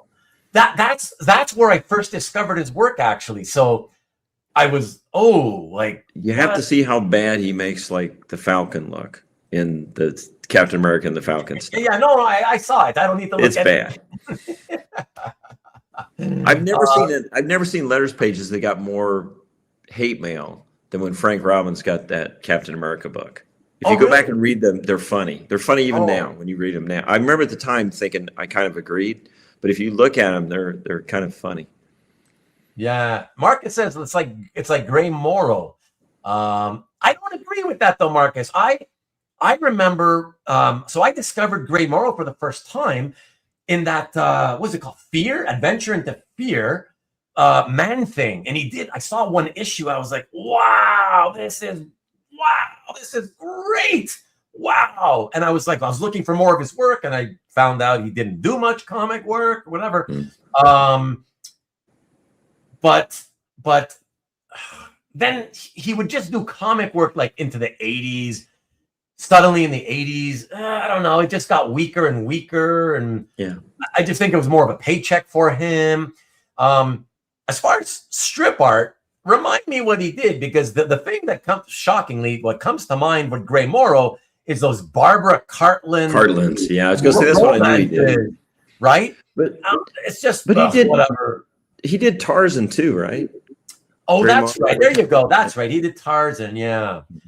But interestingly enough, to me, Gray Morrow is more it's like the opposite situation of Frank Robbins, where you're right, I prefer the comic work, at least some of the comic work, way more than some of the, most of the strip work. Yeah, I'm not excited too much about the strip. And his DC work was better, I thought. And the DC, yeah, that's true. He did some nice DC stuff. Exactly. Thank you for bringing that up. Yeah, fair play. Exactly.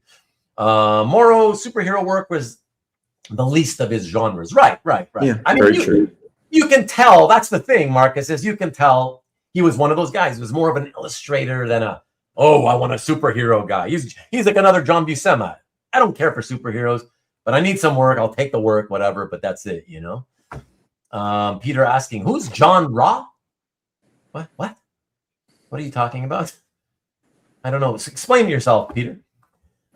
Chris says, yeah, he was wrapping things up by then. I don't think his talent's degraded. I think it was a Coletta tax. Ooh, let's not get into that topic on Coletta. Wow, look at that. See, that always happens with this topic. You get both sides of the aisle. I love Robbins Invaders. I would love one of his pages.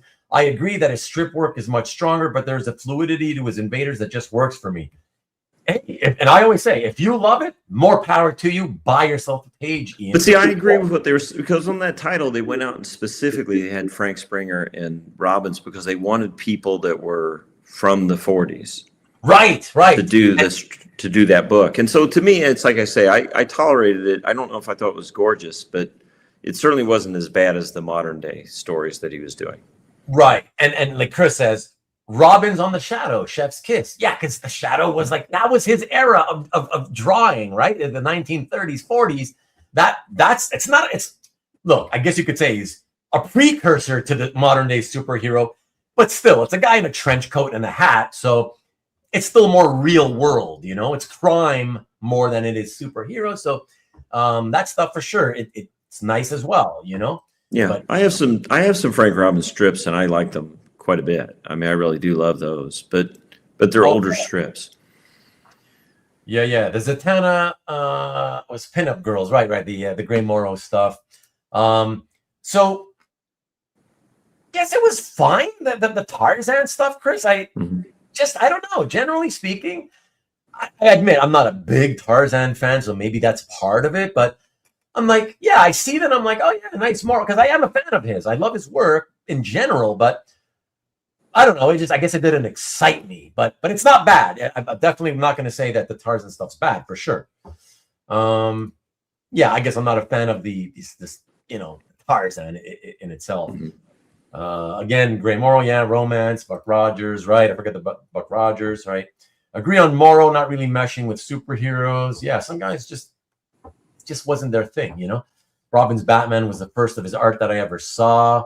I actually remember seeing a Batman that I remember saying to myself, you know what, that's actually pretty nice. But again, maybe because Batman is so more akin, the world of Batman is more akin to the Shadow than a superhero, other typical superheroes, maybe that's what it is. Yeah, the Lois Lane mini, it's funny enough, when I see the originals, I go, ugh, but not because it's a bad job, but rather because of what happened to the originals, because he was using cheaper inks, whatever, right? And it's like, but when I look at the comic book and just look at it through the comic, I was like, wow, this is really nice. Yeah, I was a fan when it came out, very genre specific, some of these artists. Yeah, Lois Lane stuff, fading with the markers. Yeah, unfortunately, you said. Oh, I said genre is what. That's what you. Okay. Genre. Okay, let's get back into it, guys. And good chat though. Good chat about Robbins and Gray Morrow. Love it. So let me see. So what did I last show? Was it the Robin Malone? Yeah, it was Rob Malone Lubbers Daily. Okay. All right, excellent. There we go. Here it is, and it brings us to what I believe is, funny enough, a guy who didn't like superheroes, and I just mentioned that. Check this out. One of my favorites. Oh, yeah. John Buscema. And you know what?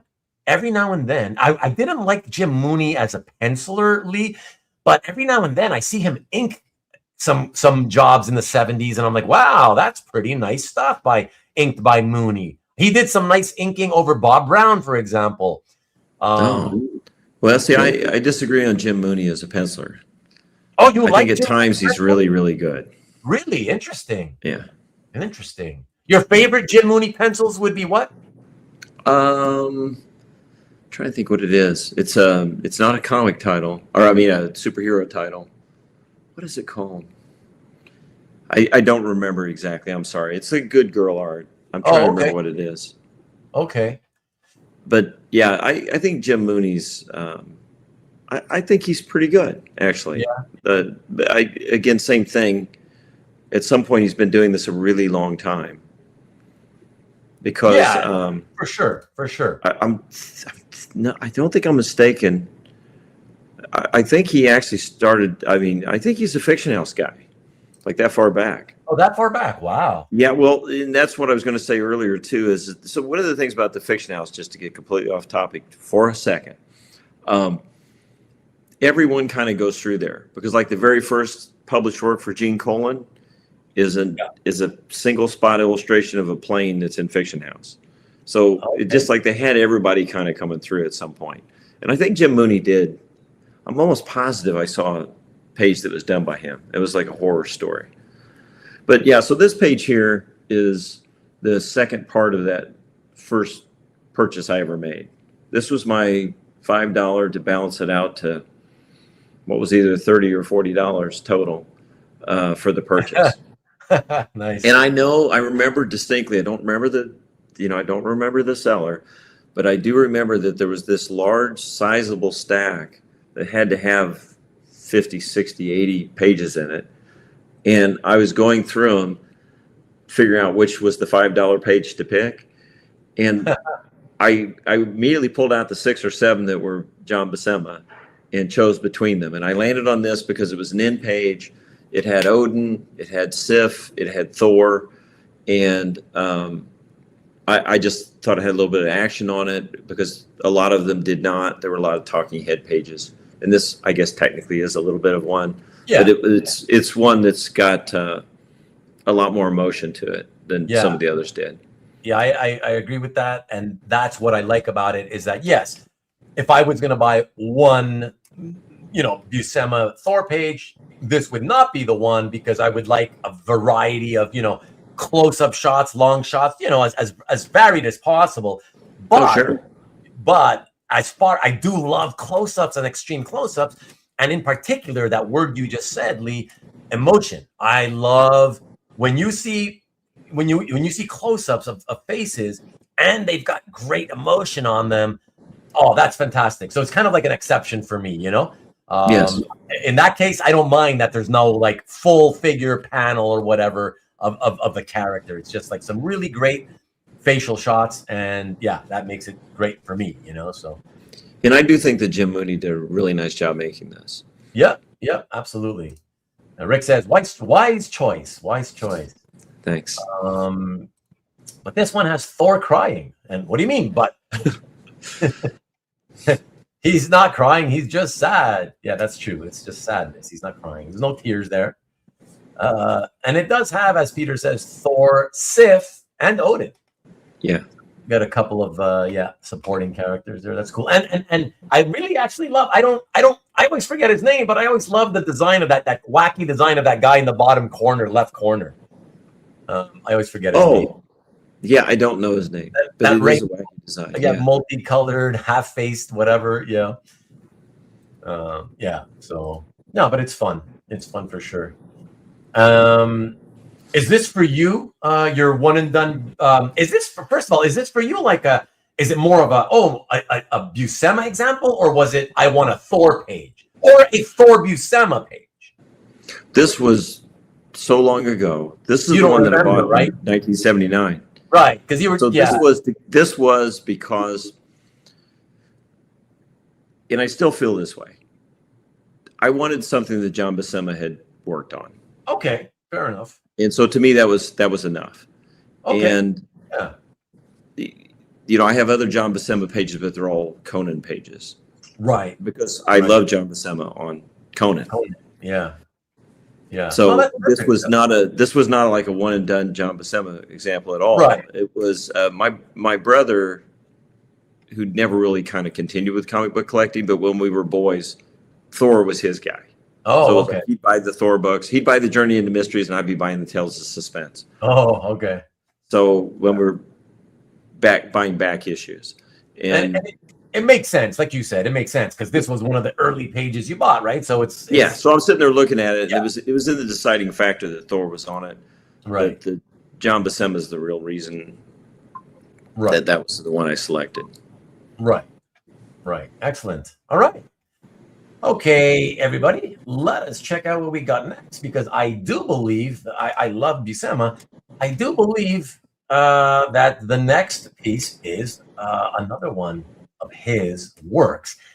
Together with one of my all-time favorite embellishers, let us take a look at this one and talk about this. Check it out. Yes. Oh, baby. Oh, my God. I can't tell you how much I love this, Lee. Oh, my God. Well, now, Ruben, the sad part about this is there'd be no way for me to show this to you, but I have the facing page to this as well. Oh, really? I do. And wow. I got them independent of each other. Okay. And I kind of wonder how many years they were separated. It kind of continues the entire thought, where he sneaks in, abducts the princess to take her to, basically ransom her back to her father. But he goes in to, steal her away, and you see that in the first page. And then this is the second page where he's escaping. But everything about this page and the second one, it's just so beautiful. Yeah. And it was at a time where they're not doing a whole lot of, he's not doing photo reference and things. And to get the shadow the way he does and the textures the way he does and all these pages, it's why I love Alfredo Alcala so much. You look at these pages that are Buscema, Alcala, and you've got the absolute perfection of Buscema doing the figure work and the layouts. And then you've got just the perfect inking of Alcala to kind of finish it all out. I think they're perfect. I know that John didn't care for him because he felt he was too heavy-handed. Yeah. But I just think the Buscema Alcala pieces are the best. Yeah. Oh, no. Yeah, yeah. In particular, during the style when he was really into Franklin Booth's artwork. Yes. And that's what made him draw this way. So it's the earlier work in the run of Savage Sword of Conan. Yeah, and I would say that actually was exactly what you said is true. But that inspired his Voltar work, which he did in the Philippines, and then that Voltar work inspired what he did when he came over and started inking here, because it's very reminiscent of the same thing he was doing there. Yeah, yeah, it's wonderful, and I will say, Lee, that in all fairness, because you mentioned, John thought he was too heavy-handed, and that's true, but Buscema hated everybody's work over his pencils, other than his own brother, other than Sal. Yeah, So, but I think but Ruben, he hated Sal too, but he just couldn't say it, right? I think John wanted to ink himself. He wanted to ink himself. It is true. That is very true. He actually said it. He wanted to ink himself every time out if he could, but he realized comics was you got to get paid. You got to put food on the table, and there's no time enough to do the job yourself all the time. Exactly. He knew he often couldn't do pencils and inks and meet the deadline, as well as the thought that, well, if I just do pencils, I can pencil 2 to 3 books a month, and the penciling fee is more than me just doing 1 book a month trying to pencil and ink myself, right? Especially because of the fact that he knew he was so in demand that he knew he was one of the very few pencilers who could get away with getting paid as a penciler, but you could almost say he was doing layouts or breakdowns. You know what I mean? Definitely breakdowns. Away with it, right? They would But allow. I've asked some people, because I asked Bob McLeod did a cover. He only inked 1 cover for that, and I asked him, did he get breakdowns? Did he get finished pencils? And he said, I had basically breakdowns, but you had everything there you needed. That John would lay out everything that you needed. Whatever was needed was there for you to go in and embellish, because Bob was like an old school guy himself, right? He learned the old way, where it was you get what you need. And then as an inker, you want to be able to not just trace the pencils because they're so tight. You want to get a guy who's open enough that you can also put some of yourself into the work, And that's why he says that, and he felt that way, So, yeah. But that's it. That's it with John. So, but listen, John was who he was. He pissed off tons of fans by being honest and saying, I don't even like superheroes. Yeah. It's a paycheck, whatever, whatever. But yeah, I respect the fact that he admitted that and he was honest about it. And it was a job. It was a job. Yeah, and that's it. And the amazing thing is that he always put out excellent work, given the fact that he often drew things he didn't want to be drawing. It was a job, right? Well, I think the big thing is, we kind of revere all this work, but it really was just a job for them. And in many, many cases, it wasn't the job that they wanted. I mean, it wasn't just John Buscema that felt that way. No, it's true. That's true. Absolutely. Chris says, I wonder what Buscema thought of Williamson's inks. He didn't like anybody. Like we said, he literally said in many interviews, I don't like anybody's inks over me. They don't draw it the way I see it in my head. My brother is pretty good, though. He says he's the closest, to somebody. So that's good enough or whatever. And that's it. He didn't like anybody. So, yeah, that's it. It was a job. So, I'm sure he respected Al Williamson as an artist. Of course. He was aware of his work, of course. Well, John Buscema respected all artists, really. Sure. I mean, he truly did, and he was a big fan of traditional classical painters and illustrators, and it wasn't that he just thought no one could do it right. It's just on his work. Yeah, over he him, just didn't see it that way. Yeah, he wanted his work, if it was going to be inked by somebody else, to still look the way he saw it in his head, which is basically the way he inked himself. Mm-hmm. And most of the time, of course, it's not going to look like that. You would have to just be willing to trace him, line for line, in order for that to, and we've already established some of those lines weren't even there. Yeah.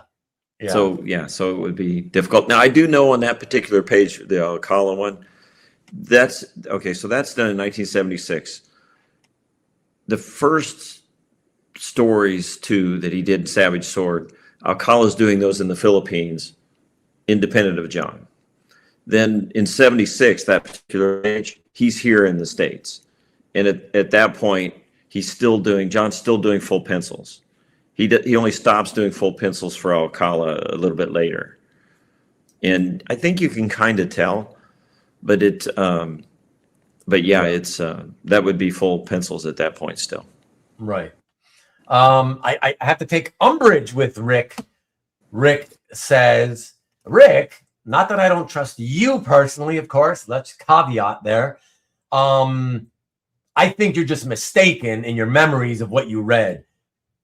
There's no way that somebody, like most of the Filipinos who were very heavy-handed, there's no way he would have loved Nebris's inks. Is he thinking Buscema, but it was really Neil Adams? Because Neil Adams absolutely adored Rudy Nebris's inks. I don't know. Let us know, Rick. Where do you remember reading that, do you think? Or do you even remember? It's just a memory, I'm thinking at this point. You think he was joking? Okay, I don't know. Because he could have, if he was joking, he could have used any Filipino name, right? But he chose Nebres. I don't know why. But anyways, let us know if you were joking. But yeah, there's no way. That has to be a mistake. He's getting senile, says Lee. He might be. But anyways, while we wait for him to reply, let's go on to the next one. I believe there's only 3 more left. So let me see where we are. Okay, so yes. I wanted to show this. So we go from what we just saw in that beautiful work of Alcala over John Buscema. We now see Alcala. Just look at everybody. Look at it. Read it and weep, as they say. Oh my gosh. 1963 again, like those previous 2 pages we saw earlier in the show. Again, Lee, I look at this and I think 63. Like, imagine Marvel and DC Comics looking like this. Wow. Yeah. So these 2 are Voltar pages without Voltar on them. Yeah. It's basically telling the stories of the different peoples and how they figure into the story. So you have the Romans and the Saxons and the barbarians from the north. But and these they're facing pages. One didn't seem to have as much care taken with it, so it has some condition issues. But I still think they're beautiful to look at. And at least it survived, Yes, it did. Yeah, and you know what, Lee? In spite of the tanning, other than that, it's actually still a nice shape. It's not like it's got a bunch of stains all over the art. Oh no, no, and you've seen, I'm sure, different both comics with the K and original art from the Philippines that the environment's not very forgiving. So there's a lot of them that have what one would call condition issues compared to other things. But it's just kind of funny that they're facing pages and one has extreme, I always say patina to it, and the other one is pretty darn white. So it's just kind of odd. But they do have, as Peter's saying, it's very much classical illustration throughout all this. Yeah. Yeah, and that's what makes it wonderful. Oh, But it really started with Alcala when he got to this level with the Voltar story, because he felt like he was changing his style. He even kept it kind of sequestered away and hidden from anybody, and then just sort of debuted it with the first issue. right. Because it was such a departure from some of the other stuff he had done. Yeah, wonderful, wonderful stuff, man. How long have you owned these two, Lee? I got these from another collector on CAF. Oh, okay. I don't recall. I'm sorry. It's been a while. Oh, that's quite fine. Just curious. It's always nice to know when people, they say, I've had this for many years, whatever, you know. Yeah, he had them for a number of years prior to me having them. So yeah. Well, it's gorgeous. And by the way, because I noticed that the pages seem wider than standard. They're smaller too. Yeah, they're smaller. Oh, interesting. Okay. Yeah, I'm trying to think what the actual size would be. They're just about as wide as they're the 11 inches or a little bit more than 11 inches, but they don't fall 17 inches. They're more like 14 maybe. Oh, I see. I got it. Okay. Yeah, that's what gives it more of a squarer look, you know, chunky. And then the interesting thing too is, and I don't have a representative of this, but once Alcala starts working, about 1975, he starts working for Marvel. Yeah. He formats his pages even for the things being done in the Philippines to the full 11 by 17 size. Oh, okay. Yeah, which is really weird because their print size would be the same. So I'm not sure why he did that, but that's true. Yeah, that's kind of weird. Yeah, but he did do that. I have some that are anything that gets into that range. Not anything, but many of the pages I have that get in the anything after 75. He reformats them. Right. Yeah, it's man, it's just stunning work. Again, I just keep going back to it. It's like comic book work in 1963 that looked like the most classic of the newspaper strip artists, right? The top guys in the newspaper strip field in comic books in 63. Wow. But of course, all the way out in the Philippines, but printing in black and white on a really pulpy kind of stock that probably didn't represent it all that well, faithfully. I've only got one actual printed comic, and they're not printed to the best quality, but the work that they put into it seems like it would be. Yeah, wonderful, man. Congrats on owning all those Alcala and thank you. Redondo, all that Filipino. It's really kind of not the focus, but it's certainly a focus of my collection has been the Filipino creators and stuff that was from the actual comics there. Yeah, well, it's wonderful stuff to collect for sure. So, oh boy, Tom, I don't know if I should post this. Let me read it before I post this. I don't know if you're clowning. 2 Polish pilots were landing a plane at an airport. All of a sudden, the strip runs out and they crash into a truck and then a building. They stop, look at each other. One man says, "This strip was really short." The other says, "Yeah, but it was wide though, wasn't it?" Oh, dear Lord. Oh, dear Lord. Time for you to sleep. Time for all of us to sleep. Okay, let us move on. Wonderful examples there. Fellas, we're all going to see one final strip art. Chris Lutz, tonight's your night. I don't know if you're still here. But if you're not, hopefully you catch it on rewind.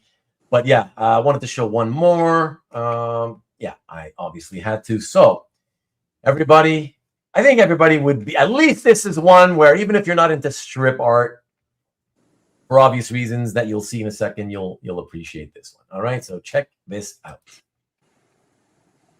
Skymasters by Jack Kirby and Wally Wood. Beautiful, beautiful inking. Gosh, this stuff looks phenomenal. From 1959. What a beautiful example, Lee. Yeah. Thanks. They did such a wonderful job on this entire strip. It was, as everyone knows, Jack Kirby always wanted to be validated by doing a strip, and he personally paid Wally Wood to do it. So it's just one of those things that, you know, both of the creators were trying to work to the top of what they could with what they were doing on this strip, and certainly on the earlier ones. Eventually, Wally Wood is not inking them, but in this case, and this is one of the earlier ones, it's just both the guys doing the best that they possibly could, and I think it really shows on this. I love the first panel so much. It's just such a great portrait of the guy with the pipe and all the machinery in the background. But it goes into the, you know, the fur on her coat, and it's just really great. And then you get helped out by the Kirby Wood thing that's on there, but that's actually Jerry Wood, the author, not Wally. That's in the Kirby Wood on the little signature circle. Oh, okay. But it's great that it's, you know, yeah, it's the two guys together. They're two creators I love. I don't own another Kirby example, but it's okay. I don't own another Wally Wood example, but it's okay, because I feel like I really get enough of both of those guys working in tandem on this strip that I just love. Yeah, it's wonderful, like I said. And, you know, Marcus made a comment about how these, speaking of Skymasters, that were never cheap. This is one of those, you know, pieces of our hobby that just never felt affordable to a lot of people. They never felt at least cheap, certainly. And I agree with that. I always felt that way too, especially I remember in the early 2000s, I was thinking when I first started collecting strips, and I was like, oh, I don't know, maybe you should get one of these Skymasters, you know, but Kirby and Wood, the inking's so nice on Kirby. And that was the reason that I decided, forget it, because I felt, it's a little too much money, you know? Yeah. Well, this was a more recent purchase, and I did something that I thought was, at the time, was the first time I had done that, but I'm really glad and will continue to do that. I purchased this at an auction, but I had them deliver it to me at OAX. And it was a great way to have a neat piece. I didn't really buy anything substantial at the show, but I was able to then kind of share it with everybody there in person. And it's just, it's a nice strip. Yeah, absolutely. You know, Marcus follows up with a comment saying, they always tended to be like double of the price of a common cover, you know? Okay. But well, I think we did better than that. If we're talking about a Marvel cover, right. I think we did better than that on this, but it wasn't that cost prohibitive that way. Yeah, but The thing about them, though, I will say is, you know, especially nowadays, when you know how expensive Kirby, you know, nice Kirby is, right. You know, it's still a nice alternative. So if you don't want to have to spend, I agree. You know, if you're talking about the Wally Wood EC stuff, it's same situation. So it just seemed like it was a really nice way to get a piece that again showcased both the talents of both the creators. And exactly, yeah. I think I have to think. You know, one of the reasons, and perhaps it's a main reason, I don't know, but I'd like to say that a potential reason why they always felt pricey, you know, for strips, being that they're not superhero, and it's Jack Kirby, but not superhero Jack Kirby. Mm-hmm. I think it's because it is a sci-fi strip, and I know for a fact the generation that, like your generation, for example, right, Lee, that's just a little bit ahead of me. Mm-hmm. A lot of those guys loved the science fiction genre. Yeah. And I think that has a lot to do with it. Like a lot of the people that bought these strips were guys that used to read science fiction novels back in the 70s, the 60s, you know? And so that's always been a guess of mine as to why there was always enough demand to keep the prices pretty strong on these, and on top of the fact that it's beautiful Wally Wood inking, you know? Sure. But you know, these would be science fact actually, though, because they're taking advantage of the excitement about the space program. Right. And that's, you know, so it's not quite sci-fi, exactly, but it's definitely sci-fi adjacent. So I see your point is well taken. Yeah. But anyways, yeah, beautiful stuff, and great to see you have it. Yeah, gosh, Thank you. Yeah, this is one Yeah. I feel very fortunate to have. I love it, and like I say, it's a fairly newer acquisition for me. But Yeah. I Great really do like this piece. Great one, because it looks, it's just, you can tell it's Kirby, but that much more refined with the fine details and the inking. Look at the faces. The faces especially are so much more refined. It's like, wow. But yet still looking like Kirby. So yeah, it's magnificent. What a combination, you know? And they're all, I mean, the majority of those strips are just beautiful. Yeah, exactly. They did such a wonderful job. Exactly. Yeah. It doesn't even kind of almost matter like who's in it. I never read it, so I don't care, right? If I was going to buy one, I just want nice images of the faces or whatever, you know. Well, I kind of like the Skymasters guy being in there, and he's the one in the center panel. So I kind of like that he's in it. There you go. And let's actually take one last look at it in a different way, because it's also beautiful. Check this out. There you go. Look at that, everybody. This is what he's got it hanging on the wall. I hope it's hanging on the wall. It actually sits in a bookcase in a spare bedroom. But yes, it's but it's basically on a wall. Okay. Very nice. Yeah, lovely. Very distinguished looking. I like that. Thanks. Yeah, I had the frame brought the frame with me to OAX and picked it up from Comic Connect, and Micah said, I can't give you this, and I don't have a holder that's big enough. I said, no problem. I brought a frame, so kind of popped it in there. And yeah. Marcus says, without EC, this is where you'd find the Woods science fiction. That's it. You don't have much of a choice, you know. So yeah, I'm sure the prices have always had a lot to do with that, you know. Thanks, Tom. Yeah, I think it turned out really nice. Yeah, wonderful presentation, says Peter. And you're still here. Nice Skymasters. Indeed, Tim. Indeed. We're almost done, though. A couple of pieces. Although there's cheating involved again. So it's technically more than a couple of pieces. But two more slots in the 20 that I usually do. But tonight was 21.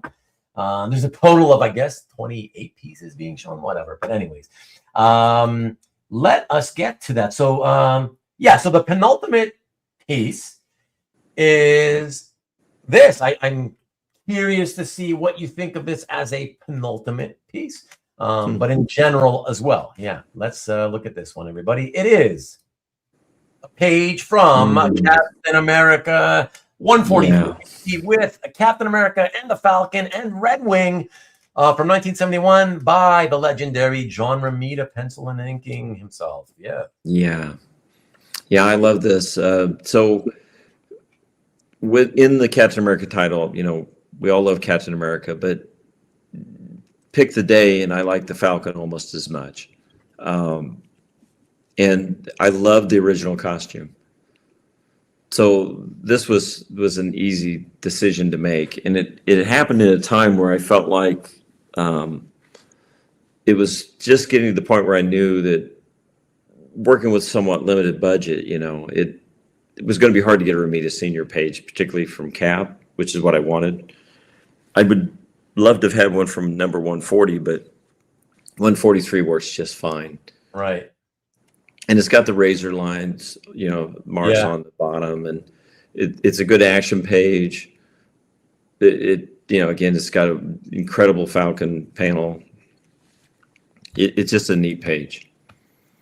Yeah, it's wonderful. You know, it's funny because when I looked at it, I was like, wow. My eyes actually went to the second panel first. I think that's the strongest of the page. Yeah, I don't know. It's maybe, but also it has to do with being centered, obviously, and it's at the top, right? But then, believe it or not, I went to the third panel even before I went down to Cap. But the thing I like about this is that overall, even though it's essentially, you can say it's a one Cap panel page, and yes, I'm aware that he's there barely in the last panel. Barely. You can kind of look at it as a one panel page. It feels like it's more than that, just because in general the figure work in panel 2, 3, 4, yeah, it's so exciting. There's so much movement going on, you know, that it feels like he's there more than just what little he's in.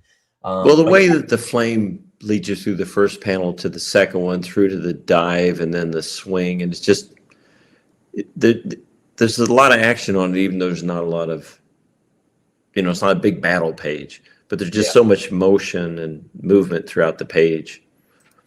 Yeah, exactly. Yeah, that's what it is. It's all the motion, the movement that makes it feel like, wow, this is exciting. And yeah, like I mentioned this, Tom, that Red Wing happens to be there too. If anybody cares. I do like that. And I like the Red Wings there too. Yeah. Oh man. Ruben loves how Romita draws the brothers. What? Oh dear Lord. The Froze are awesome. Yes, indeed. Realistic looking Froze. Exactly. But yeah, very, very, very nice. Very nice page. Again, I have to ask you, just because for my own curiosity, how long ago did you buy this one, Lee? I bought this from another calf collector, and it was a few years, or? It's been a few years. Oh, okay. I don't remember if it was 2019 or 2020, something around there. Oh, okay. I think it was 2019 is when I got it. Just before COVID, yeah. It was right at the time where even then I was thinking, if I don't get a Romita Senior page, it's probably going to get away from me from a cost standpoint. Wow. Well, the fact that it was right before, a year before COVID or so, you did the right thing, right? What timing was perfect on that, yeah. Yeah. Okay, everybody. So we've gone to the last one in tonight's show and tell. Went significantly longer than I was hoping, and I apologize for that to those of you who don't like the really long ones. You too, Lee, of course. I'm sure you wanted to go a little shorter than this. But I'd like to say, Lee, we only ever get one shot at this, right? Because I'm not doing multiple shows with the same collectors over and over. Yeah, of so course. It's like, okay, even if you suffer for one night, it's at least we get one great show in, and hopefully you forgive me for that. For that reason. Oh, of course. Yeah, no problem at all. I said this to once before. This is kind of exactly how it goes when we're at shows and we're all sitting in the lobby. Like, right. We look up and say, "Oh my gosh, it's like 1:30, like 3 in the morning." Yeah. Exactly. So, Marcus says, "Don't worry, Lee. The chat with Ruben after the show is longer." Well, then you did warn of that. Yeah. I warned him of that. I told him that I've had episodes where the chat afterwards indeed was even longer than the live show. Yeah. It's not going to happen. Don't worry. I'm going to let him go to sleep after a minute or two, and that'll be that. But this last piece, everybody. So, Lee, I'm not really sure how much you know about what I do with the last piece. So oftentimes I've used the last slot to be the showstopper or whatever, whatever you call it. Because it's like some classic cover that everybody loves or whatever. Sometimes it's just a piece that I think the collector really loves. Other times, again, kind of like how I choose all the pieces, right? Sometimes it's just me. I just really like it and I want to show it. So tonight I'm showing more than I think it's the first time I've ever done this on an episode of Show and Tell, where I'm going to show you guys multiple pages. You'll see in a second, and I'm sure that probably gives away what I'm going to show. Lee, do you think you know what no? Okay. No, I'm kind of struggling on this one. Okay. So it's multiple pages because they all go kind of, they go together. And it's just another way to show more art. So I thought it would be fun. And I've shown this artist before. Whenever I get a chance, I show, because again, he wasn't really a superhero artist. So he never really got a lot of attention, but he's a fantastic artist. And I think a lot of people really who know his work respect them. And for any hints before I show it, those of you who remember I don't know how good your memories would be, but if you remember seeing my show with Hart, when I was trying to help him sell the part of his collection he doesn't want to keep anymore to get down to his last 25 published pieces, we had a piece we offered. It was a war piece.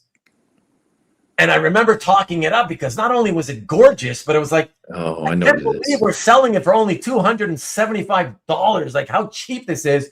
And I wanted to buy it, but I was like, I'm not going to buy it out under everybody.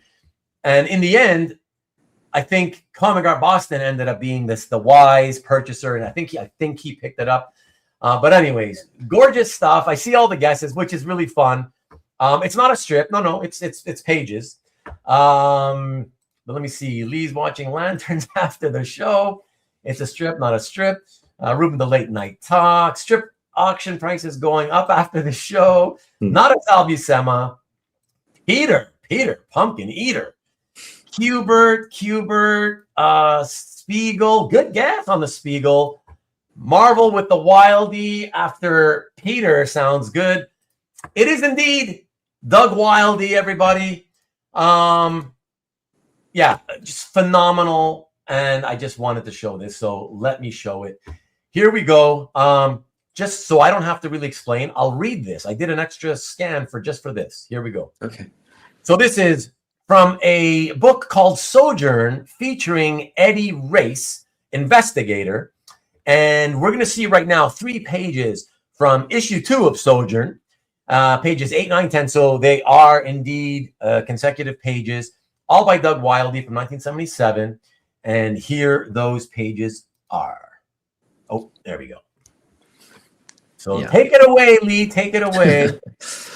Well, Sojourn was a publication put out by Joe Kubert's school, or Joe Kubert is a publisher, one or the other. I don't remember. I ended up getting a printed copy from the Joe Kubert school. Right. But there were only 2 issues. And in the issues, they had multiple, it was like an anthology book, multiple stories. And this is 3 pages of this Eddie Race story. Now, Doug Wildie to me he's also, a hero. I love Doug Wildie. I loved Johnny Quest as a kid, but I also loved the stuff that he did in comics and just anything that Doug Wildie did. And one of the things I always wanted the most was his amazing signature. And on every one of these pages, he puts his signature, which I think is just wonderful. And only the title page has a stat. The other ones are actually like art. Right. There's 3 pages that we don't have here.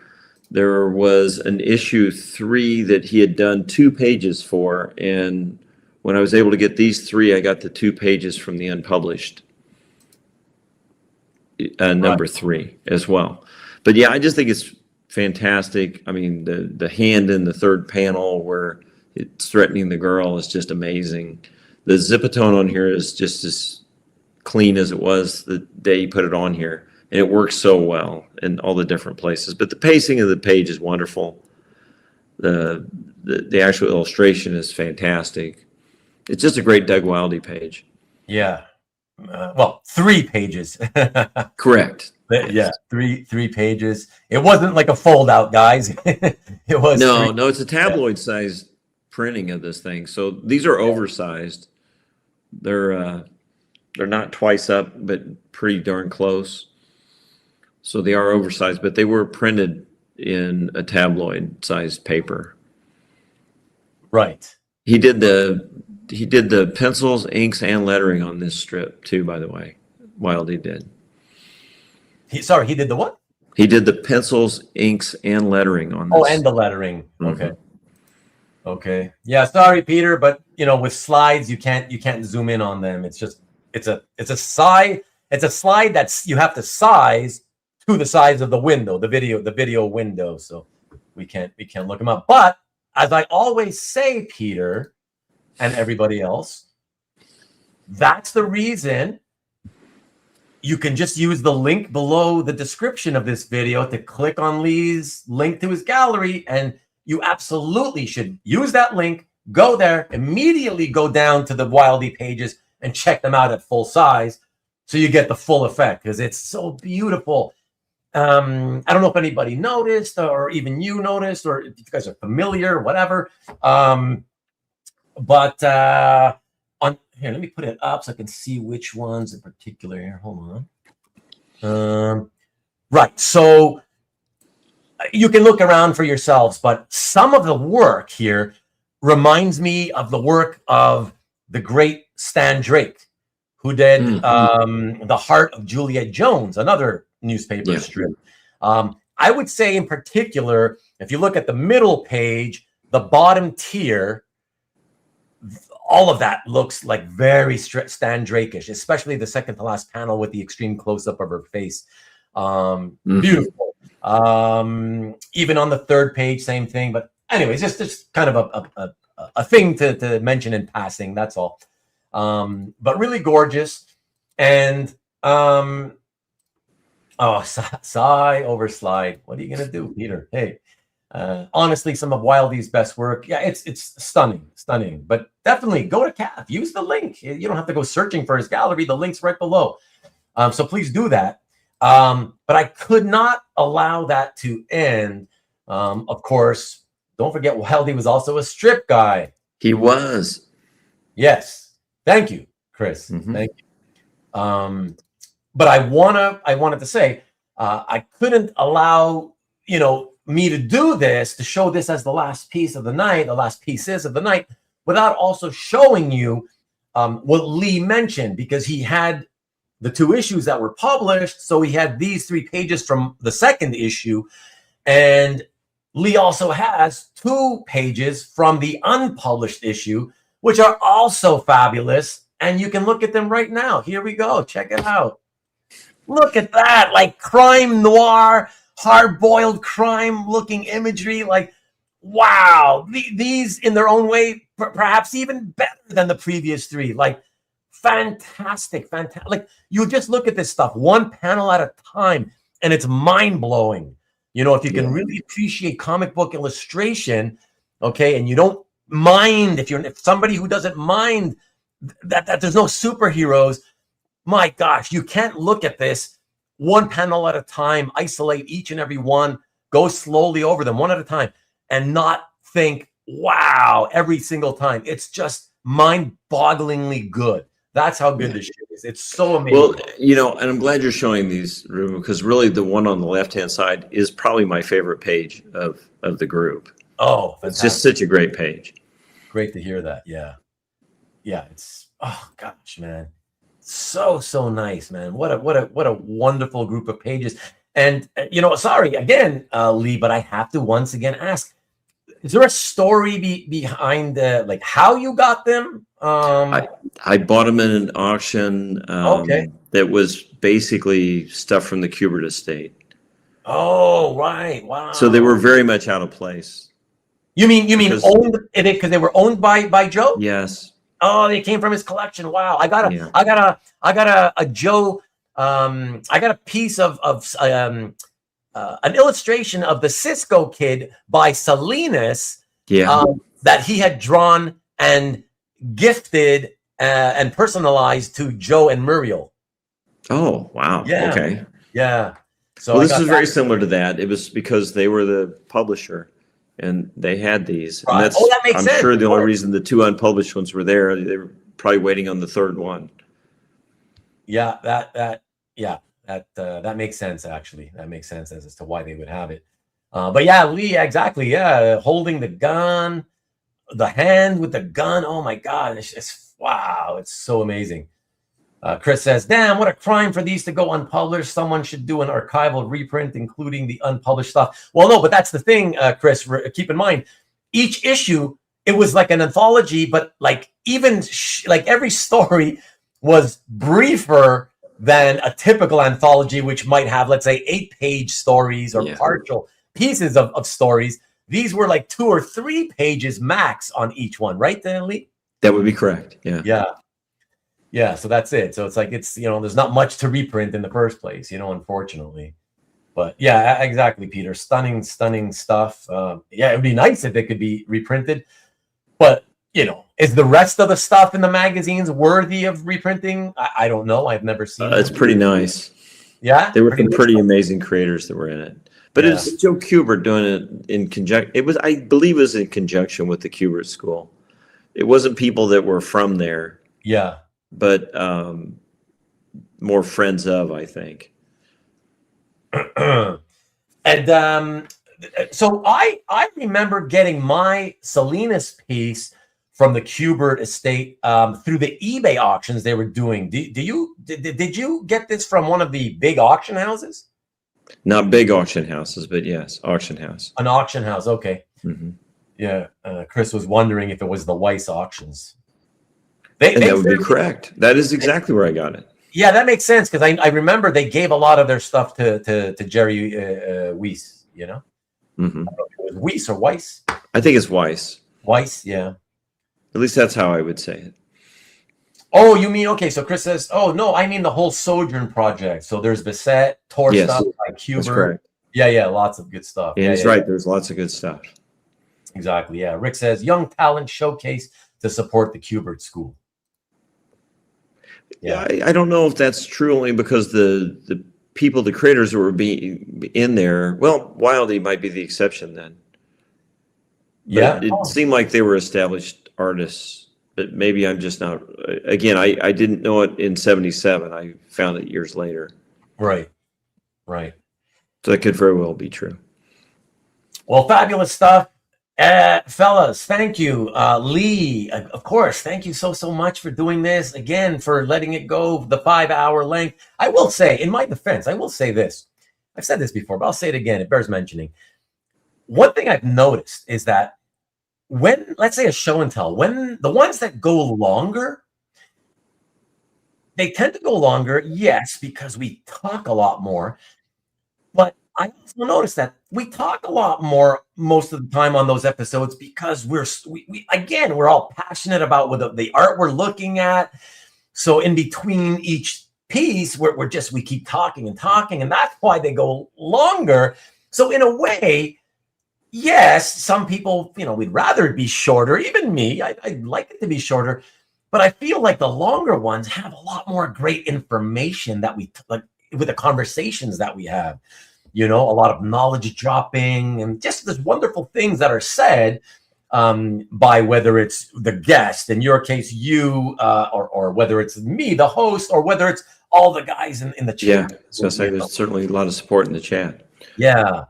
So that's the thing. That's where it kind of like, it makes me feel a little less bad for letting it go as long, where I'm like, yeah, but the talk was so good. And I know a lot of people just don't like to talk. They just want to see the art. Oh, well, but that's what the rewind is for, right? That's what I always say. So, but again, yeah, thank you so much, Lee, for finally doing this with me. Thank you for the invite, Ruben. I appreciate it. It's been a lot of fun. I kind of knew it would be.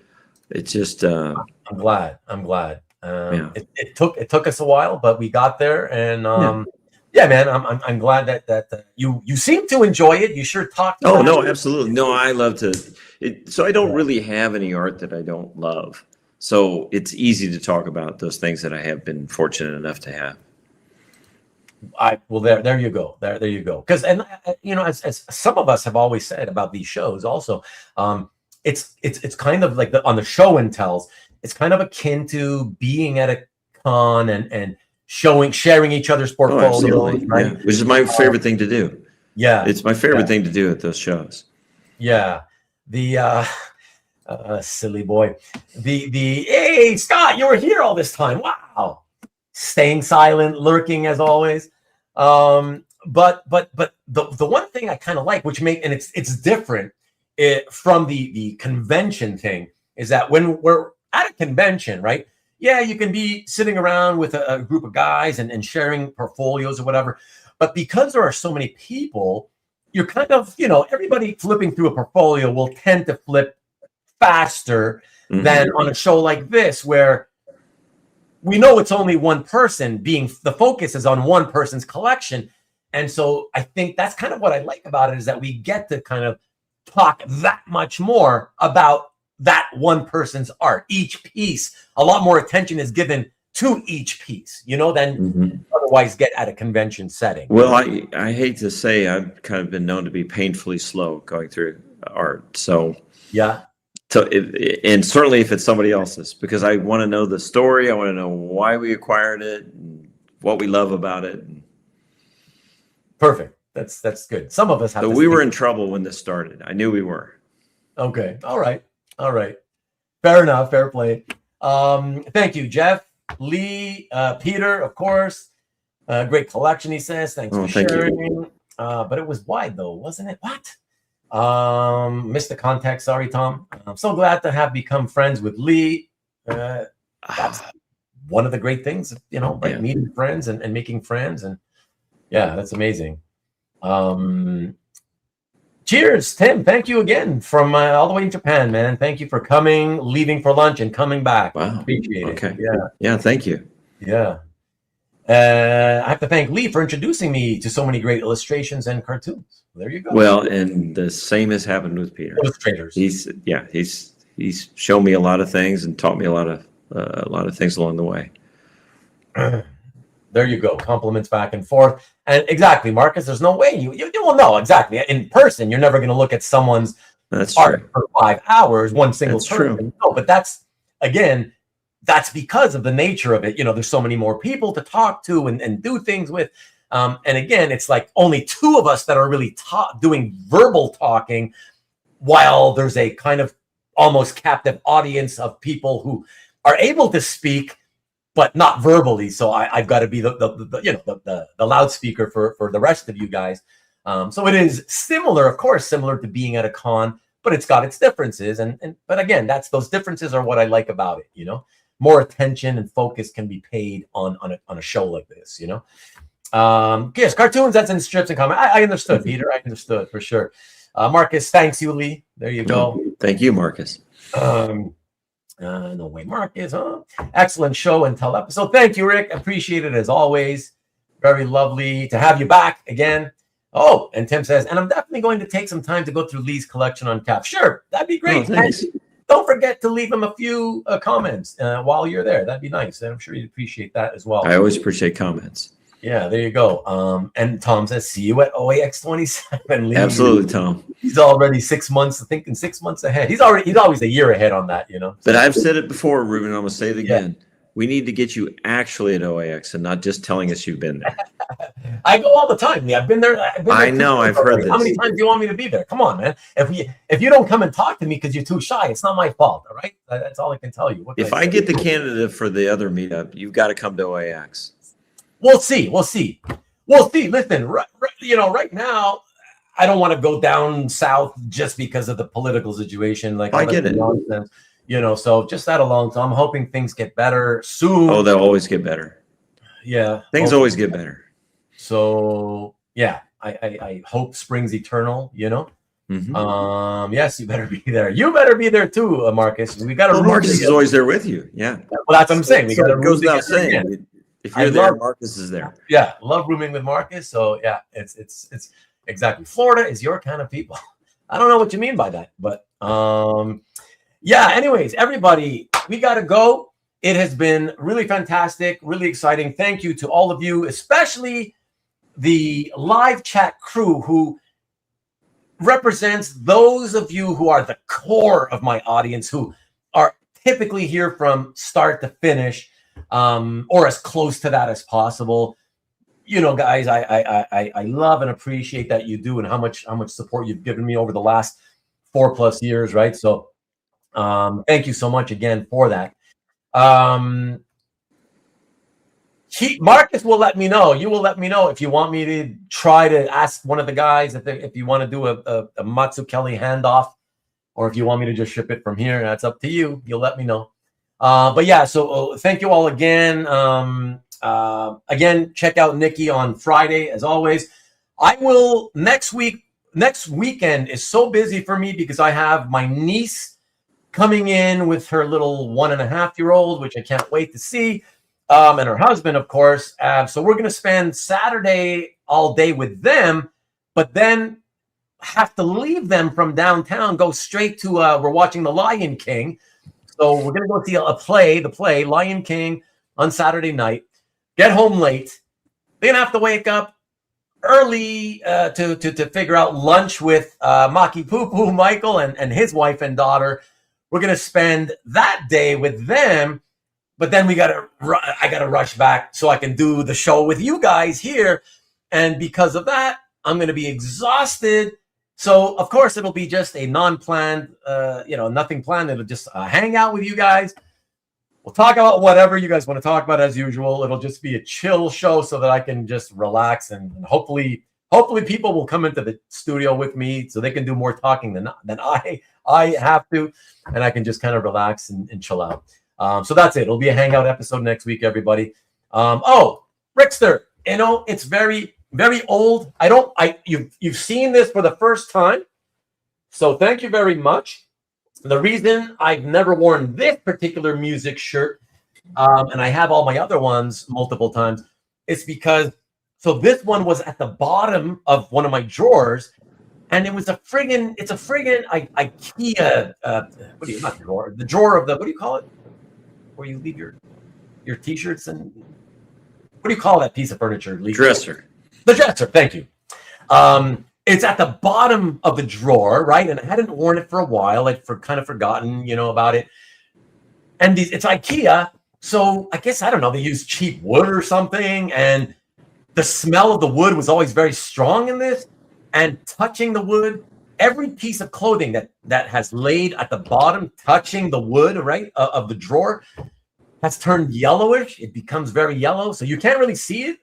I noticed just now. I was like, oh wow, it looks like it's still brand new, but it's very kind of patchy yellowed everywhere, and that's why.